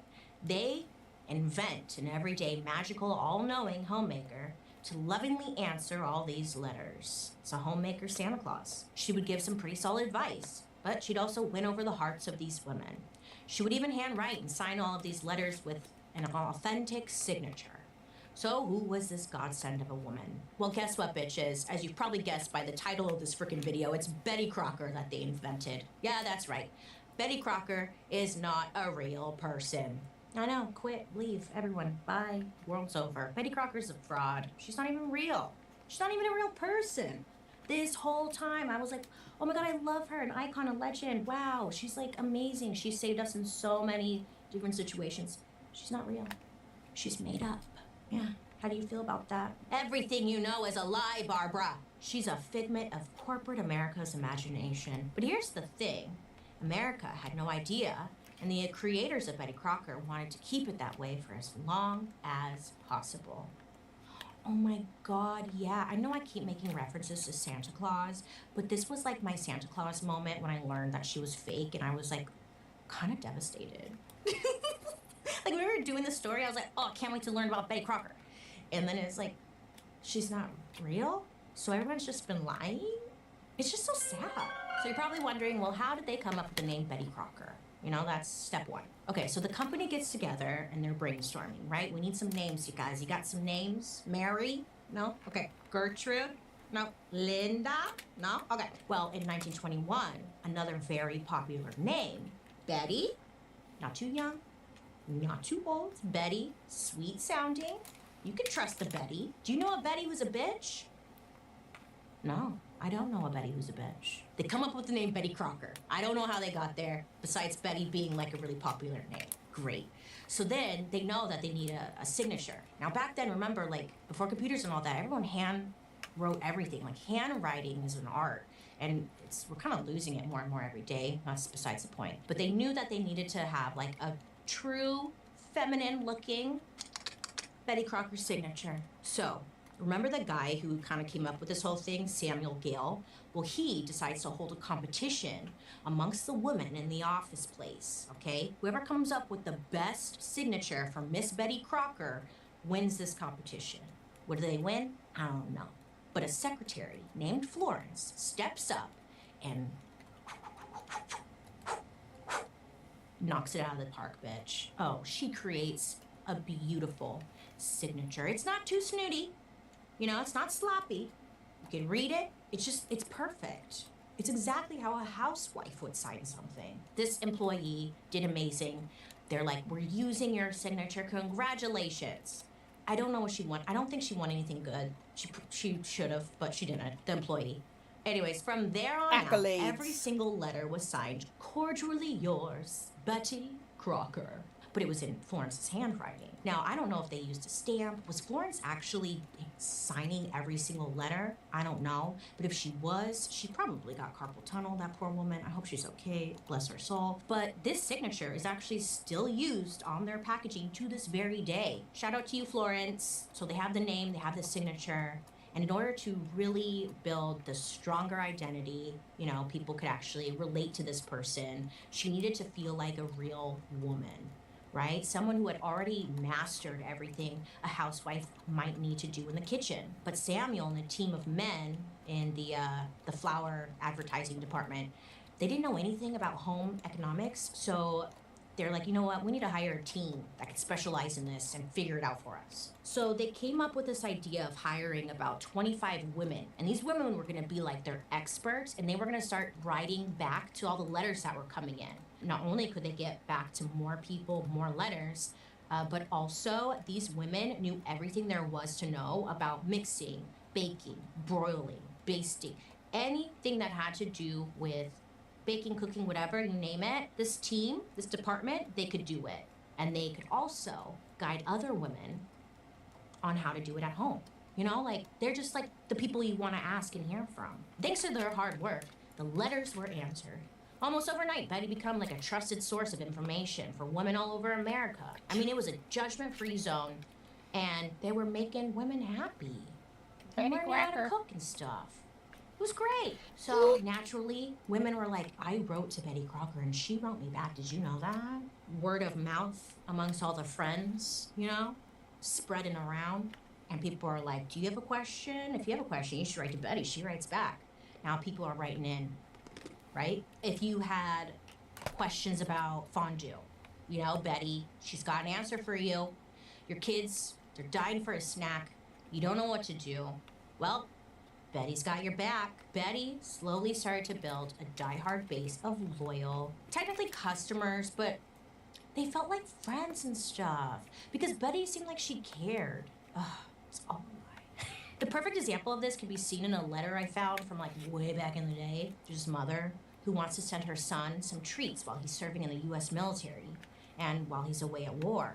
Instead of responding with like, send cookies, Martha, or maybe just like sending a recipe card and moving on to the next letter, Betty took the time to send this mother a couple of ideas and some words of wisdom about other people she had helped in similar situations. The response is like an entire page long, again, personally signed at the bottom. I mean, can you think of the last time you reached out to a company and they were this nice to you? I can't. Yeah, I can. Look, listen, side note, because this wasn't a company to people. This was Betty Crocker, a person, and that's why it worked. It wasn't a company. So it all makes sense, right? Because yeah, if you try to write like a flower company, what are they gonna say back? You were writing a woman, Betty. Oh, people love this bitch. This was all working out for that flower company, Washburn Crosby, because wouldn't you know it, all of Betty's recipes and tips used their products. Most importantly, their flour. Hello. Think of it like this. Betty is the influencer and the flour is like her main sponsor. Betty Crocker is Jaclyn Hill and the flour company is Morphe. Yeah, that's what this is. Okay, so to the public, it seemed like Betty was up day and night responding to everyone's letters. It's like, when does this woman sleep? She is so hardworking. Because the team who was pretending to be Betty Crocker was actually doing just that. At its busiest, the department was dealing with 4,000 letters a day. Yeah. Once it got to this part, you know, things started to get a little crazy, and they're realizing that, they're gonna start losing like valuable, loyal customers if we don't keep up with this, right? The demand is high, and Betty Crocker's only one woman, or at least a team of 25. Samuel Gale, remember that guy? He was really nervous that his whole department was just gonna fall apart. So he needed someone to lead the department and take it to the next level. He no longer could do it. It grew so insane. So he finds this woman who's working at the flour company. I think she might be part of one of the 25 women, unclear. But this woman, her name's Marjorie Child Husted, or something like that. Samuel Gill saw something in her. And he had his eyes on her. So Marjorie, she was born April 2nd, 1892 in Minnesota. And she was always like super interested in the art of homemaking. So she went to the University of Minnesota where she graduated in 1913 with a degree in home economics and education. Yeah, first of all, she's a woman with 2 college degrees. And like women they didn't have the right to vote yet. Go off, Marjorie, go off. she's killing the game. So Marjorie, she spent time working at the Red Cross during the war, and then she also got a job working at the dairy company in marketing before she was scooped up by Washburn Crosby. She had experience and a fantastic reputation, especially when it came to home economics. I mean, she started out at the company as a traveling chef. Oh yeah, she was like teaching cooking classes to homemakers in Kansas. Washburn Crosby promotes Marjorie and puts her in charge of the home services department. That group of professionals Samuel Gill put together. Her mission was to make the voice of Betty Crocker feel like a real person. She pulled her knowledge from those cooking classes, but she wasn't satisfied. There was still something missing. So Marjorie does what she does best, packs her bags and hits the road again, ready to do some research on what women really want or what they really wanted to know from Betty Crocker. Like, for me, I'd be like, Miss Betty, I want to shove a whole block of cheese up my pussy. How do I achieve this? There's all kinds of letters. No judgment. We don't judge here. I hope they're okay.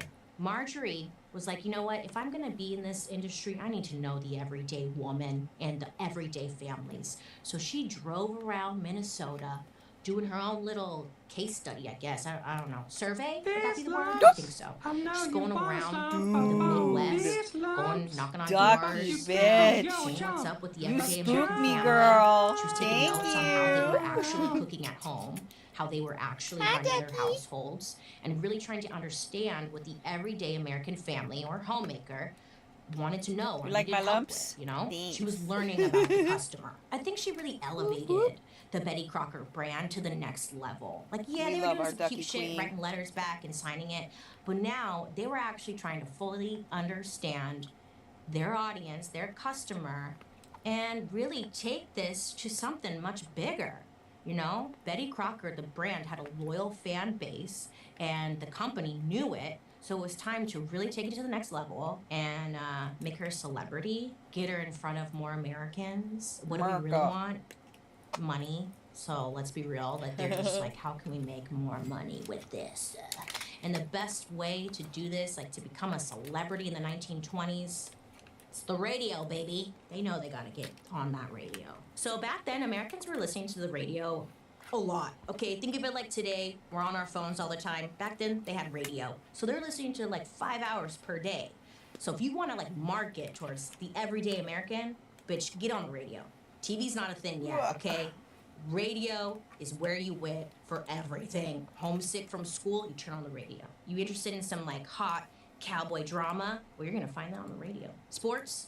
Radio. So this is when the Washburn Crosby Company has a light bulb moment. They found out that there was like a nearby radio station that had recently shut down. So Washburn is like, hey, not only can we own our own station, but we can give Miss Betty Crocker her own radio show. Oh, shit. And guess what? They had the money. They had the funding. That's exactly what they did. They named it the Betty Crocker Cooking School of the Air. That's too much of a name, but okay, you guys. And the whole concept was inspired by Marjorie's time on the road. Marjorie is in charge of the scripts and the stories. And not only that, she actually became the first voice of Betty Crocker. And people's minds were blown. When they turned on that radio and they heard Betty Crocker for the first time, oh shit, you know, like, she's real, wow. Oh, it was cool. They could put a voice of like the woman who was writing these letters, right? It was just like, incredible. It was so successful that the show almost immediately was picked up by 13 other stations around the country and even NBC. Great, not sponsored. But how do you turn a bunch of letters sent to a company into an entertaining radio show? Easy. You read the letters on air. No, I'm just kidding. But you gotta like make it personal, you know? So I guess Miss Marjorie, each night before the show, she would take home a suitcase full of letters that were sent to the company. And she would open up those letters and she would read every single one. That's what she said. We weren't there, so we don't know. The only reason I'm like being sassy about that is because they're trying to make her look like an angel, but it was all a lie. You can't take it back. So she's reading all the letters. She's trying to get an understanding of what people want answers to. You know, and with all this info in hand, she would write the radio show scripts and address actual things that the American housewives were asking. I don't know. But the Betty Crocker on the radio was like really motivational and really nice. Now, Betty Crocker was a national superstar. Her radio show was taken off. She was not only helping with people make their food and whatnot, a home chef, you know, she was also a therapist, a best friend, confidant, someone to look up to, a mentor. Betty Crocker was this real amazing woman, and you couldn't tell them otherwise. Especially after Marjorie put together an interactive program to get listeners even more involved. People who were listening were told to take the recipes featured on the show, cook them up, and then write to the radio station with a little review of the recipe. Oh, I love that. So just like people would do reviews the old school way. On top of that, it was free, so a lot more This people is the could problem actually with get finding things involved. that fit you If the perfectly listeners did every everywhere, recipe in the program, except for- they would be invited to the radio station for a graduation ceremony. Like it was a real like Betty Crocker cooking school, you know? And while this It radio fits show my was on the waist, air, so there were over nice. 1 million people who completed Betty's fits cooking my school. ass, So it's in got the cute little 1928, split. seeing all the Betty Crocker Oh, yeah, I know. success, the Bruises Washburn on my Crosby knees. Company, I the car know. company, you know, who technically owns the whole Betty Crocker situation.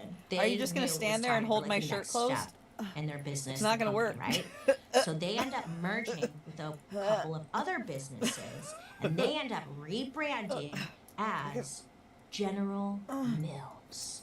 Yeah, General Mills. Maybe you've heard of them. Cheerios, Lucky Charms, Pillsbury. I like Fiber Cheerios. One, which does not make you go to the bathroom, and a tons more.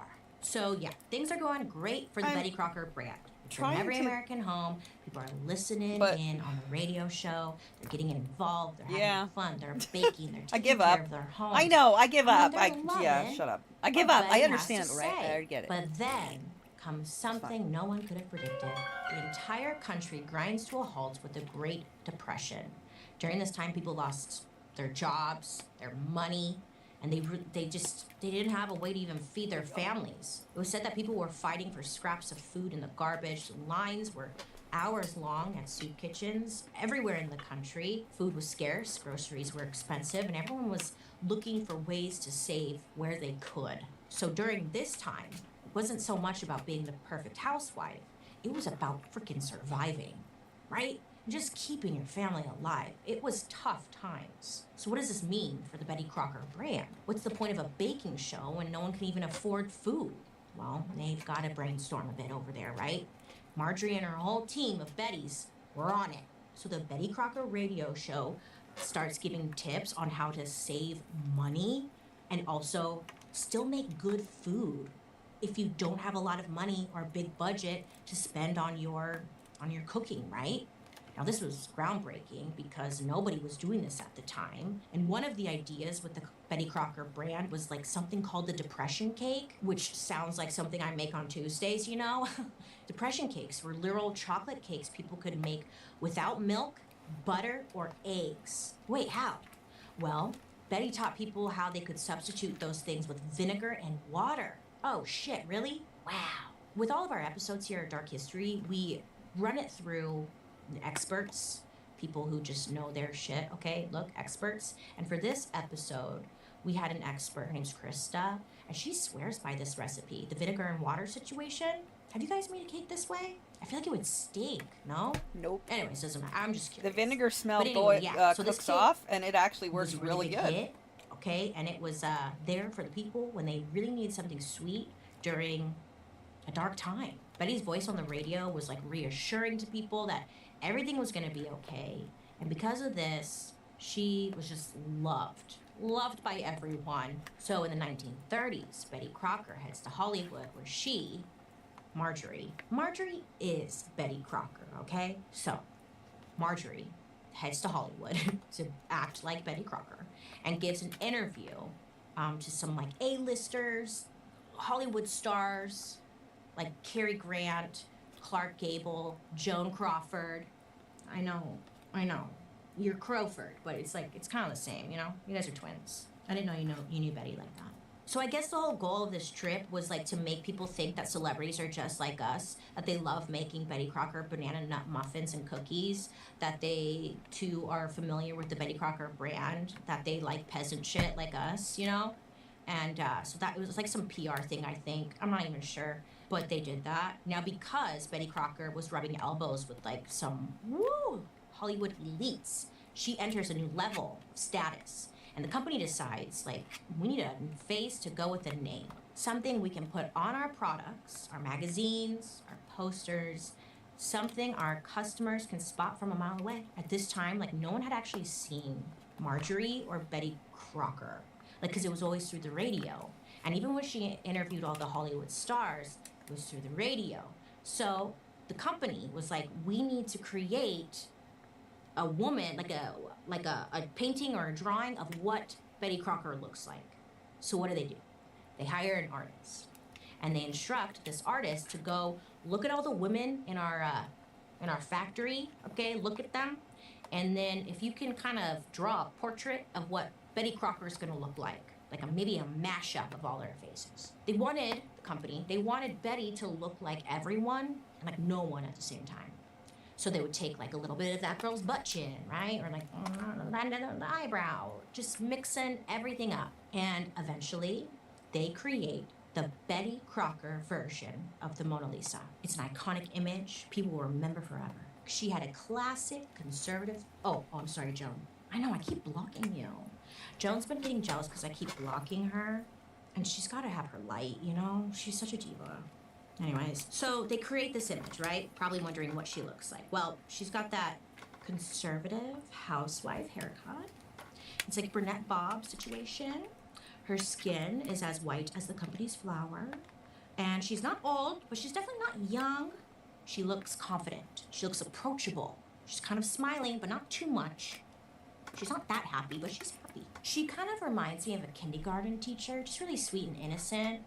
And you just want to give her a hug. Oh, and Betty's outfit, also iconic. It was a red blazer with a prominent white collar. Sometimes that collar was ruffled, and other times it was a little plunging, a bit risque, but also tasteful at the same time.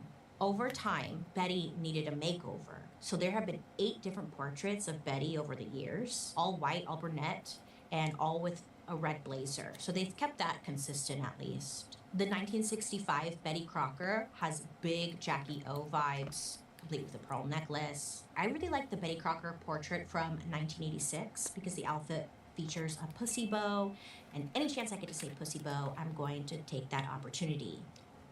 Pussy bow. The red blazer look has actually stuck around to this very day and shows no signs of going anywhere. But one really interesting note, not one portrait shows Betty wearing an apron. Not one. I'm not judging. The staff at General Mills received hundreds of marriage proposals to Betty, but soon people's attention would be consumed by something way bigger than Betty's portrait. World War II. So during World War II, a lot of people were tuning in to Betty's radio show, and like this was like a breath of fresh air, some positivity during this like really dark time. The Betty Crocker brand, they created episodes based on real fan letters about people struggling with getting engaged to someone who's been shipped off to war, or letters with wives on military bases, or letters about how to hold down a family on their own. It, once again, made people, especially women, feel very hurt by Betty. And while all that World War II stuff was going down, Marjorie created a badass organization called the Betty Crocker's Home Legion, which was all about being a homemaker during wartime and how they could contribute to the war effort. Betty gave them a purpose and gave them a sense of community. It was like a very exclusive club, though. Women had to apply to be part of the Legion, and if your application was accepted, cool, you're in. If not, sorry, loser. And this wasn't some like kitschy little support group in the basement of a church. By 1944, this was a nationwide organization with tens of thousands of members. Each one of them got a little pin and received a copy of something called the Homemaker's Creed. Creed is my favorite character on The Office. It was sort of like this oath that every woman in the Legion swore to and probably hung up in their kitchens. It said something like, I believe homemaking is a noble and challenging career. Which, yes, very true. But it also asked members to believe that a homemaker must be true to the highest ideals of love, loyalty, service, and religion. Kinda sounds culty, but okay. And around the end of the war, Fortune magazine named Betty Crocker the second most popular woman in America. Oh yeah, oh she was right behind the First Lady of the United States, Eleanor Roosevelt. Killing it, Betty. Too bad you're not real. Ugh. You know, like that part kind of sucks. I think we should give more credit to Marjorie, though. Yeah. Because, like, Marjorie really is the one who, like, took this to the next level. So Marjorie technically is Betty. I'll let that slide. Because it's always up to me, if you didn't notice. Okay, but getting the drama. Okay, listen. This list seemed to piss somebody off. Because later that same year, in the magazine, the one that, you know, Betty was number 2, somebody outed Betty as a fake. Oh, shit. Yeah. In 1945, Fortune magazine publishes an article that calls out Betty Crocker as a, quote, fraud, a fictitious creation. Now this was a scandal. People, just like me when I first found out, people were very upset. Everything was a lie. I mean, who was I writing to? I told them about the butter at my vagina. Like, oh God, who got that letter? It melted. It's fine. So yeah, people's worlds were rocked. I mean, imagine you're one of those homemakers writing to Betty. Maybe you wrote for years, and you start to see her as your friend. She's like your mentor, your pen pal. And then one day, just all of a sudden, you hear that it was just a PR stunt that some flower company came up with. That's truly unfortunate. Before this, people had no reason to distrust big companies like General Mills. They saw a woman on a cake box named Betty Crocker, and they heard her voice on the radio. So why else would they think Betty Crocker is fake? I see her, I hear her, I don't feel her, but, like, you know, she's a real person. So, as you can imagine, this was very upsetting to some people. But you know what they say, there's no such thing as bad press. Just like I don't think birds. that's true, but okay. So it must have not had a negative effect, because not long after the war, Betty Crocker, the brand, gets now its own products in grocery stores all across America. And I know what you're thinking, because we see it today. We got the cake mix, the frosting, we're almost to the dark green. the other stuff. But actually, her first product in 1941, it was pea soup. Yeah, she was peeing in cans I and love selling it. pea soup. Fucking wild. The minute this thing hit shelves, it was gone. Everyone wanted Betty Crocker's pea soup. I mean, it was such a hit that a few years later, in 1947, they soup. rolled out their first cake mix. How did she go from pea to cake? I guess this cake mix was like a ginger cake. And it Oh, was I essentially love a ginger gingerbread cake. Now, all you had to do at home was add water, stir, and bake. Oh, it was so easy. Literally, anyone could do it. They even had Everybody this wanted great that pea slogan, soup. a perfect cake every time you I bake. like ginger cake. Cake after cake after cake. Bitch, who came up with that? Because that's good. That's a good one. They honestly should have just ended it at a perfect cake every time you bake.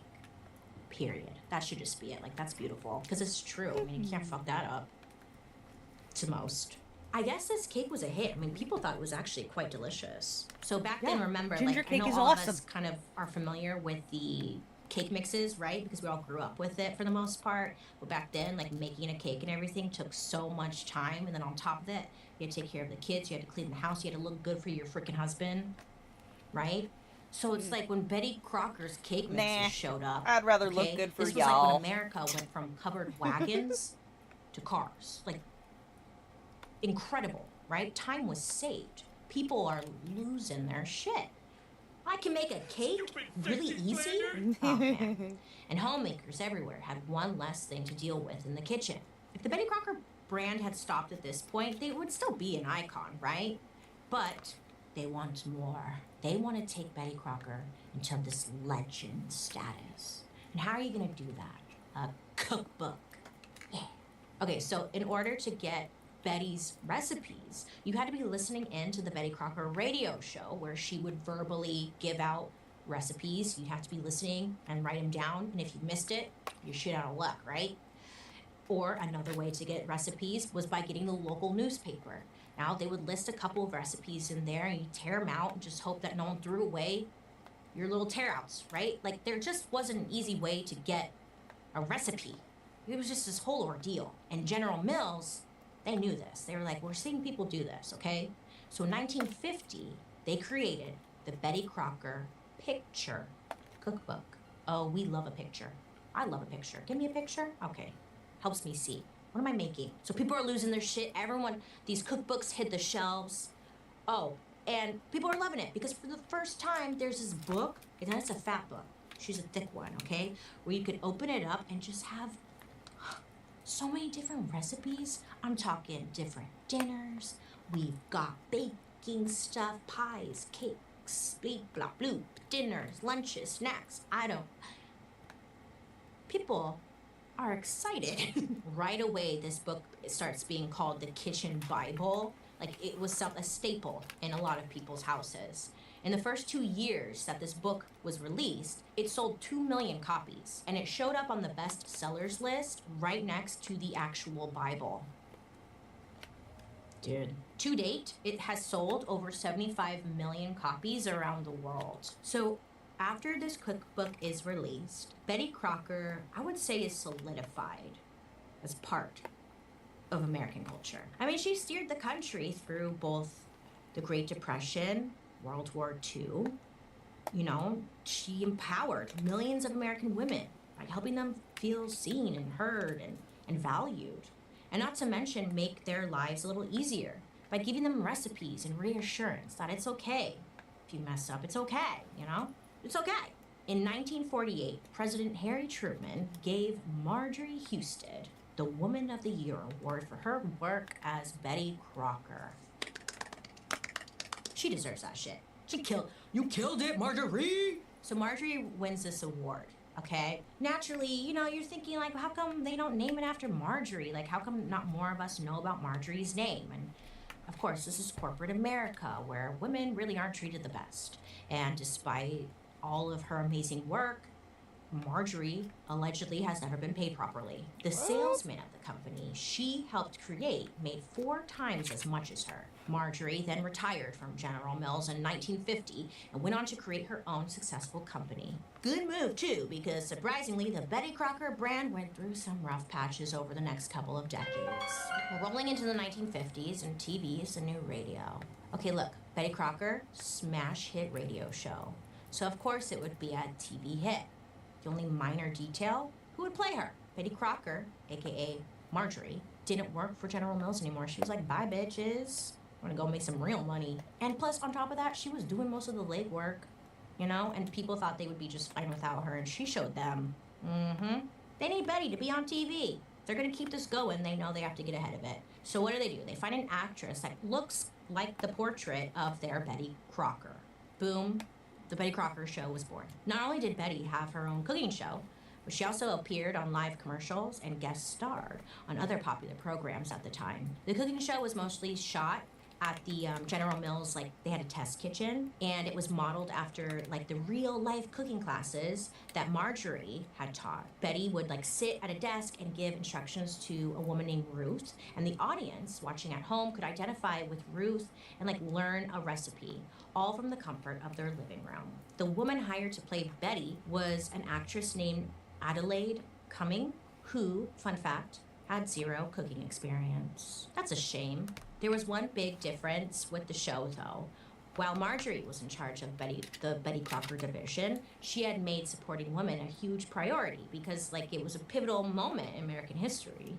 And not only were women in America expected to be housewives, for the first time, they're flooding into the workforce, pursuing careers, and even voting. That's a lot of pressure. You gotta do it all now. And Marjorie, she wanted to acknowledge that. She was all about encouraging the modern woman to budget her time wisely, make time for themselves, and demand respect. But the new TV show had a bit of a different vibe. It opened with a man saying, quote, "Homemaking, a woman's most rewarding way of life," end quote. So yeah, people didn't really receive that the same, you know? They're like, this kind of sucks. And the Betty stans must have caught on because the show was a total flop. It ran for only 2 years and it ended in 1952. And they tried another version of a Betty Crocker TV show where they interviewed celebrities like Audrey Hepburn, but that also flopped. And this was back when there was like 5 things on TV. So in order to flop, people must have had to really hate it. It was clear that people loved to read Betty Crocker and hear Betty Crocker on the radio, but seeing her, I don't know, it wasn't the same. Anyways, General Mills decides, like, you know what, we have to let it go. Stop trying to make Betty a TV star. It's not going to happen. Then The radio show came to an end after 26 years in 1953, and Betty Crocker just kind of disappears from the spotlight by the 1960s. Even though she wasn't on air, she was in all the grocery stores, like literally all of them. She was still a staple in American kitchens. The company even put a red spoon on all of their products that were Betty Crocker approved. And guess what? That's the same red spoon you see on their products today. Betty Crocker had created such a strong following that for years and years, women that toured the Betty Crocker test kitchen in Minnesota expected to find the icon herself, I guess just hanging out there. And then when they found out that Betty Crocker wasn't real, they would start crying. That's how important Betty was to people, because Marjorie was that good at her job. And so were the other women who contributed to the Betty Crocker story. Not just persona, but every product and cookbook that came after. Of course, Betty Crocker wasn't the only fake spokeswoman created by a big brand to sell things. Victoria, of Victoria's Secret, she's not real. Her tits are fake. Just kidding. Well, she's not real, so yeah. Aunt Jemima wasn't real. Problematic for so many reasons. What's interesting is that when the spokesperson was a guy, he was usually real. Like Duncan Hines, the frosting, real dude. Orville Redenbacher, the popcorn guy, real. Oscar Mayer, the wiener, 100% real. Chef Boyardee, real. Seems to be like society trusted men to be founders and CEOs, but women had to be make-believe girl bosses. What's that about? You know, like, yes, I do feel like Marjorie, she carried the Betty Crocker brand and like did big things with it, right? But we don't really know her name. But at the same time, we know Betty Crocker, so we kind of know her. I don't know. At the end of the day, Betty actually did have a pretty positive impact on the world. Like, she was really there for people, and like that's huge. Whether it was Betty or Marjorie, like honestly, it was really incredible. You know, while Marjorie was in charge, she encouraged women to challenge the status quo and the double standards of the day. I mean, she even created something called a bias quiz that was designed for men to recognize their internal biases against women. Marjorie wrote this, but the Betty Crocker brand like published this. They also did another article titled, "Would you like more recognition?" in a popular magazine. So, I mean, yeah, like what I'm getting at is like fake name, but a pretty good agenda, trying to really help people. And guess what? As of October 21st of this year, 2022, Betty Crocker turned 101 years old. Well, whoever this invisible woman is. You know, and even now, to this day, she's one of America's most trusted food brands. The girl is still a household name. Her products, recipes are everywhere. And guess what? You can still send her a note. I'm not lying. You can write her a letter. Betty Crocker at General Mills, Inc., P.O. Box 9452, Minneapolis, Minnesota, 55440. I'm going to send her a dick pic. Just kidding. I'm not going to. That'd be rude. I thought about it. So don't feel guilty about buying that tub of frosting and eating it in one day. Oh my God, can I tell you like something that I did not long ago? Look, when I get really stressed, I binge on like really sugary, sweet food. So look, I'm ashamed, but Betty Crocker's involved because I got the Betty Crocker, you know, birthday cake mix. I made a cake, full intentions to make like a chocolate cake, but instead I ate the cake mix, all of it, followed by I ate half of the tub of frosting. So raw cake mix? Shit happens. You know what I'm saying? Don't feel guilty. Thanks, Betty. You got me through that cry fest. Well, everyone, thank you so much for learning with me today. Remember, I don't like don't raw be afraid batter to ask taste. questions Like to get the cookie whole dough, story, raw because batter, it's okay to be curious. brownie Come on. batter, I'd love to hear cake your batter, guys' no reaction batter. to today's No. story. So make sure to use the hashtag Dark History over on social media so I can follow along and see what you're saying, stalk you, or maybe even join me over on my YouTube where you can watch these episodes on Thursday after the podcast airs. And while you're Shut there, up. don't forget to check out my murder mystery makeup. I hope you have a wonderful day today. You make good choices. 1890. Behind that, who am I talking about? Well, Miss Amelia Earhart. Amelia was like kind of the polar opposite of Betty Crocker. She was messy. She was complicated. People thought she was a lesbian. You She know, was. back then it was like, oh my God, she's a lesbian kid. And most importantly, she was a real woman. What happened to Amelia Earhart? Well, they didn't let's like her talk. being all lesbian or whatever.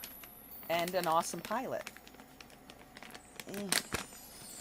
I'm gonna put some nuts in my mouth. Amelia Earhart. Who was she? I don't know, so I had to learn a lot. I had to start from the beginning. Amelia Earhart was born on July 24th, 1897 in Atchison, Kansas. Both Amelia and her sister were tomboys growing up, and they loved playing sports, climbing trees, being outside, you know, all that stuff. Even though they were brought up in the early 1900s, their parents were totally fine with this. Them being like little tomboys. You know, girls had to be girls, all that stuff. But Amelia's mom was pretty progressive for the time and encouraged her kids to do all those things that the boys loved to do. But it wasn't until Amelia was 20 years old that she really started to get into planes. A friend of hers took her to a stunt flying exhibition. This was essentially pilots showing off stunt tricks in their little planes, you know, flipping upside down, doing twists and turns, divings, all that. Apparently, one of the pilots dove right at the audience in a red plane, and it scared the bejesus out of everyone in the crowd. But Amelia, she was like, this is everything. This is like, she was into it. After that, she came obsessed. hard. She would later say, quote, I did not understand it at the time, but I believe that little red airplane said something to me as it swished by, end quote. Oh, I wonder what the plane said to her. Run away. Run away. Put stop. The plane comes by. You look like shit. Did anyone else hear that? From that moment on, Amelia swore to herself that she would one day fly a plane. But she had no idea that this newfound passion would cost her her life. At the age of 20, Amelia goes to a plane show and gets hooked on watching these stunts. She started going to a bunch of these air shows. In 1920, when she was 23 years old, her dad took her to a show out in California. He bought her a $10 ticket for a ride in one of those planes, which today it would be like $160. So it was pricey to get on this plane. She said, quote, by the time I had got 200 or 300 feet off the ground, I knew I had to fly. Aw, I love that. And she was like very serious about it. Just a month after that show, she started taking flying lessons at Kinner Field in California. At just 6 months after that, she bought her first plane. I know, wow, what'd she do for a living? I don't know. Oh, well, the plane was secondhand. It was a secondhand Kinner brand Airster, which was a 2-seater plane painted bright yellow. She named it the Canary. Ah, that's very special.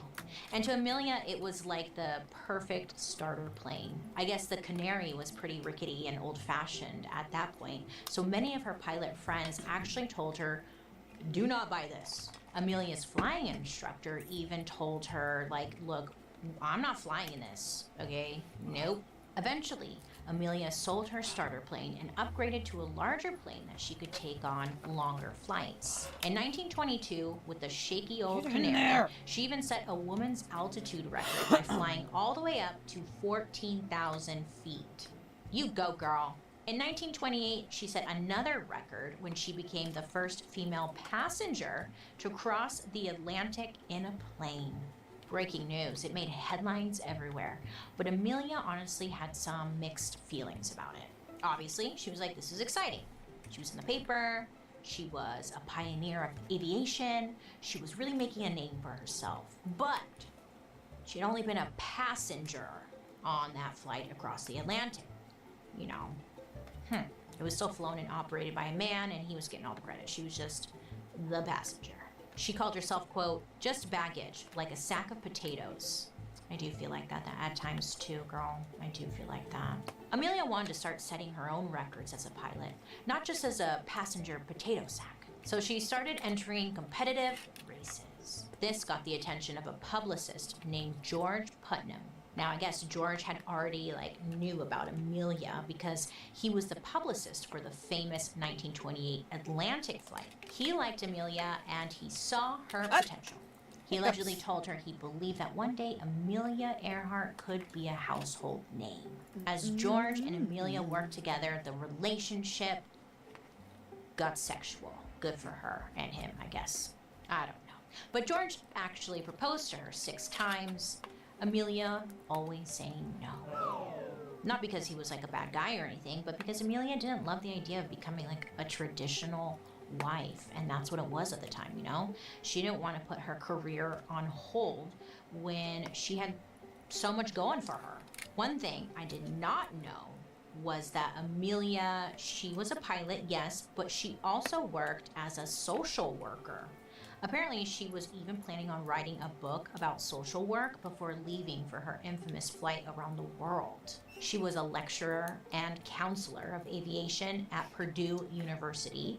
She was the first celebrity clothing designer. She had a luggage line and was truly a household name.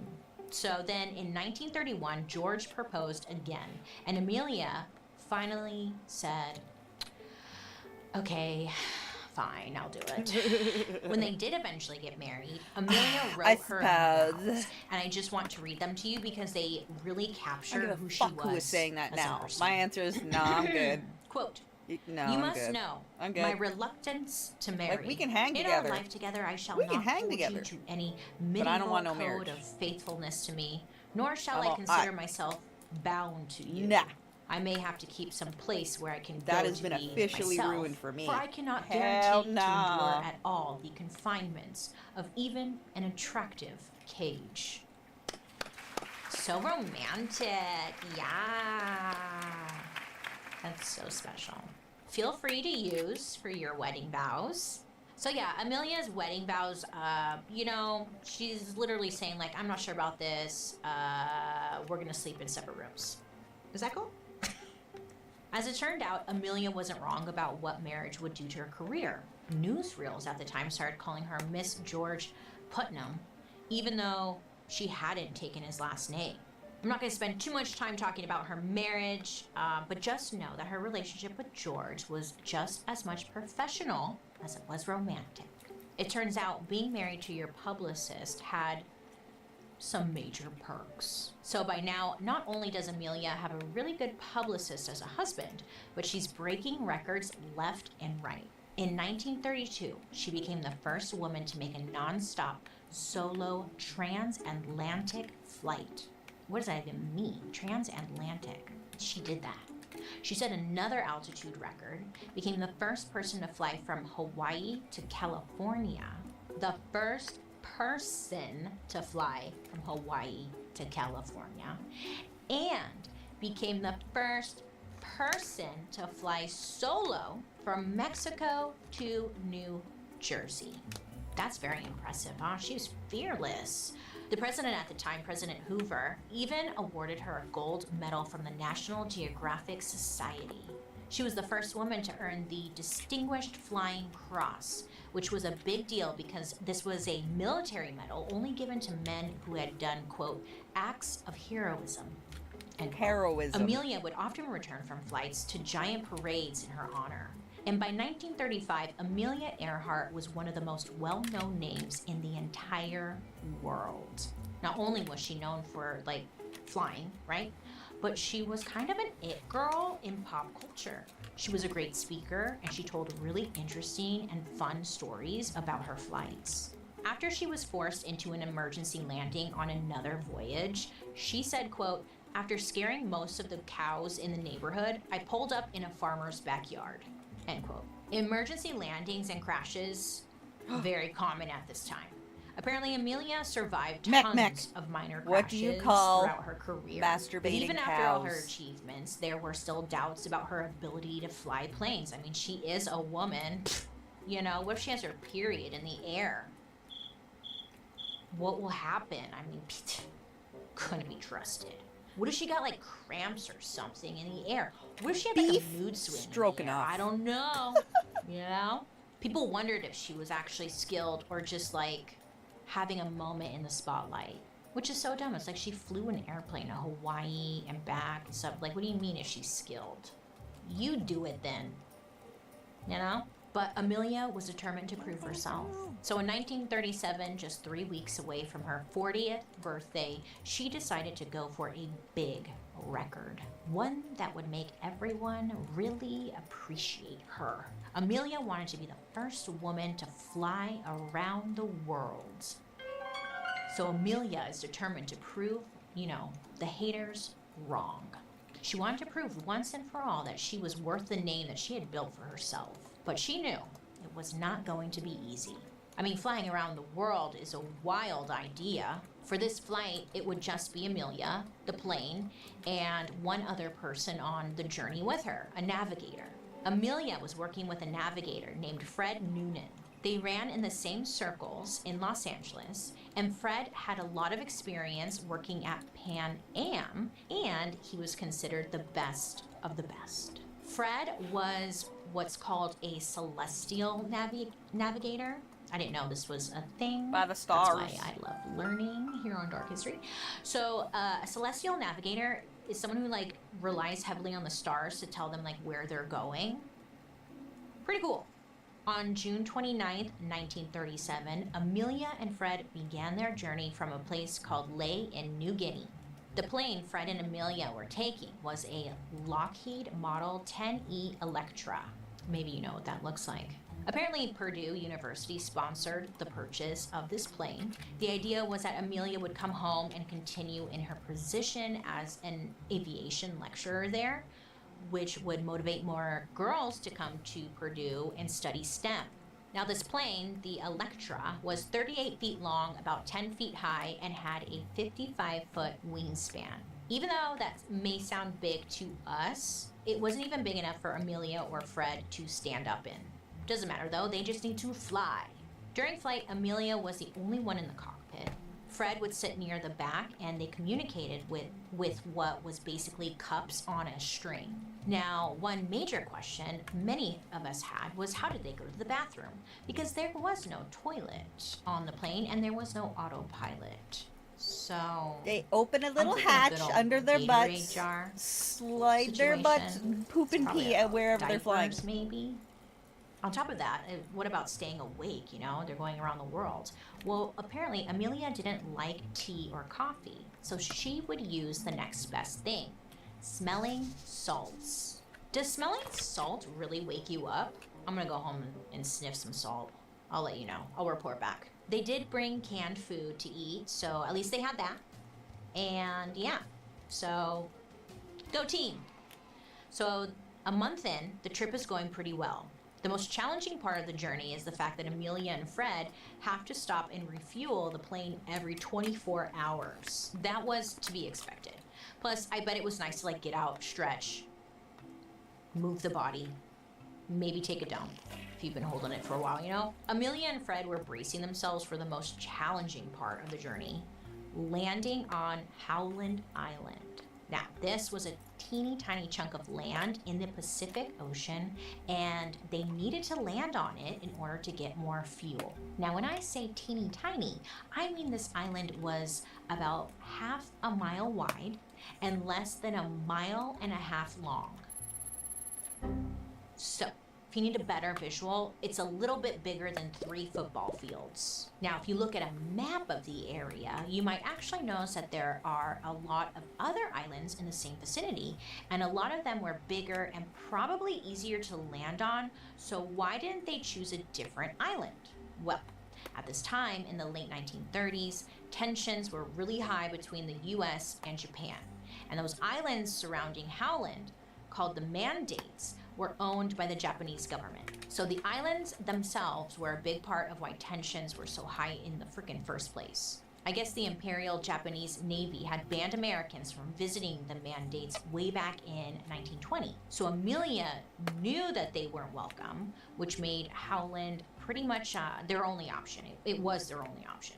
But that wasn't the only challenge. Maps at the time weren't totally accurate, which made navigating to Howland even harder. Basically, Amelia and Fred would need to fly more than 2,500 miles from Ley to the island, and then land a whole freaking airplane on what was basically a few football fields, and then hope it was the right island, okay? So they removed everything they possibly could from the plane. Only the absolute essentials were going to fly. They were trying to get the weight down as much as possible, which would give Amelia about 274 extra miles. And those extra miles could be the difference between life and death. They had a boat from the US Coast Guard called Itasca, which was waiting for them on the island.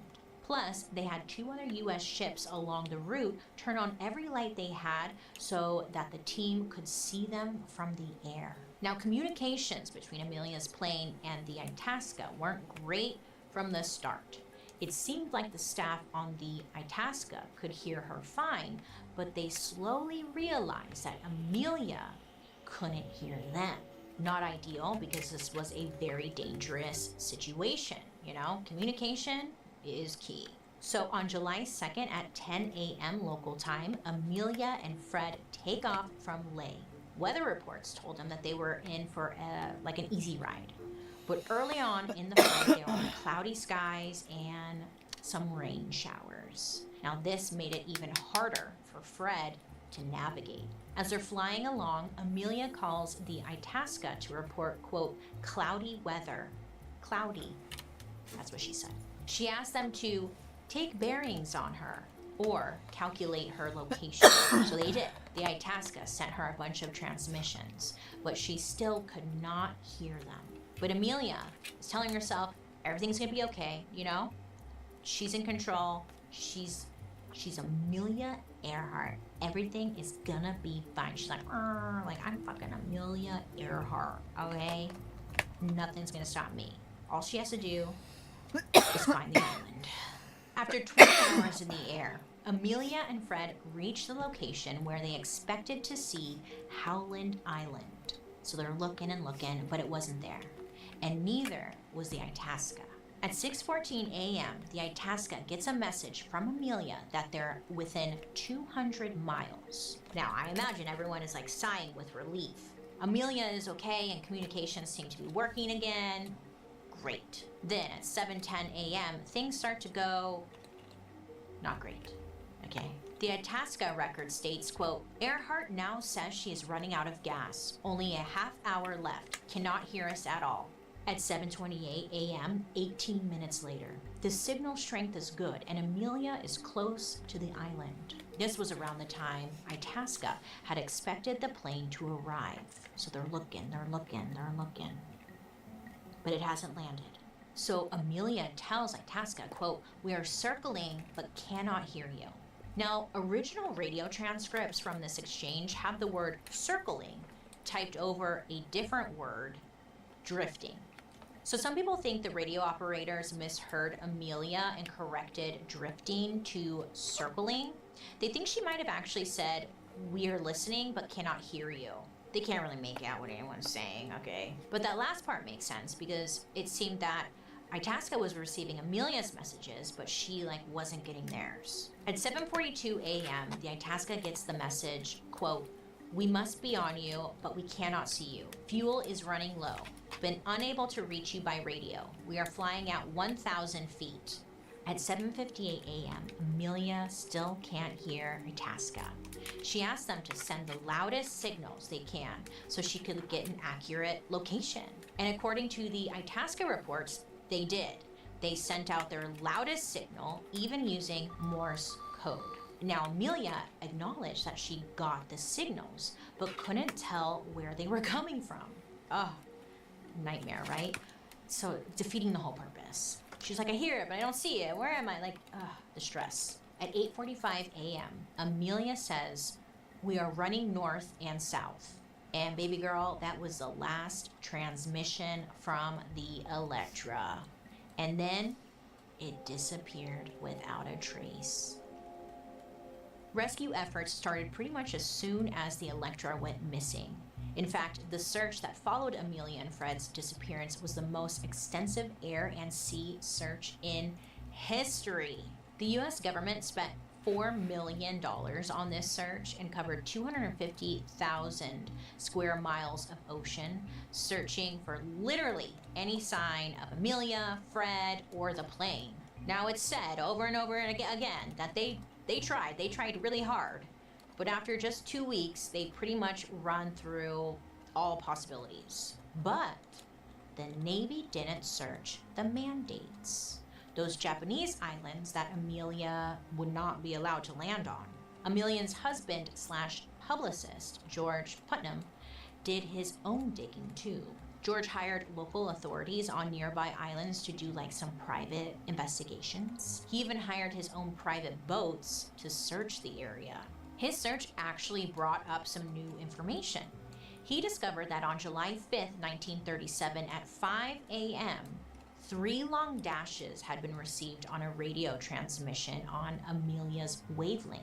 Apparently, the Pan Am station in Hawaii had previously sent Amelia instructions to, quote, send 3 long dashes if on land. So, the thinking was Amelia and Fred were alive somewhere, and they were trying to communicate. But if she landed, where was she? So Amelia and Fred's plane seemed to have vanished. Fred was declared officially dead on June 20th, 1938, and Amelia was declared officially dead on January 5th, 1939. Most people believe that they ran out of fuel, crash landed into the ocean, and died. This is the theory supported by the US government as well as the Smithsonian Museum and most people, honestly. But there is some interesting evidence that something else may have happened. There are a few people and organizations who have basically dedicated their lives and careers to figuring out what happened to Amelia. And honestly, they put in the work. There's an insane amount of research out there to support a lot of theories, okay? Even though they are unofficial and most experts have their doubts, we've heard crazier things on this show, okay? Let people try and figure it out, okay? But the 2 biggest theories are 1, Amelia and Fred were captured by the Japanese, or 2, Amelia and Fred landed on a nearby island and survived for a little while before dying there. Let's start with the Japanese capture story. At the time Amelia went missing, World War II was about to start. Japan and America were beefing over military expansion. Japan was invading China, which had a direct effect on America's economy. It's really complicated, okay, but essentially World War II was brewing. The theory goes that the Japanese captured Amelia and Fred and kept them in captivity until they died. Which, sure, that might have happened, but it really doesn't make a lot of sense to kidnap America's sweetheart and not brag about it or use it as a bargaining chip. Or maybe they did and it backfired. I mean, I don't know. You just think that they would use them as a pawn. You would think, I don't know. I'm just a girl on the internet. I don't know. For a long time, this was the big conspiracy theory. I mean, authorities hadn't been able to search those Japanese islands because Americans were banned, and again, tensions were very high. A year before Amelia and her plane disappeared, the US Navy had proposed to Japan that we should be allowed to visit the islands if, in exchange, Japan would be allowed to inspect US islands off the Alaskan coast. So Japan thinks about it and they're like, no offense, but Alaska? That's what you're gonna give us, Alaska? No, it's okay. We're good, thank you. Here's the other side of it. Take Amelia and Fred out of the equation. The truth is, the Japanese Navy could totally have benefited from getting their hands on the Electra, the airplane. Maybe that's what they wanted. That plane had a whole bunch of bells and whistles on board, including some new inventions that were being tested for US warplanes, which means Japan would get their hands on inside knowledge on American military technology, and who wouldn't want that at this time? Around this time, the FBI and the US Navy knew that the Japanese spies were trying to get information from the Lockheed plant. In other words, the manufacturer of the Electra plane. Even some people in the Earhart family believe this theory. Amelia's cousin, Wally Earhart, is convinced that she and her plane were captured by the fucking Japanese. Abraham Lincoln. Wally believes that the US government is part of what he calls a massive cover-up. He thinks it's pretty simple. Amelia and Fred died in Japanese captivity on an island called Saipan, located in the northern Marianas. Another version of the Japanese theory is that the Electra did crash in the Pacific, but that Amelia and Fred survived the crash. Then the pair were rescued by a Japanese fishing boat, which hauled in the wreckage of the plane with a big net. Either way, both versions of the Japanese theory agree that Amelia and Fred ended up on Saipan, where the rest of the plane was cut up for scrap. Amelia eventually died of dysentery, aka a parasite. Some even say that Fred was beheaded. And again, this is all just a theory. We don't know. According to Wally, there are two reasons that the government has covered this up. First, they're embarrassed. Okay, they were just embarrassed. They were bad at their job, and despite spending so much money and time and resources on the search, they never found anything. And that must be embarrassing. So, to him, it's possible that they're covering it up so they don't look stupid. The second reason, according to Wally, is that Amelia's flying around the world story was just a cover-up. According to Wally, President Franklin D. Roosevelt had specifically asked Amelia to scout out, quote, Japanese military installations in the Pacific during her journey. What? Now, to be fair, Amelia and the Roosevelts, I guess they were very close, but there doesn't seem to be much evidence for this statement. It's really just hearsay. Yeah. Many experts disregard the Japan theory. They say it's unlikely that Amelia had enough fuel to make it to those islands in the first place. But then there's another theory with even more research to back it up. So for our next theory about where the hell Amelia Earhart and her plane actually went, we have Gardiner Island. Nowadays, this island is called Nikamororo Island. I'm sorry, I'm really struggling with Nikamororo Island. But at the time of the story, it was called Gardiner Island, and I'm gonna say that, I'm sorry. Now, this is the theory that has the most research behind it. In fact, there's an entire nonprofit foundation with an initiative called the Earhart Project, which is dedicated to researching this theory. And eventually, they hope, finding out what actually happened. The International Group for Historic Aircraft Recovery has been studying the Earhart disappearance for decades and has conducted or sourced a lot of the research that people use to support the Gardiner Island theory. Their story is that Amelia and Fred landed successfully on Gardiner Island. High tide swept the Electra into the ocean, and Amelia and Fred lived as castaways there until they eventually died from the elements. Now, according to this theory, the wreckage of the Electra is in the deep water off the west end of Gardiner Island. Now, this organization says that after failing to reach Howland, Amelia and Fred continued along their original route until they reached Gardiner, where they landed. Now, they're going off of Amelia's last transmission, where she said, we're running north and south, which would work with their theory. Amelia had said that they were, quote, on the line 157-337, which in airplane speak describes a geographic position that passes over Howland Island. Flying along this line to try and find the island makes sense. And Gardiner Island also happens to be at the 157-337 line. So this organization believes that it's totally possible Amelia could have made it there. Plus, Gardiner has a couple flat, smooth areas that would be easy to land on. So they believe that they had made a water landing on the reef near the island, and the radio could only work and send distress calls during low tide when it was not waterlogged. During and after the first search, radio operators around the Pacific and in the United States had reported hearing distress calls. Some of these turned out to be hoaxes, which sucks because but the organization believes that some were real.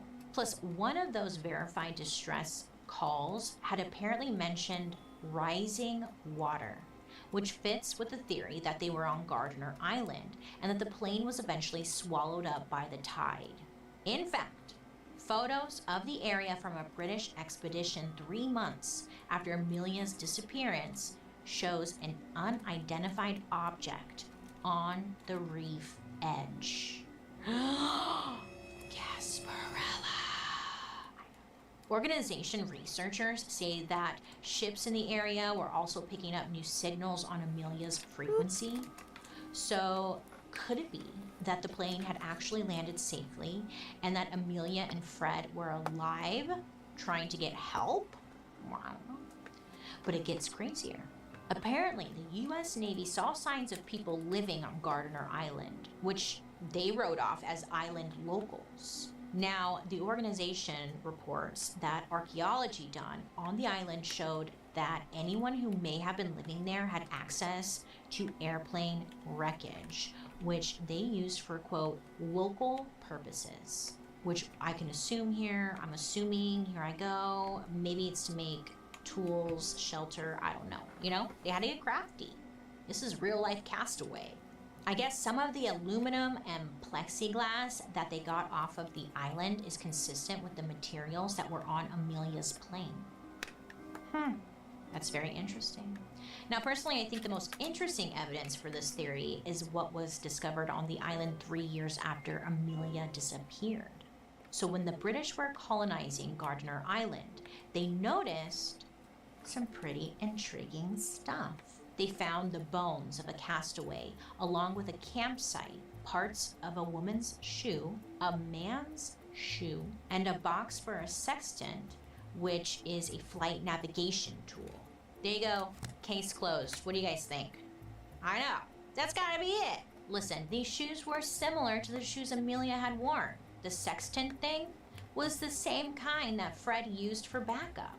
And according to the International Group of Historic Aircraft Recovery, their analysis, the bones belong to a white woman about the same height as Amelia. So, TIGHAR, the International Group of Aircraft Recovery, investigated Gardner Island, and they say that they found a spot that matched the description of where the skeleton was found in 1940. They say that excavations in 2001, 2007, and 2010 found evidence of a woman living there in the 30s, including, quote, several artifacts of the same type as items known to have been carried by Earhart, end quote. Did we just solve the mystery?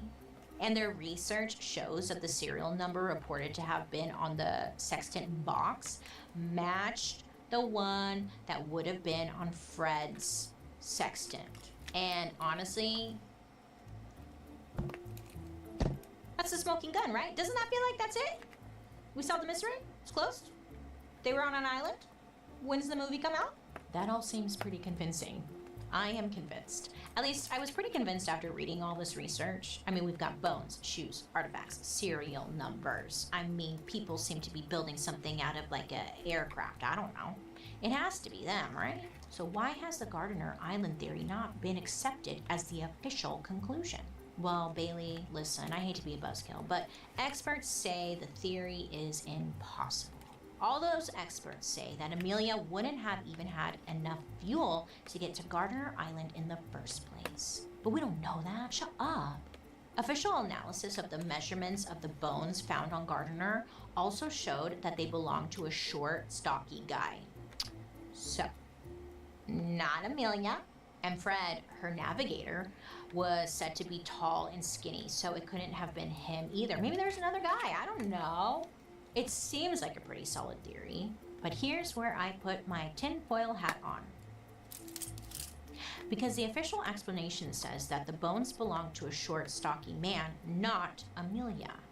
But the investigations never examined the bones themselves.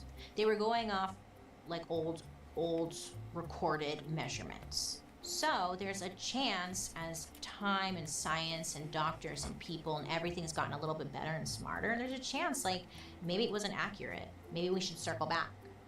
Maybe we shouldn't. I don't know. Maybe we don't want to know the answer. Well, I think the worst part is that the evidence of the bones no longer exists. They got rid of it. So great, cool, awesome. But you know the shoes that they found? They were the right size for Amelia. Our expert for this episode actually said that the Amelia Earhart Birthplace Museum has a pair of Amelia's shoes in their collection, and they are a size 9, same as the ones that were found. But maybe a lot of people were wearing those shoes. But like, who's wearing those shoes out there on that island? Who else is wearing those shoes on that island? Maybe it washed up? There's just so many things, you know? And listen, just because this happened decades ago doesn't mean people have stopped looking. Oh, people are passionate about solving this. In 1999, Dana Timmer, a sailor and pilot, led a $1 million search for the Electra after he thought he had seen the plane in like some sonar images, which are essentially X-ray images under the sea. So he had some money to spend. He's like, sure, fuck it. And after sinking $1 million into the search, he could not find Amelia's plane. In 2002, 2005, and 2017, an ocean exploration firm called Nauticos did a bunch of their own searches, but all they found was shipping trash. After millions of dollars, searching hundreds of thousands of square miles, many, many decades, many theories, many, many thoughts. Okay, nobody knows for sure what happened to Amelia and Fred. For years after she disappeared, people still accused Amelia of doing this whole flight thing just for fame. Oh God. So what? Even if she did want it just for fame, so what? She was doing more than you lamos back then. You know? Shoot. And look, she did it. She's famous forever. Everyone knows her name now, huh? So, poo-poo on you, okay? Some people thought she was just trying to prove something to herself, that this whole thing was just a vanity project. Again, who cares? She's breaking world records. People hate seeing women do shit and be good at it. But plenty of people see it as a huge step forward for women and aviation in general. Honestly, it was kind of bad PR. They're like, see what happens when a woman flies? She goes missing. Never. See? It's like, damn, Amelia. You just look bad. Since that tragic final flight, Amelia's husband George and her sister have collaborated on some biographies to keep Amelia's memory alive. But Amelia's family has publicly said that they wish that people would stop spending money, time, and resources on trying to find her. Amelia's niece said in a recent documentary, saying, quote, "It's money that could be much better spent. Nothing is being gained by this," end quote. I get what she's saying, yeah, for sure. Like, spend your millions on something that will actually, like, change the world or whatever. But people have hobbies and fascinations, and you can't stop them, you know? I'm sorry. I think people are fascinated by the story of Amelia because not only was she amazing, but her disappearance has left us with so many questions. I mean, listen, I don't know about you, but I can speak for me here. Anytime there's a disappearance, I'm involved, always. A weird, odd disappearance, strange disappearance. If that's a YouTube video, I'm like, yep, what happened? Like, I wanted, like, disappearance. I don't know what it is, but it gets me. You just vanish one day, you're gone. It's weird. Let me know what you guys think in the comment section down below. I know you have some good conspiracy theories. I'm always seeing there's always someone in the comment section who's like, my uncle's best friend was best friends with Amelia Earhart, and they hung out, and she's living in Cabo right now. And I'm like, what? Like, so let me know. I read them. I read your comments. I do. Well, thank you for hanging out with me today. Did you know you actually can watch these episodes on my YouTube? Oh yeah, the podcast goes up Wednesday, and then you can watch on Thursday on YouTube. And then while you're there, you can also watch my murder mystery and makeup. Oh, Amelia. A pioneer, a mystery, and maybe the most famous missing person in history. Yeah, maybe. I'm kind of going through my Rolodex right now. Yeah, I think so. Anyways, after all these years, I mean, we are still asking, like, what the heck really happened to her? Listen, what if I told you Amelia's disappearance wasn't like a one-time fluke, but part of a pattern? Huh? Yeah.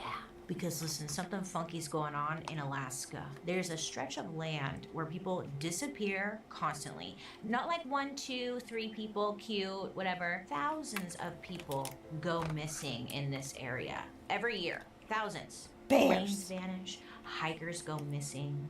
Entire search crews come up empty-handed, nothing, no answers. It's like, where'd these people go? What happened? Some people believe, like, it's the weather. Go with me on this. Some people say there's an underground pyramid in the area that is affecting everything. And then others believe there is a man out there hunting people down. The man, Otter Man. Hear me out.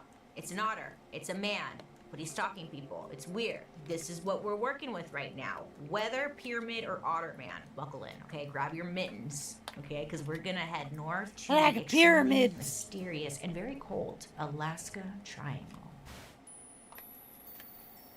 Alaskan rectangle.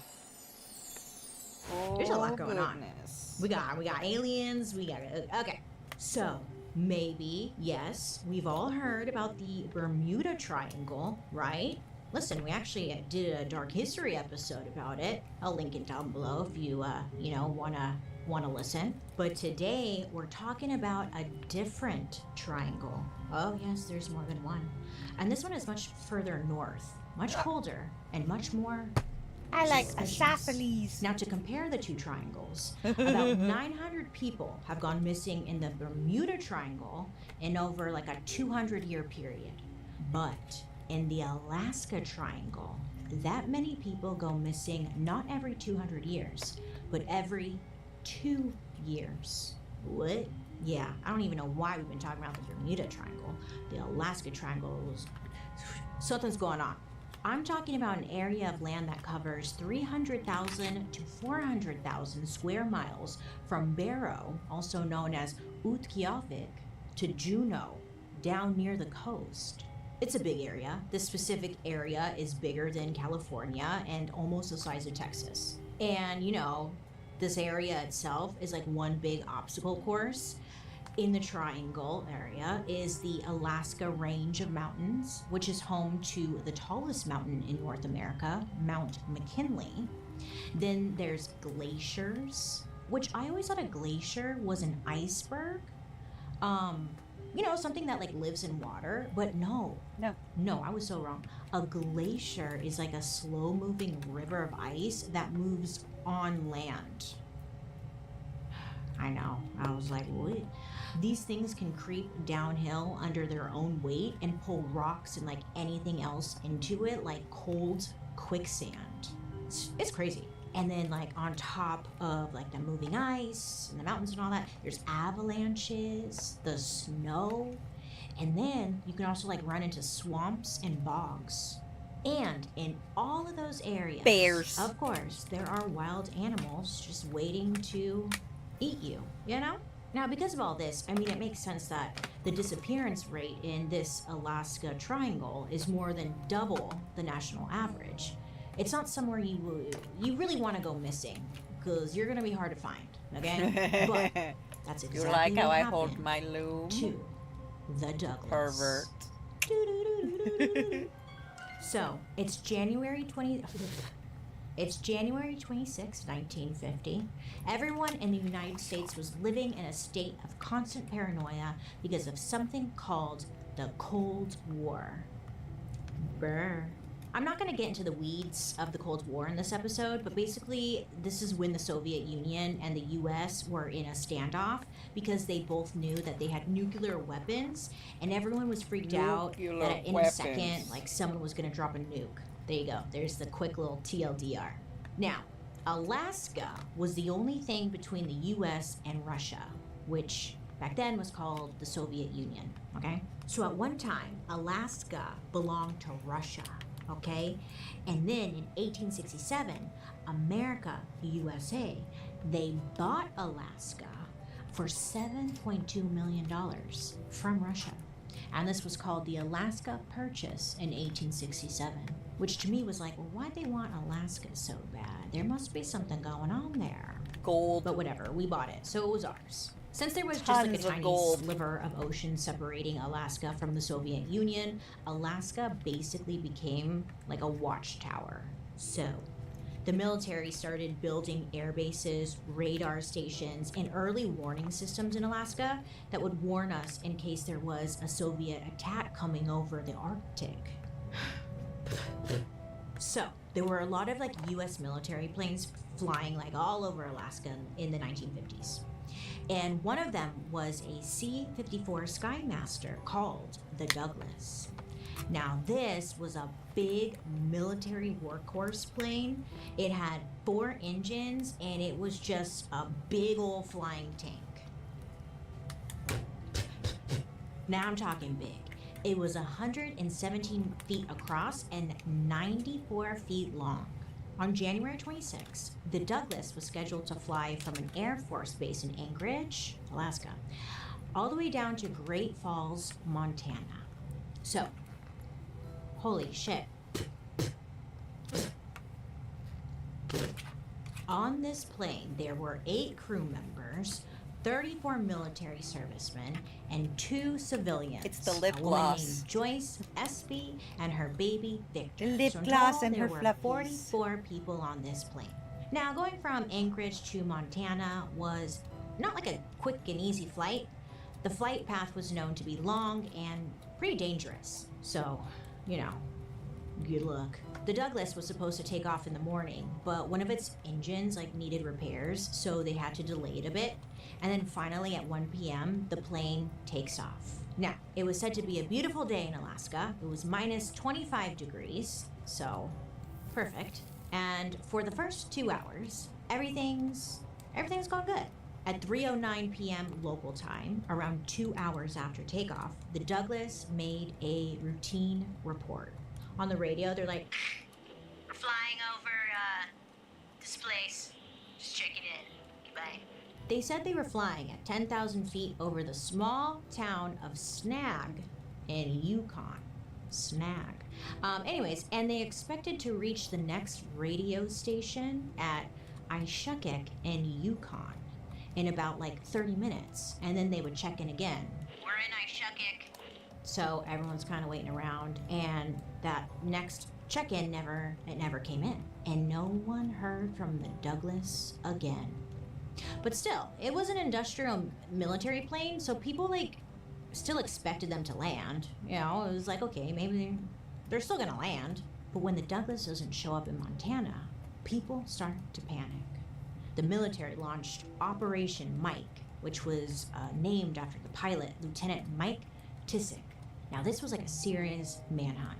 They had 85 aircrafts and 7,000 troops in the area looking night and day for the plane, the crew, any sign of the Douglas. But, they're searching and searching, and they find nothing. No debris, no signal, no smoke, nothing. Just dead silence. By February 20th, just 25 days after the Douglas vanished, they shut the search down. Now, the families were told that their loved ones were presumed dead, and they had no answers. All 44 people on board, a mother, her baby, 34 servicemen, and 8 crew members were never seen or heard from again. And their poor families were left with zero closure.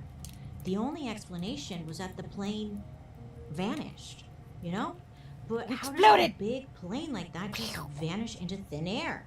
Well, in 2012, relatives of the people lost on the Douglas came together and petitioned the U.S. government to reopen the search using modern technology. But they wouldn't unless, quote, significant new evidence is discovered. These fluffies, man, they are getting me. They are getting me good.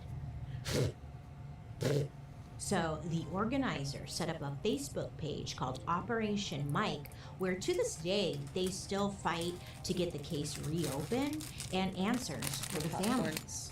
Now, the craziest thing to me is that at this point it's been over 70 years and no wreckage has ever turned up from the Douglas.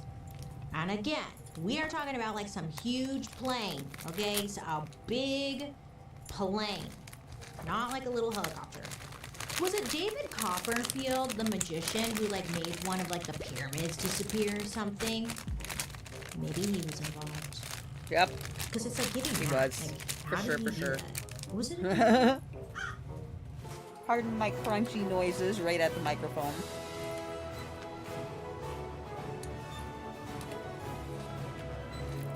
As far as the pyramid. Whatever. It's giving David Copperfield, right? Like, where did it go? I don't know. Look, of course, everyone has their theories. Some say the Douglas crashed into like a frozen lake and then sank, which is possible, except that none of the lakes in question are, they're not very deep, okay? And most likely, something would have like floated up by now. Now, another theory is that it went off course and it crashed into the ocean. But, you know, many say like the weather was clear that day, so why would they fly off course? And if they did, how come there was no like distress call? Sure, the plane had a repair done before flying, but even if one of the engines started acting up mid-flight, there were 3 other engines to take over. And again, there was like no distress call.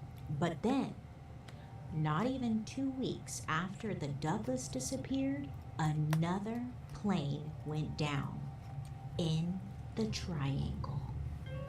So, it's February 13th, 1950, and a huge U.S. military bomber plane called the Convair B-36 was scheduled to fly from Fairbanks, Alaska, down to Texas.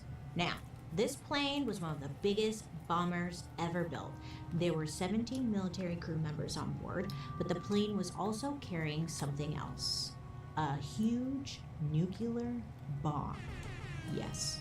But somewhere off the coast of British Columbia, 3 of the plane's engines catch on fire, which, not ideal if you have a bomb on board. So the crew was told to drop the bomb, okay, release the bomb right into the ocean. And then moments later, the plane crashed into a mountain. Now, luckily, before the plane crashed, the 17 crew members were able to jump out and use the whole parachute situation, like seconds before the whole thing went down, and they landed somewhere in Canada. 12 of the military crew who were on the B-36 bomber were rescued. 1 body was recovered later, but there were 4 people who were never found. A couple years later, in 1953, remains from the B-36 bomber plane were discovered. But the nuclear bomb that was dropped, was never found, which is kind of troubling. Now again, this was during the Cold War, so some experts say it's likely both planes had something on board that made them a target. A bomb maybe, I don't know. And maybe the Soviet Union took the plane out before a distress call could be made. But it wasn't until 1972 that the Alaska Triangle officially got its name, when the FBI tries to cover up an assassination. I know, what the fuck is going on? So, now we're in October. Yes, we are. October 16th, 1972. We're back in Anchorage, Alaska, and a Pan-Alaska Airways plane is leaving for Juneau with some kind of important people on board. First, we have Congressman Nick Begich from Alaska. 2, we have House Majority Leader Hale Boggs, a very important politician from Louisiana. 3, the assistant to both of these guys, whose name was Russell Brown. And 4, their experienced pilot, Don Johns. That's a great name, Don Johns. Don Johns. I like that. Don Johns. It's like a tequila. I don't know. Okay, so listen. So they were en route to a political rally in Juneau, but they never made it. Now, normally when a plane disappears, there's a search, of course, yes, but this was next level. Now, when their plane disappeared, it triggered the largest search and rescue operation in U.S. history at that time. It lasted 39 days, utilized 40 military aircrafts, 50 civilian planes, and they covered over 325,000 square miles of glaciers, mountains, coastline, and ocean. It took a total of 3,600 hours of flight time, and some places even got double-checked on foot. And it left everyone completely puzzled because nothing was found. Not even a bolt. Not even an airline peanut. Not even a shoe. Not even a toupee. Nothing. Nothing was found. Okay? Nothing. So the government was like, okay, we're calling it. And the search was canceled on November 24th, 1972. Everyone on board was officially declared dead on December 29th. Now, this was the event that made people realize, like, they had no idea what they were dealing with, okay? Like, nobody knows what the hell is going on over there. And it's when the Alaska Triangle, like, officially gets its name. Some people think, like, there was foul play involved in this specific crash, because it turns out that Hale Boggs, one of the 4 guys on the plane, now, he wasn't just like any congressman.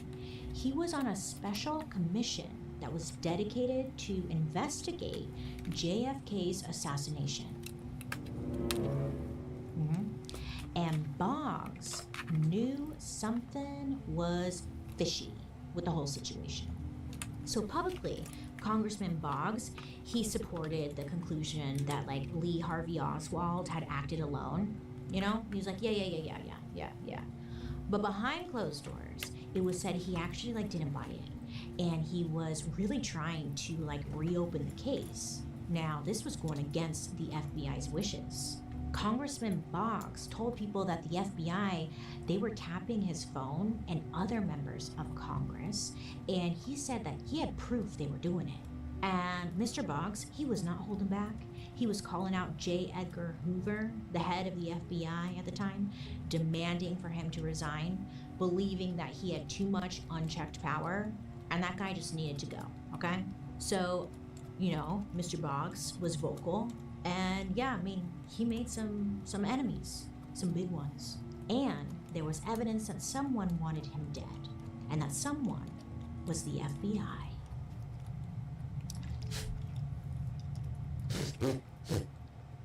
Hale Boggs. It sounds like those really healthy. Hale Boggs sounds like those healthy ice creams that have like 10 calories in them. Do you know what I'm saying?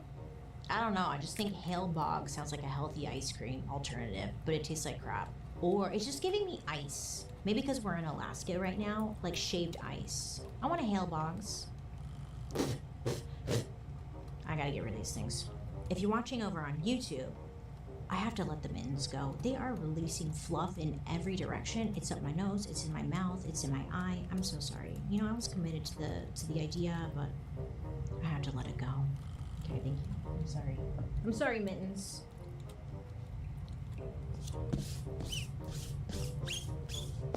It's everywhere. It's everywhere. It's everywhere. Hold on.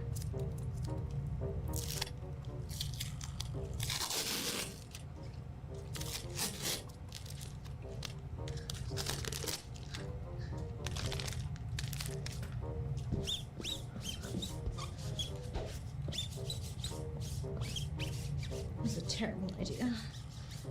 I'm giving those mittens 1-star review. Okay. Alright.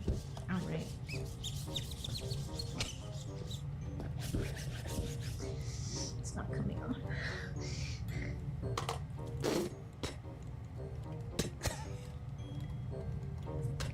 Okay. Hold on. Free. Yay. So, listen. Okay. When the flight that Boggs was on pulled at Douglas and like poof disappeared, people were extremely suspicious. I mean, after all, Congressman Boggs was actively trying to get the FBI to reopen the JFK assassination case against the FBI's wishes. And then he disappears. Very convenient, you know? You know, after searching and everything, nothing is ever found, and no one comes forward with like any information. That is until 1994. Now, this is when a man named Jerry Max Paisley decided to start talking. Jerry Max Paisley was a convicted mob hitman. He was a bomber, and then in 1994, he was sitting in prison, in Arizona, for murder. Yeah. Jerry Max Paisley sounds like a beautiful wallpaper that I would put in my Animal Crossing home. That would be like a cute little paisley design, you know what I'm saying? But it definitely sounds like a cute like wallpaper, right? Or a pad. Get the Jerry Max Paisley. And since he's already in jail, he starts to talk, you know, in hopes to like get some kind of like plea bargain or something. So he tells a reporter that, quote, in 1972, I was given a locked briefcase by a member of the Bonanno crime family. I flew it to Anchorage and handed it off to two guys. They said something big was about to happen, end quote. Now, Jerry Max Paisley said he found out later that the briefcase he was paid to deliver had a bomb in it, and that it ended up on the plane that vanished with Congressman Boggs. So, you know, did the plane blow up? Okay. And Jerry, you know, he had some credibility here because after the whole like bomb exchange, he ended up going into business with one of the men who like gave him the briefcase in the first place. They ended up co-owning a bar in Anchorage. It was kind of weird. He ended up getting married to like one of the chicks whose husbands was on the plane that went missing. Yeah, it was kind of weird. Jerry said that there was like one day when the two of them were hanging out, him and like the business partner guy. They were hanging out. They were drinking, they were fishing together, and the guy tells him, he's like, yeah, there was a bomb in that suitcase, and it was planted. It was crazy, huh? And like to Jerry, this was new news to him. Maybe, probably not, but like, he's like, what? It's crazy.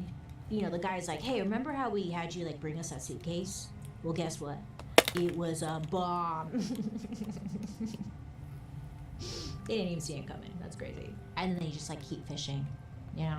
So, Jerry, you know, he goes on with his life and whatnot, and he confesses all this later on. And the journalist contacts the police in Anchorage, Alaska. So by this point, it's 1995. And the Anchorage police are like, you know, what? Like, this is crazy. This could like solve everything. So the police sergeant in Anchorage, his name was Mike Grimes, he contacts the FBI right away. He's like, oh my God, you gotta hear this. This is crazy. So the FBI, like, they immediately send agents to interview Jerry Max Paisley. And the agent that Sergeant Grimes talked to agreed that, like, this was a huge turn of events and that, you know, she was gonna keep him posted as to, like, what was going on. So Police Sergeant Mike Grimes, you know, he is just reeling from this information. He is, like, dying for an update, and weeks go by and he doesn't hear anything. So he's like, you know what, I'm just going to reach out to the FBI, you know, I'm going to talk to the agent I talked to and, like, figure out what's going on. And this is when it gets weird. So Sergeant Grimes ends up meeting up with the FBI agent in Anchorage. And she basically tells him that she was told to just stay out of it, okay? That was it. Stay out of it. Very unsatisfying. And they literally never heard from the FBI again. Now, Jerry Max Paisley, he offered to take a polygraph test, but no record shows like it ever happened. So there were no charges, there was no follow-ups, there was still no clear answers. And that's when the story died. And so did Jerry Max Paisley in 2010. But my thought was, okay, if it blew up, still, wouldn't you find pieces? So then I was also thinking, okay, it blew up. There were pieces. Did they have like a cleanup crew on deck who went and like hurried and like cleaned it all up and then made it look like it just disappeared? I don't know. But this again just added to the phenomenon of the Alaska Triangle. So once again, people were left asking like, what the hell happened? Did the pilot of this like Pan-Alaska plane fly into bad weather, slam into a glacier? Was the flight sabotaged? Did it blow up? You know, was it a hit job disguised as a tragedy to keep the JFK assassination under wraps? I mean, hello. I think that one seems like the best answer. Why else would the FBI shut down a very credible investigation? Just weird. Weird. But some believe that maybe the plane was taken down by a mysterious energy vortex. Yes, listen, listen, listen. Some people believe that maybe the reasoning behind all of this is an energy vortex. Stick with me here, okay? Some people are completely convinced that the Alaska Triangle is the home of a massive swirling energy vortex, like a whirlpool of electromagnetic energy. You know, kind of like what happens in the Bermuda Triangle. You know, people say like their compasses go crazy, or like any of their electromagnetic equipment just starts to like go nuts. The same thing happens in the Alaska Triangle. Search and rescue teams have reported that their compasses would spin 30 degrees off for no reason, and some would even say that they would hear like strange noises in the triangle that sounded otherworldly. God, what's that animal that makes a really weird noise? It's like an elk or something like that. Yep. Elks make crazy, It's a shrieking creepy scream sounds. noise. And they're kind of like this weird animal mystery. Like a loud because scream the bigger whistle. the animal, the deeper the voice. Like a bear is like a deep growl. If it's a really big bird, it's like a really deep like caw. But the elk is the only animal that's super big and makes a very high-pitched voice.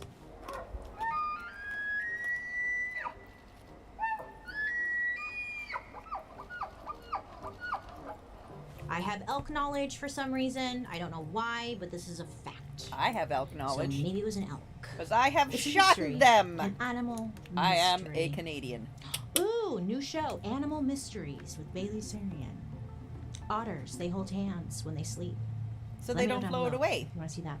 Okay, so elks. So they don't get Not an elk, separated when they're otherworldly. sleeping and float Many away. have claimed when they've gone into this area, it's given them auditory hallucinations. Like, you're out there, okay? You're on the tundra, and then all of a sudden you hear your name, like, being whispered behind you, but no one's around. Something's going on. People are like, they're hearing shit, okay? Some experts we have believe tons of that all folklore this about that. magnetic weirdness might be tied to a mysterious energy project built by the government. Maybe you've heard of it, but it's called HARP. HARP stands for the High Frequency Active Auroral. Come on! High Frequency Auroral. Active Auroral. Auroral. You know, I had a speech impediment growing up and I had to take speech classes. It was really embarrassing because I couldn't say R words. So this one, yeah, really getting me. HARP stands for the High Frequency Active Auroral Research Program. Look, this is probably as good as it's gonna get. It was built in the early 1990s, and, of course, it's located right inside the Alaska Triangle. Specifically, right outside a tiny town called Gakona. On the surface, HARP was created to study the ionosphere, which is the technical term for the upper layer of the atmosphere. This is like where radio waves, you know, bounce around, satellites orbit. It's also where the northern lights happen, okay? Up there, okay? Now, if you were to go to the area that where HARP is at, okay?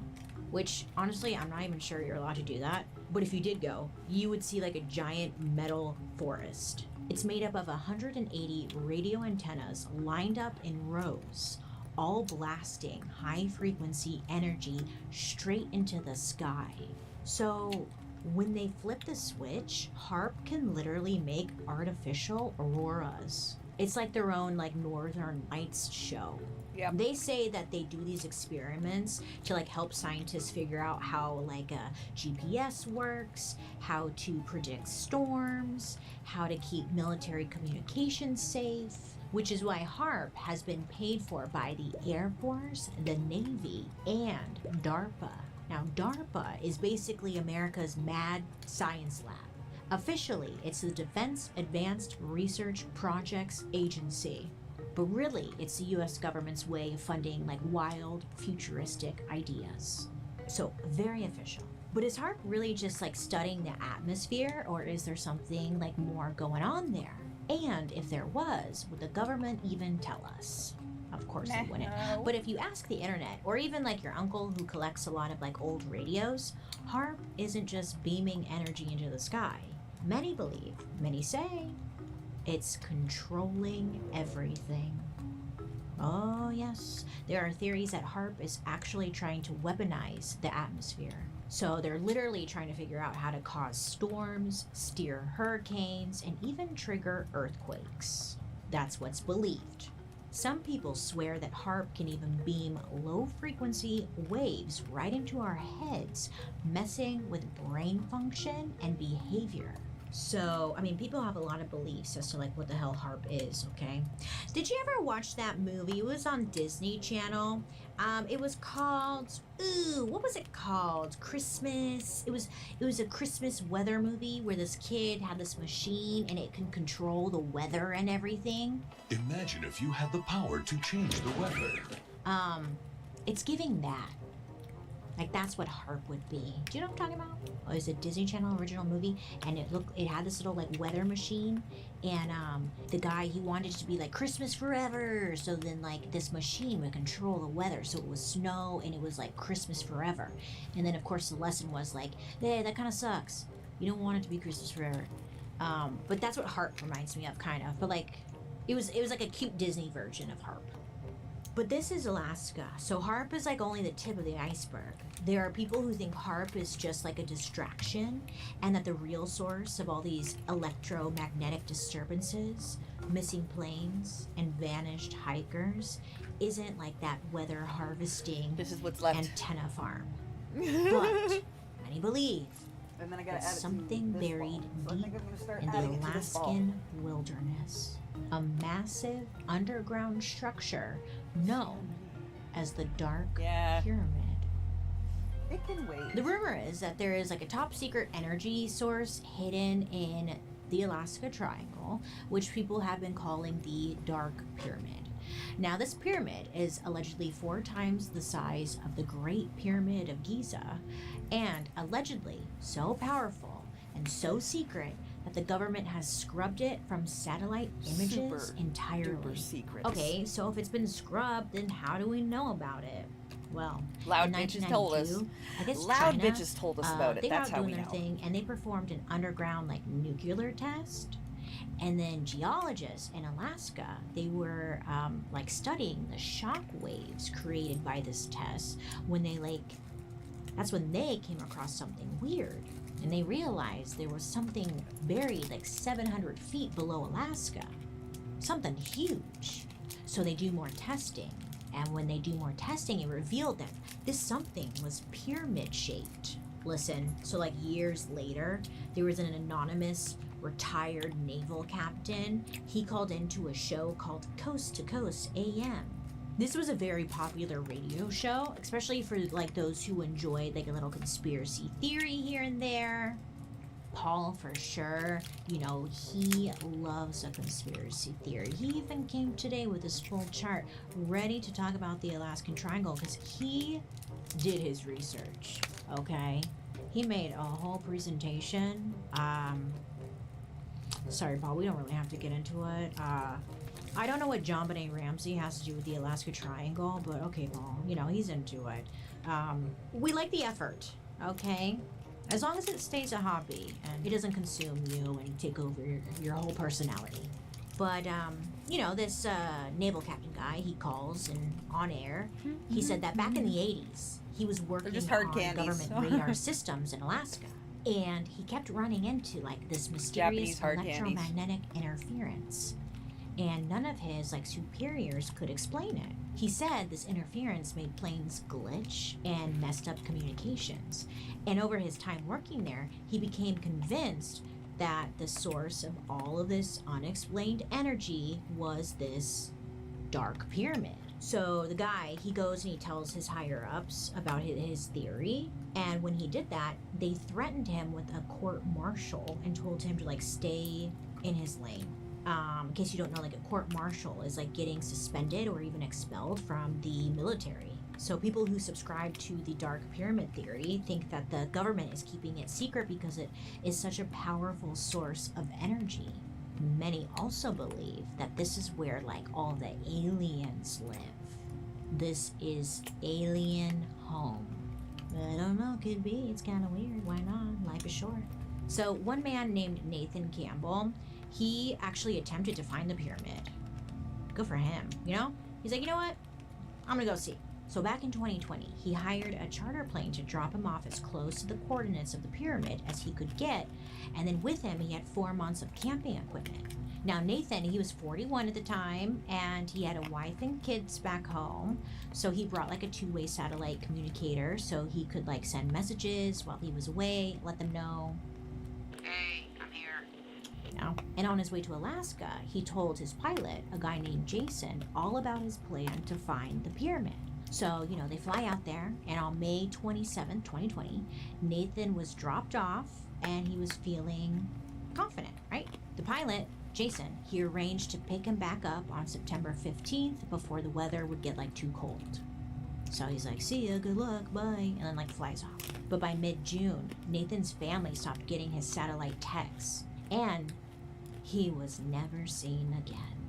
You know, search parties went out looking for him. They didn't find any blood or body. They didn't see any sign of, like, an attack.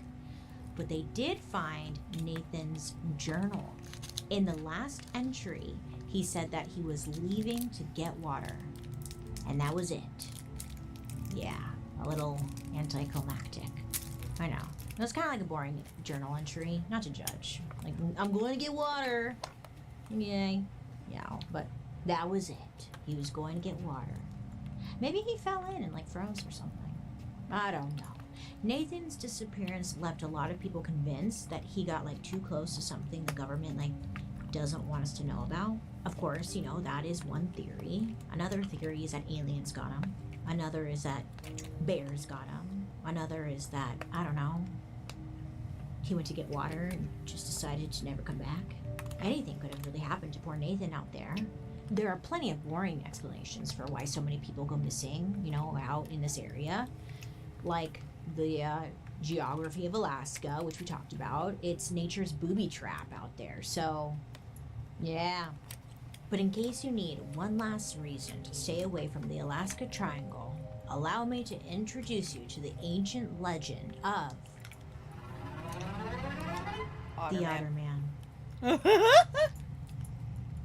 For thousands of years, the indigenous people of Alaska, specifically by the Tlingit and Tsimshian groups, they have passed down warnings about the Kushtaka, which translates to Land Otter Man.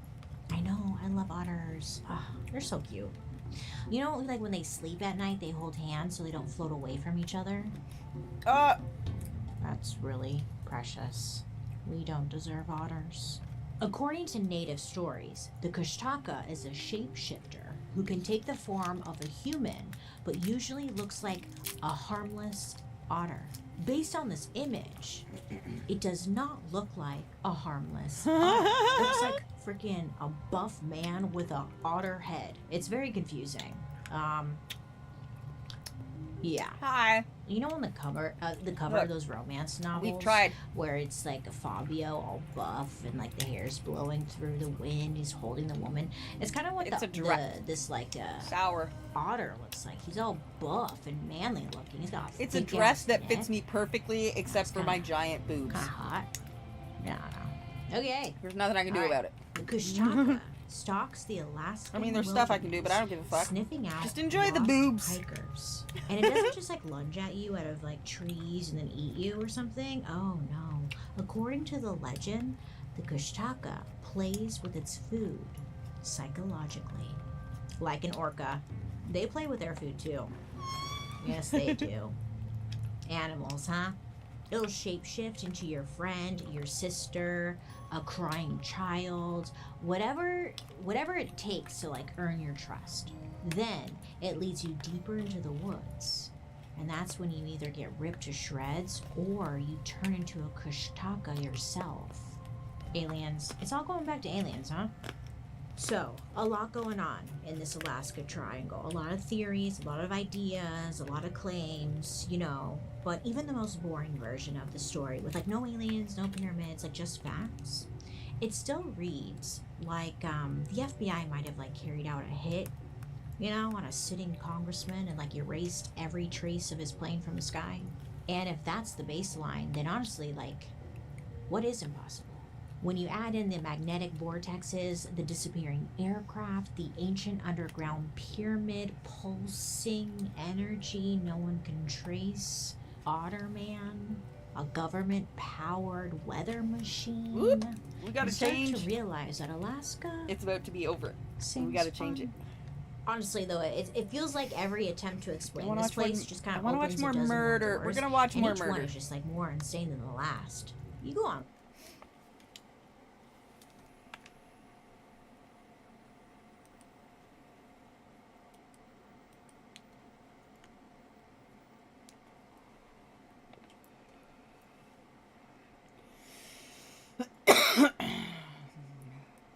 Were taken for no goddamn reason. And on that note, they should remain in prison because that. Where were we I last just time? feel bad that Jeremy's still in prison while Jasmine just was like, okay, thanks, bye. And then got to go on to college. I guess she got a scholarship when This she is was where in we were. prison. Hi friends, how are you today? I hope you're having a wonderful day so far. My name is Bailey Sarian. I thought my hair looked really cute and I was like, oh my god, so cute. But the longer I look at it, I'm like, oh my god, I look dumb as hell, don't I? Maybe once I get the makeup on. Okay, today's Monday, which means it's Murder, Mystery, and Makeup Monday.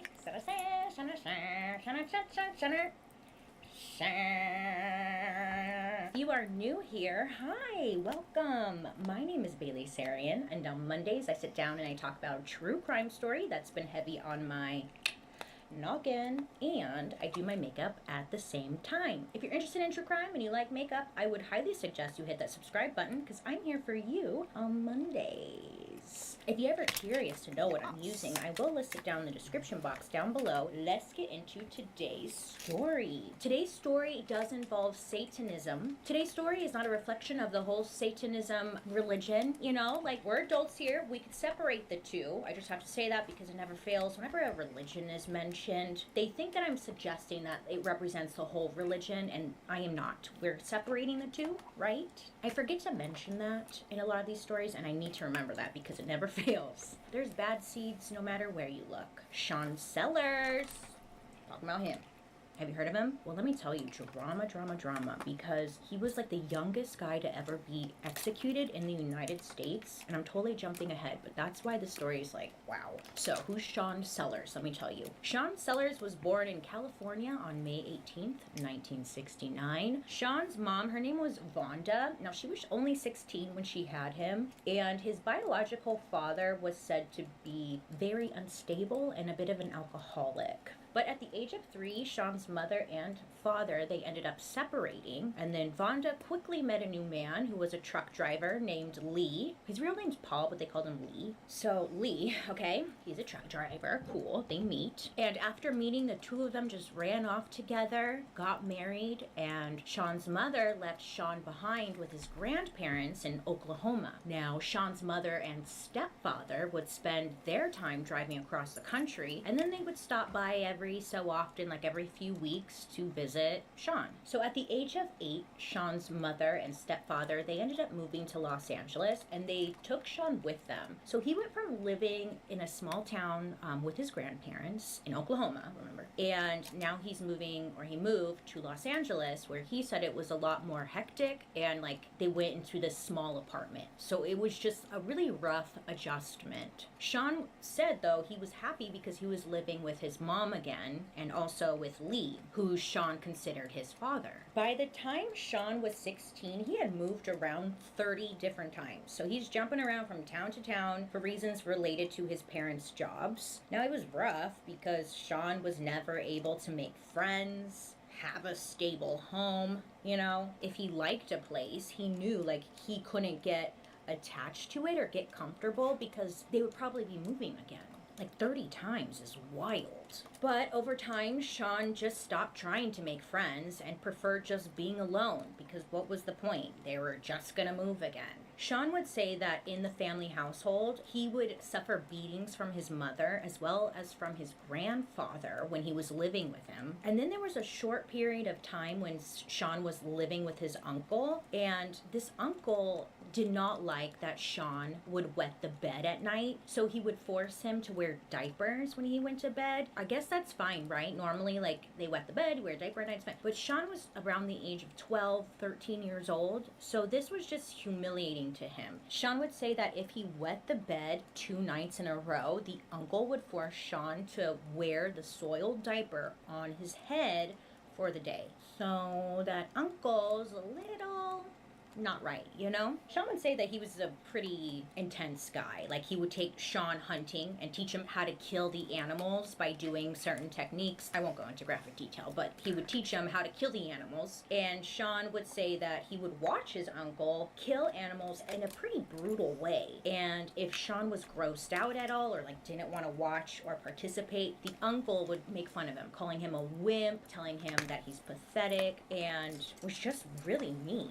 He sounded like a real awful guy. So it wasn't until his family moved to Colorado that the now teenage Sean felt happy for the first time. When they moved there, you know, he was going to school and he joined the Civil Air Patrol, and he had been studying emergency response training, which he would eventually graduate from the program with outstanding honors. Sean's mother and stepfather, they really took notice to like him being passionate about something and him like really applying himself towards this new interest, and they made him really proud. They were very proud of Sean. He was just doing really well. It was clear to them that their quiet, we're rocking some straw nana was finally like coming out of his shell a bit. Teachers at the high school Sean was attending knew him as a good student who loved comic books, and he had a talent for drawing. Sean wasn't popular by any means. He had like a few friends, but for the most part he really just enjoyed learning. Pretty good kid. Many of his teachers noted that Sean absolutely loved reading and that he almost always had his nose in a book. Bookworm. Again, in Colorado, it was just like day and night. Sean just seemed like a different person. He was finding himself. He seemed happy, and he just seemed to really be doing well in school, right? Things are great. He's happy. Yay. And then things changed. Not long after moving to Colorado, you know, Sean's getting all settled in, he's doing well. His parents notified him or informed him that they would be moving again. This time they're going back to Oklahoma. So, for obvious reasons, like Sean is devastated by this news. He finally found somewhere that he belonged. He's doing well. He's succeeding in life. He has hobbies. He's just doing well. He doesn't want to go. And he's trying to convince his parents to just let him stay. Like, for the first time in my life, things are doing well. Please just let me stay. Sean's parents knew that there's no way that they could leave their 15-year-old alone in Colorado when they moved to Oklahoma. So unfortunately, they had to move. And they did. So they headed back to Oklahoma City. And then after they moved, Sean's attitude changed. He was angry. He's a teenager, for starters, so that's not good because they're usually a little angry already, you know? But now he hates his parents, okay? And he just didn't see the point in participating or giving his all in this new city because what was the frickin' point? They were probably gonna move again once he started to like it there, you know? Now, Sean's mom, Vonda, she had a temper of her own. She just seemed to take her frustrations out on Sean. He was often beaten for different reasons. She would slap him across the face, hit him with a belt, or just punch him in the face. And all of this and the move just really broke him, and his anger was building up inside. While in school, Sean said that he received an underground magazine from some guy who was promoting the occult. He's like, ooh, what's this? And like it was a handmade magazine, and it was just filled with satanic metal bands. There was an interview and artwork from Richard Ramirez, the Night Stalker, remember? There were cartoons of different serial killers in the magazine. It was just focused mainly on satanic killers. Sean said when he got this, he was interested, okay? He was like, what is this? I've never seen something like this before. I don't quite understand this next part, but Sean said that he met someone who considered themselves a witch. No idea where they met this person, but it was said that he met a witch, okay? And that this witch taught him the ins and out of black magic, and that he was just really infatuated with it all. It was all Ready. new, it was different, it was intriguing. He liked it, you know? So now that he was introduced to it, Sean was Now I don't trying have to do stop and all do of that his own later. I can just keep research on going. witchcraft, and he would go to his local library and find books on the topic. Now this would lead him to find books about Satanism. And no, I'm not saying they go hand in hand, but this is how Sean was introduced to it. Like, it was in the same section. So he finds this book that he's like, oh, what is this? Satan? Oh, let me read this, you know? And he's just obsessed. It's a new obsession. It just really caught his interest. And Sean said that he was so interested in it because he was mad at God. And that Satanism, it was offering freedom and a promise to control his life and control others. That's what really lured him in. The thing that Sean felt he lacked I most in was life married to a was cop. control over himself and his environment. And I At his respectfully age, his life stopped could Flower be so it and wouldn't was stink up his easily clothing. uprooted and at any But, yeah, moment, no. you know, by his parents, and he just loathed I them will be for going that. back to Flower Practicing once I move. Satanism would become like a normal thing for Sean in his But this is day-to-day life. for So in at the this time, house. he's also playing Dungeons and Dragons, and some articles try to say that like inspired him even more to get into Satanism. But Sean said in a blog post that it was not the Dungeons and Dragons that got him into it. It was just something that people were using to like feed the narrative. So I'm just saying that because if you heard that and you're like, oh, Dungeons and Dragons, he said it wasn't Dungeons and Dragons. So at this time, Sean is into Satan. Cool. So he's a sophomore in high school at this time, and Sean said that he would bring small vials of blood and like wear it around his neck, and then throughout the day, in Vampire class, Sean. he would drink the Sean. blood. So he turned into like Sean that the kid. Maybe he didn't vampire. have that kid Sean. in class, but there was, like, Sean one of the those, you know, drinking vampire. blood. I'm not judging, but I can't imagine that's good Sean. for you. I don't know. Count so he's doing Sean. that. Sean said that Satanism taught him that he could make his own rules to live by in life, and the rituals of it would allow him to take his Baron control von back. Sean. And Sean's knowledge on Satanism grew because he was just reading anything and everything I he can't. possibly could about I the can't. topic. And Sean. he said that he would Sean. participate in various satanic rituals Sean. more and more often. vampire. What he didn't see coming, though, was the side effects that came along with this. Oh yes, side effects. Over time, Sean started having strange problems, as he called them. He said that he was hearing voices in his head, but he was hearing voices in his head from a young age, but these called voices seemed fucking to schizophrenia amplify or some and would shit. soon sound very different than how they once had. He said that these voices were demons and they urged him to do the things that he wanted done, whatever that means, you know? I think most people would be like, oh, there's a demon in me. I need to get it out, but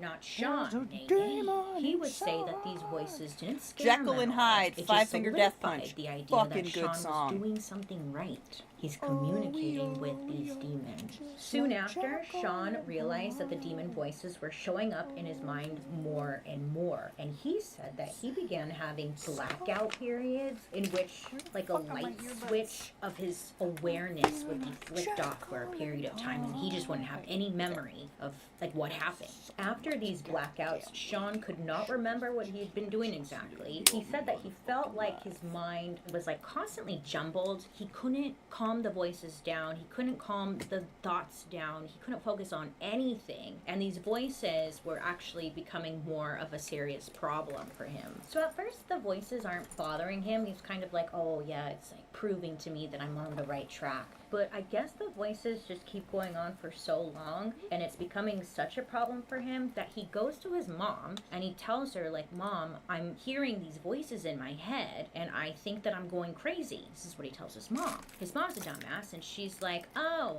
okay. She assumed he was just being a teenage boy, just going through those normal teenager hormonal changes, you know, the ones where you hear demons and such, teens. So she doesn't do anything with this information. She's like, oh, you're crazy? Okay, get in line. capture. So Sean finds that to be a little bit frustrating because he feels as if his mom is not taking him seriously, because she's not. So he ends up going to 2 different teachers, and he tells these teachers, like, I'm hearing things, I'm just not feeling right, like something's not right. But these 2 teachers also didn't do anything with the information that he gave them. He was trying to get somebody to help him. I'm laughing because it's uncomfortable, right? Like this poor guy. I don't know what I would do. So at school, Sean did have a friend. His name was Richard Howard, and he ends up telling his friend Richard at school, he's like, I'm having these really just dark, morbid thoughts about doing really awful things. And his friend Richard, now he was a little nervous at first to tell Richard because he could scare him away, right? Like if your friend tells you, I'm thinking about some really dark shit, you might be a little scared.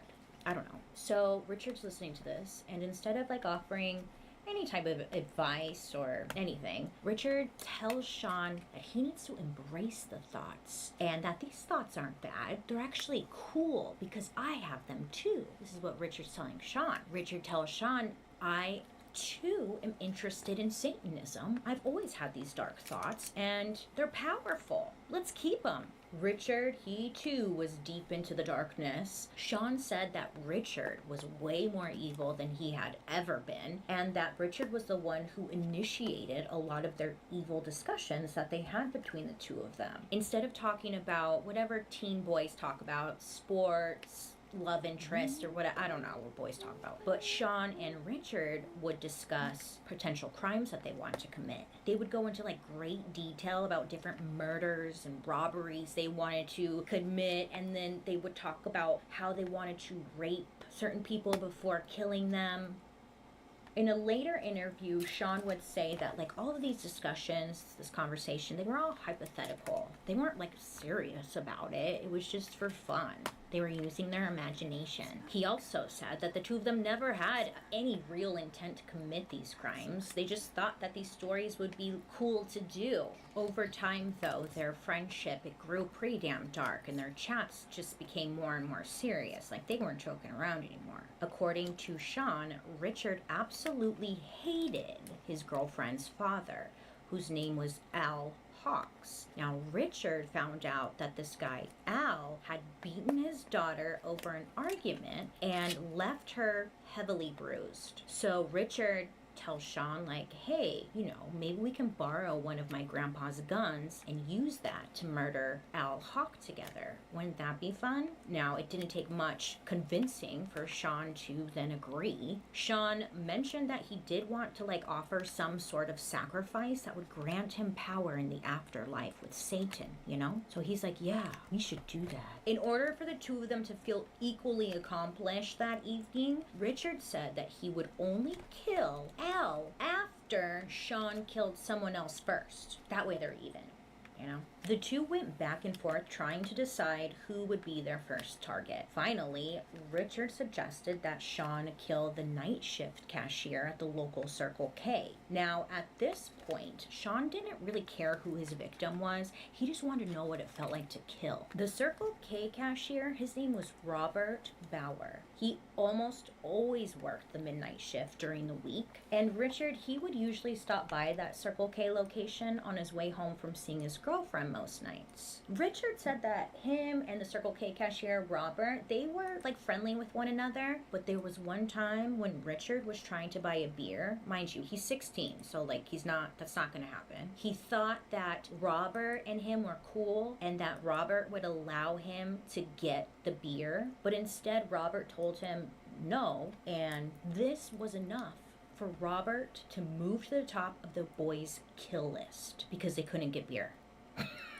It's not funny, but it's like, oh my god, really? Yes, really. So on that very same night, Richard planned on killing Al Hawk. The 2 of them went to the Circle K store first. So when the 2 of them arrived, they went inside and they talked to the cashier, Robert Bauer, for some time. They first purchased some fountain drinks and some snacks, and they were kind of stalling until the perfect moment came. The teenage boys asked different questions about the security measures inside the store. They're asking him like, hey, where are the cameras at? Do you guys have any cameras here? Do you have a gun behind the counter? And most of the answers were like, no, we don't have that. They didn't have cameras, no gun. Robert told the boys that he had never been robbed before and that the cash register only would carry $50 cash all day. So it was like he was sure nobody would ever kill him for $50 cash. And for the most part, that was true. But Sean wasn't interested in the money. He just wanted somebody to kill. So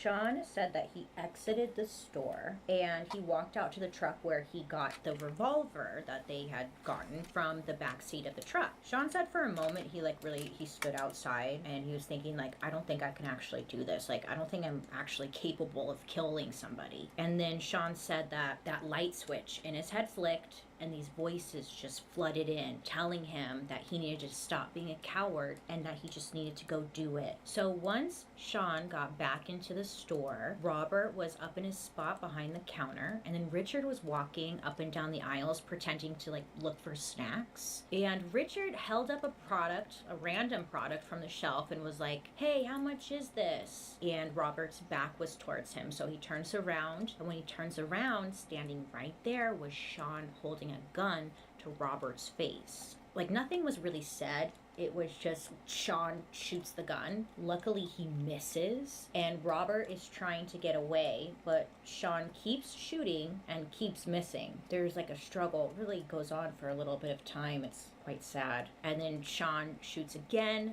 which at that last shot is when it hits and kills Robert. For no damn reason, too. Like, ugh. According to Sean, the two boys, they run out, they hop into Richard's truck, and they sped off, laughing. That's what he said. They were laughing at what they had just done. Their adrenaline was just pumping, and Sean couldn't believe that, like, he actually did it. And for some reason, they decided not to go to Al Hawk's house and commit the second murder. I don't know why. Sean also in interviews could not remember exactly why they decided to abandon their original plan. Yeah, they just didn't go. They didn't really mind it too much. I think they were just so high on their adrenaline. They were, I don't know. Sean was excited because he had just committed his first murder, his first real satanic sacrifice. Ooh. It wasn't long after that they had found Robert Bauer, the Circle K cashier. There were no leads to the murder of Robert Bauer. There were no suspects in mind, no evidence, no cameras. It was just one big mystery. Who would want this innocent, hardworking man dead? Now, when Sean read the paper with the news in it saying that they had no leads and stuff, he said that he was feeling relieved, but most of all, he was feeling invincible. Like he could get away with anything. Well, not long after this first murder, Sean got himself a girlfriend. Oh, it was more than just a girlfriend, it was love. He was in love. Sean was dating a 15-year-old girl named Angel who went to the same school as Sean, and that's how they met. She would go on to drop out of school, and she was considered a difficult teen. She just seemed like she was up to no good. That's how they described her, I don't know. But Sean's parents, they did not like this relationship, and Sean really just didn't seem to care. We're in love, Mom. Sean's mom, Vonda, she did not like Angel, okay? And she would often badmouth her in front of Sean. She would call her a slut or a whore, reminding her of what a loser she was. His mother was doing everything she possibly could to try and convince Sean that they needed to break up and that it was for his own good. But Sean was not willing to give up the one thing that was making him happy in Oklahoma, this girl Angel. Eventually, Sean could no longer handle the way his mom was verbally abusing both him and his girlfriend. She's only 15 years old, lady. Like, back the fuck up. You know, that's not your, no. She had no, like, motherly instinct towards Sean. And all of this is just building up inside of him. And Sean said that the voices inside of his head were giving him a nudge, telling him that Sean knew what he needed to do. Oh, and he did it. Bah. In the evening of March 5th, 1986, while Sean's parents were in the other room, Sean crept into their bedroom, opened up his stepfather's nightstand, and inside That's where he kept his .44 revolver. So Sean gets the gun, puts it into his waistband of the jeans that he's wearing, and he slowly walks back to the bedroom, hoping not to make a peep and let his parents know that he's stealing their gun. So he makes it back to his bedroom and he closes the door and he's just waiting there. He's waiting in his room until he knows that his parents are going to sleep.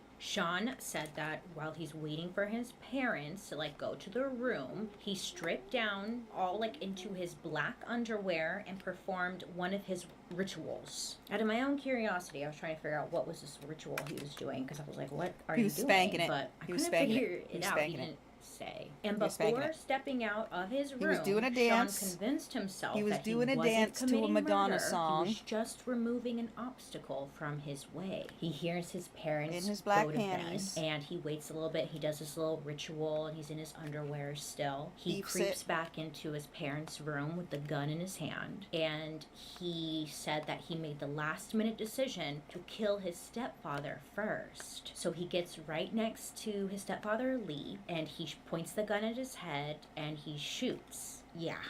And then, of course, the gunshot woke Vonda right up, right? So she shoots up. And then Sean shoots a couple of times and then kills his mom. Sean said that he fired a couple of shots afterwards just to make sure, can't have him be alive. And he killed them. Sean said that after killing them, the voices left and he then had no memory or no idea of what he had just done. Which, even though, later on, he goes into great detail about the murders, but also he doesn't remember. Blackout, sure. Afterwards, Sean went around the house and he's trying to mess everything up, destroying just everything he could to make it look like an intruder came into the family home and killed his parents. So that's his goal. He's knocking stuff over. And afterwards, Sean calls up his friend. He tells them what a great job he did. He went on to say that he stood there in his undershorts while firing the shots so no blood would spatter and be discovered on his clothing. And he thought he was a genius because of this. He's telling his friend, he's like, yeah, look what I did. Smart. The friend's probably like, oh my god, wow, genius. So police were called out to the family home, and it was clear to police that night that this was all a setup. Sean had killed his parents. The way that he was acting, the way that the house was perfectly messed up. There was no actual signs of there being an intruder. Nothing was taken. All of their jewelry, their money, their TVs and stuff, nothing was taken. The police knew, nay, this is real suspicious. Sean said that he left the gun on the floor to make it look like the intruder dropped his weapon, but the gun had his fingerprints on it. So Sean just really was an idiot here. I was trying to figure out what exactly it was that the police knew it was Sean. Was it the way he was acting or something? But I really couldn't find the information as to what sealed it at the family home. I just was reading different articles that said he was acting funny, the house looked not like an intruder came in and stuff, and then he was arrested or whatever. And that's really all I could find. So Sean was arrested right after the discovery of his parents' murder. When news broke of the case, his entire community was dumbfounded. This young 16-year-old kid had murdered his parents in cold blood. And more than that, now here was the really shocking part, because he claimed to have done it because the demons said that he should. Now, this was a Christian community, okay? This is a Christian community. The devil is in our town. This is a Christian Minecraft server. Losing it. The Christian I beat you to it, Mac. I bet you were typing was it. Using this to show, he became the poster boy. Look what can happen if your child goes to the dark side. Look what can happen when your kids play Dungeons and Dragons. They were running with the Dungeons and Dragons thing, even though Sean said that it wasn't Dungeons and Dragons. They were using this to try and get Dungeons and Dragons shut down. They called it the Devil's Board Game. So the narrative was it was getting changed. It became let's ban Dungeons and Dragons for a while. Whatever. It became a mess. So remember Sean's friend, Richard? Well, Richard, who was with Sean at the time of the murder of Robert Bowers, he too was initially charged with first-degree murder, but the state would end up dismissing the charge and recommended that he give a 5-year suspended sentence in exchange for testimony against Sean. So Richard, he's like, okay, I'll testify. During Sean's trial, a psychiatrist testified saying that Sean was incapable of forming the intent necessary to commit first-degree murder because he was either insane or legally unconscious at the time of all 3 killings. The jury was not told that Sean was only 16 at the time of the crime, but instead, jurors were asked to decide whether his age was a mitigating factor. So the judge did not allow the defense to introduce expert testimony that juveniles are developmentally different to adults, because the judge said that all jurors, they would know that anyway. So Sean is only 16, and nobody was allowed to tell the jurors that a 16-year-old isn't the same as a grown adult, because according to the judge, the jurors already knew this. But the prosecution was focusing on Sean being an adult when he picked up that gun, that he acted like a man, and he's going to have to stand up there like a man because he made this adult man decision to murder. Because he picked up this gun, he should be charged as a man because he was acting like one. And a lot of people agreed with that, and I was like, I don't know, you guys, but... Well, eventually, Sean I'm trying was to get to the convicted tie I of made. first-degree murder, And when I get it there, was that's a whole concluded ball. that he was a And I know how long it takes me. threat to society. Now, because he was considered a continuing threat, on October 1986, Sean Sellers was sentenced to death. Now, here's where the hot debate comes in, because Sean, at the age of 17, was sent to death row. In prison, as he waited for his execution, Sean had a spiritual awakening, and he would end up converting to Christianity. So Sean's friends started a website on his behalf, and they were campaigning for a clemency based on his religious conversion, his age, and involvement in Satanism. While on death row, Sean made numerous appearances in the media. He was on the Oprah Winfrey Show. He was on a pretty notorious segment on Geraldo, which was about Satanism. And it was just like controversial for this time. And he also appeared, Sean, in many documentaries about Satanism and serial killers for 48 Hours, Y'all heard that too, right? MSNBC, and the A&E network. So he was making his rounds, Sean. But he was going around telling everybody that Satanism made him commit these crimes, but now that he was a Christian, he knew what he did was wrong, and Christianity saved his life, which is fine, right? You're allowed to say that. But it had people kind of feeling a certain way. Like, was he being sincere, or was he talking about this because, like, he didn't want to die? He wanted to get off of death row. Sean's step-siblings, they refused to believe that his conversion was sincere. They thought he was doing it so he wouldn't get put down. Prison officials, they did not believe that he had converted, except for one guy. It was the prison chaplain. He believed that Sean was telling the truth, that he found God and was a changed man. So this kind of had people feeling confused, because Sean was making his way around talking about how God saved his life, how he's a changed man, he's a Christian now, and he loves the Bible, in summary. And the Christian community, some were standing behind him. Pastors and stuff, they believed him, and they were like, you know, we have to stand by our Christian brother. But there were other Christians who were like, but he murdered 3 people. So it was like creating some kind of wedge in the Christian community too. So the days are going by, and Sean's execution date is creeping up closer and closer. And Sean is trying senselessly to get his case appealed. Even a couple of days before his execution, he was begging for his case not to be overturned, senselessly. stopped, something, but all of Sean's appeals were denied. It was creating like a hot debate, because a lot of people were like, okay, he was only 16 when he committed these murders, like he shouldn't be on death row, he shouldn't be killing kids. But then the other side of people were like,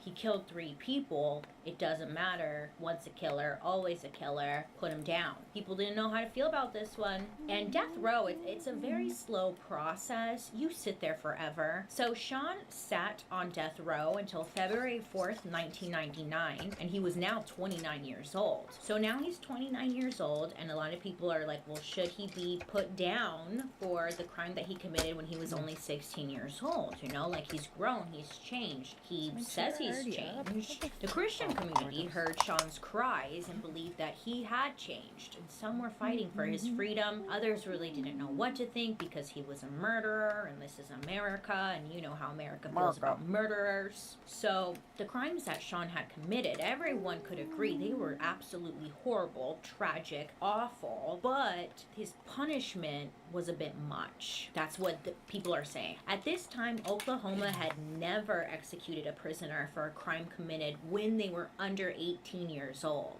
But the show must go on. So Sean got to pick his last meal, as all prisoners usually do, right? But his last meal, if you are curious, like myself, he had Chinese food. He got sweet and sour shrimp, he got fried shrimp, and then he was on his way to be executed, which he was on February 4th, 1999 at 12:17 a.m. Sean died by lethal injection into his arms. 5 minutes beforehand, during the last 5 minutes of his life, it was said that Sean sang Christian songs before saying, "Here I come, Father, I'm coming home." And then Sean turned to the warden, looked him in the eyes, and said, "Let's do it, Gary. Let's get it on." Sean's last words were a prayer. He made quite the exit, and then the switch in Sean Sellers' mind was officially flicked off for the last time. Sean was the first and still remains the only person executed in the United States for a crime committed under the age of 17 since the reinstatement of the death penalty in 1976. Now, in 2005, the U.S. Supreme Court decided that it was unconstitutional to execute an individual for a crime committed under the age of 18. Therefore, you can't execute someone who commits an awful crime under the age of 18. And that, my friends, is the very sad story about Sean Sellers. Don't get me wrong, what he did was awful. Absolutely awful. He killed 3 people. He took 3 people. I don't know about his parents, because his mom sounded like the absolute devil. And to be fair, like, I'm not here trying to justify murder at all, but okay, that one makes sense.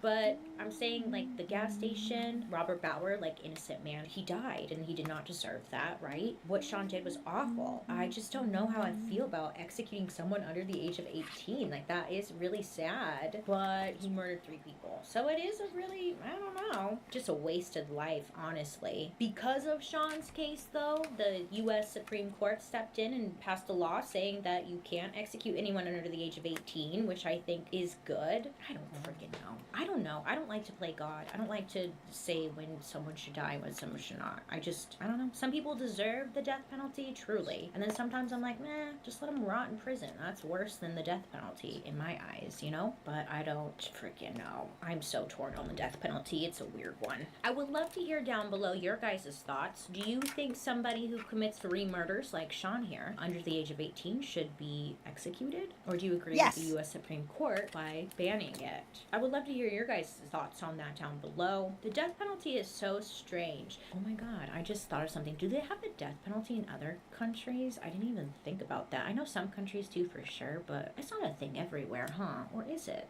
I don't know. I'm gonna have to Google that one. Anyways, thank you guys so much for hanging out with me today. I hope you have a wonderful rest of your day. Let me know down below who you want me to talk about next week. You make good choices, and I'll be seeing you guys later. Bye. Hi, how are you today? My name is Bailey Sarian, and today is Monday, which means there's something in my eye. It's Murder, Mystery, and Makeup Monday.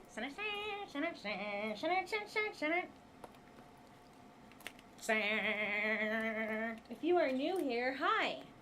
My name is Bailey Sarian, and on Mondays I sit down and I talk about a true crime story that's been heavy on my noggin, and I do my makeup at the same time. If you're interested in true crime and you like makeup, I would highly suggest you hit that subscribe button because I'm here for you on Mondays. I'm so excited because today I get to mention this collaboration I've been working on with Etta Love. Now, some of you may remember when I collaborated a couple months ago with Etta Love. I came out with 2 jewelry pieces. It was the all-seeing eye pendant and the ring. I was so nervous, like no one's gonna buy it, whatever.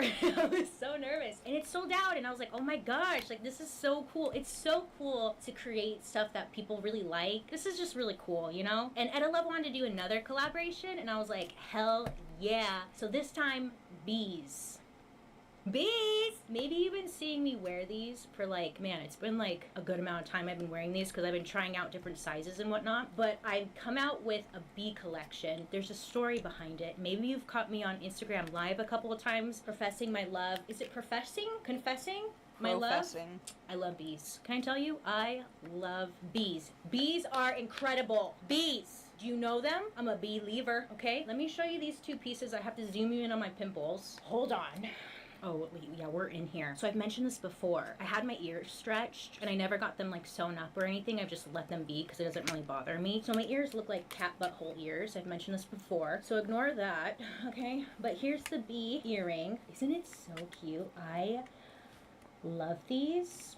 Obviously, I'm biased. So these are the earrings. Freaking love bees. And then also look at this ring. Okay, look at the bee ring all the way around. It's got like the honeycomb details all the way around. Okay, we got the bee on top. Look at that. Oh baby, there's a good weight to it. Look, bees. I'm so excited. Okay, should I tell you the story about where the bees come from and like why I chose bees? Let me tell you really quick. So first of all, Etta Love makes handcrafted sterling silver jewelry. You know when some jewelry just kind of feels cheap? I don't know, but like this one, it has a good weight to it.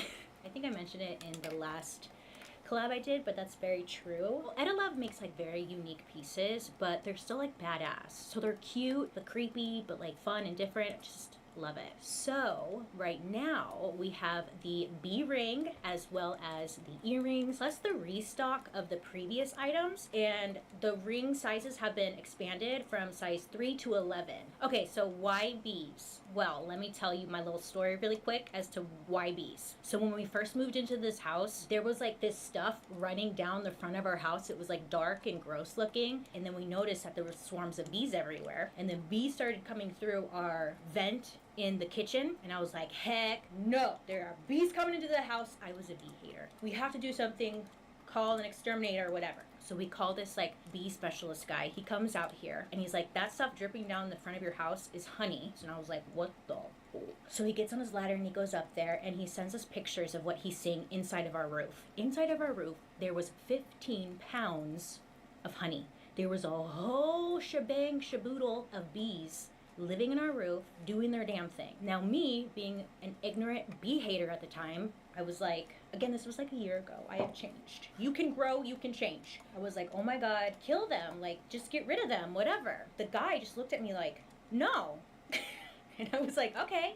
And then he went on this whole shaboodle, like, bees are incredible. We need bees. I don't kill bees. I save the bees. And I was like, okay. He was like, without bees, we can't be here. So we need bees. And I was like, oh, like, okay.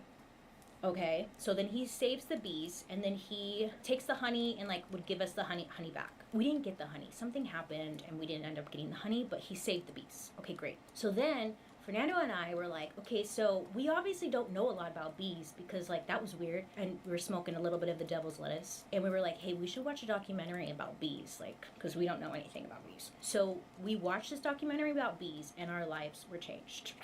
Bees are incredible. Oh my God, I've been carrying so much guilt because just all the years that I've never really appreciated bees and what they do for us on this planet. Spoiler, they do a lot. Bees like lie at the heart of our survival. They pollinate 1 in 3 bites of food we eat and are essential to the health and prosperity of countless ecosystems. Now, bees have been in peril for quite some time. According to like the Center of Biological Diversity, more than half of North America's 4,000 native bees species are in decline, with 1 in 4 species at risk of extinction. Like, bees are freaking incredible. Seriously.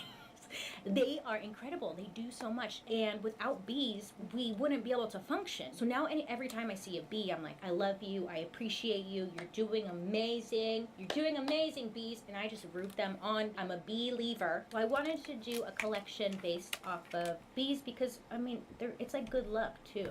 I just love bees. I'm obsessed with bees. You have no idea. Ombre Anyways, situation. what I'm getting at is that's where this was inspired from. Also, 10% of the sales from these new pieces will be donated donated to the Bee Conservancy. Now, the Bee Conservancy is a nonprofit organization dedicated to protecting bees, safeguarding the environment, and securing food justice through education, research, habitat creation, and advocacy. Okay, so enough rambling, Bailey. You can find these new pieces at edalove.com. I will leave down the description box where you can find them. Also, we have a restock on the previous items I collaborated with Edalove on. Did I word that correctly? I'll list it down in the description box. I appreciate your guys' love and support. It really means more than you know, and I can't say thank you enough. Let's get into today's story because, okay, so today's story, let me clip my hair back.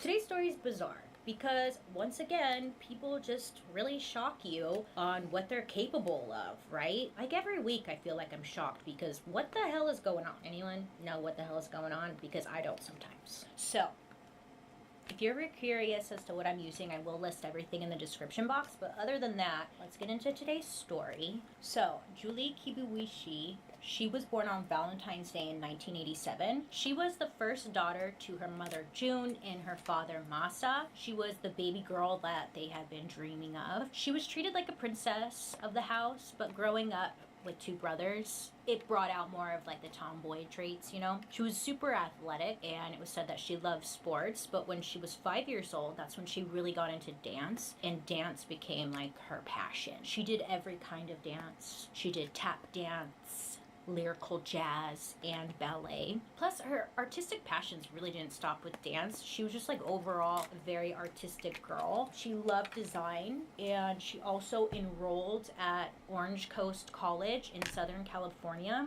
as an art major while living at home with her parents. So on Friday, May 21st, 2010, Julie told her mom that she was headed to Long Beach to meet with her brother for dinner to help him and his fiance plan for their wedding. She told her mother not to stay up because she'd probably, she wouldn't be home till late. So she says, "Bye, Mom, love you," and then heads out the door. And then that was the last time June saw her daughter alive. So while at dinner with her brother and soon-to-be sister-in-law, Julie, her phone kept going off because she was getting text messages from her friend Sam Hare. Now, the text messages suggested that Sam was having some kind of family problem and he just needed like a shoulder to cry on. I think the text said something along the lines of, quote, "just needed a girl's shoulder to cry on." Julie told her brother about Sam, saying that he was just a friend, but that he was like a big brother, and that if he got the chance to meet Sam, he would definitely like him. Now, Sam was the only child of Steve and Raquel, and he was a decorated combat veteran in the U.S. Army. He had served in Afghanistan, and Sam had come home and enrolled in college so that he could get his degree and go back into the Army because he really liked to travel. His father would describe him as a big gloop. He was 1 week shy of his 27th birthday, and Sam and Julie, they were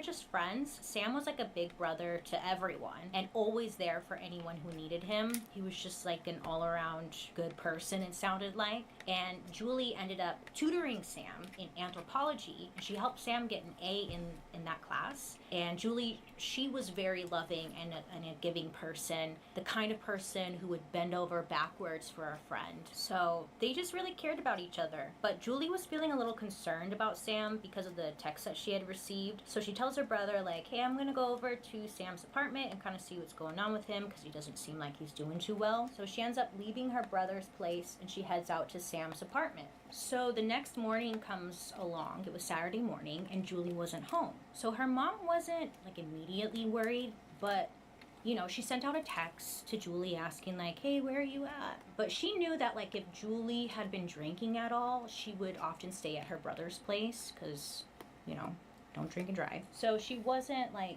too worried. She just needed to figure out where she was at. But when Julie still wasn't home around noon, that's when June texted her daughter again and she didn't get a response. So she's like, okay, like what's going on? So she calls her daughter and the phone just rings and rings and then it just goes to voicemail. So Okay. that's when June That's enough. really started to get worried because it's We're just starting this. We'll watch some more of this next time.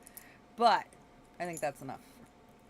It's fucking 7 hours. Oh, yeah, that's definitely enough. Let's raid out. Oh, goodness, goodness. Who's crafting or awake?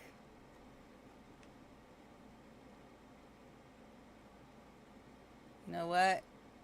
We're gonna go raid Has. Oh. Yeah. Has is playing Sea of Thieves. Give him a follow, give him a like, all the good things.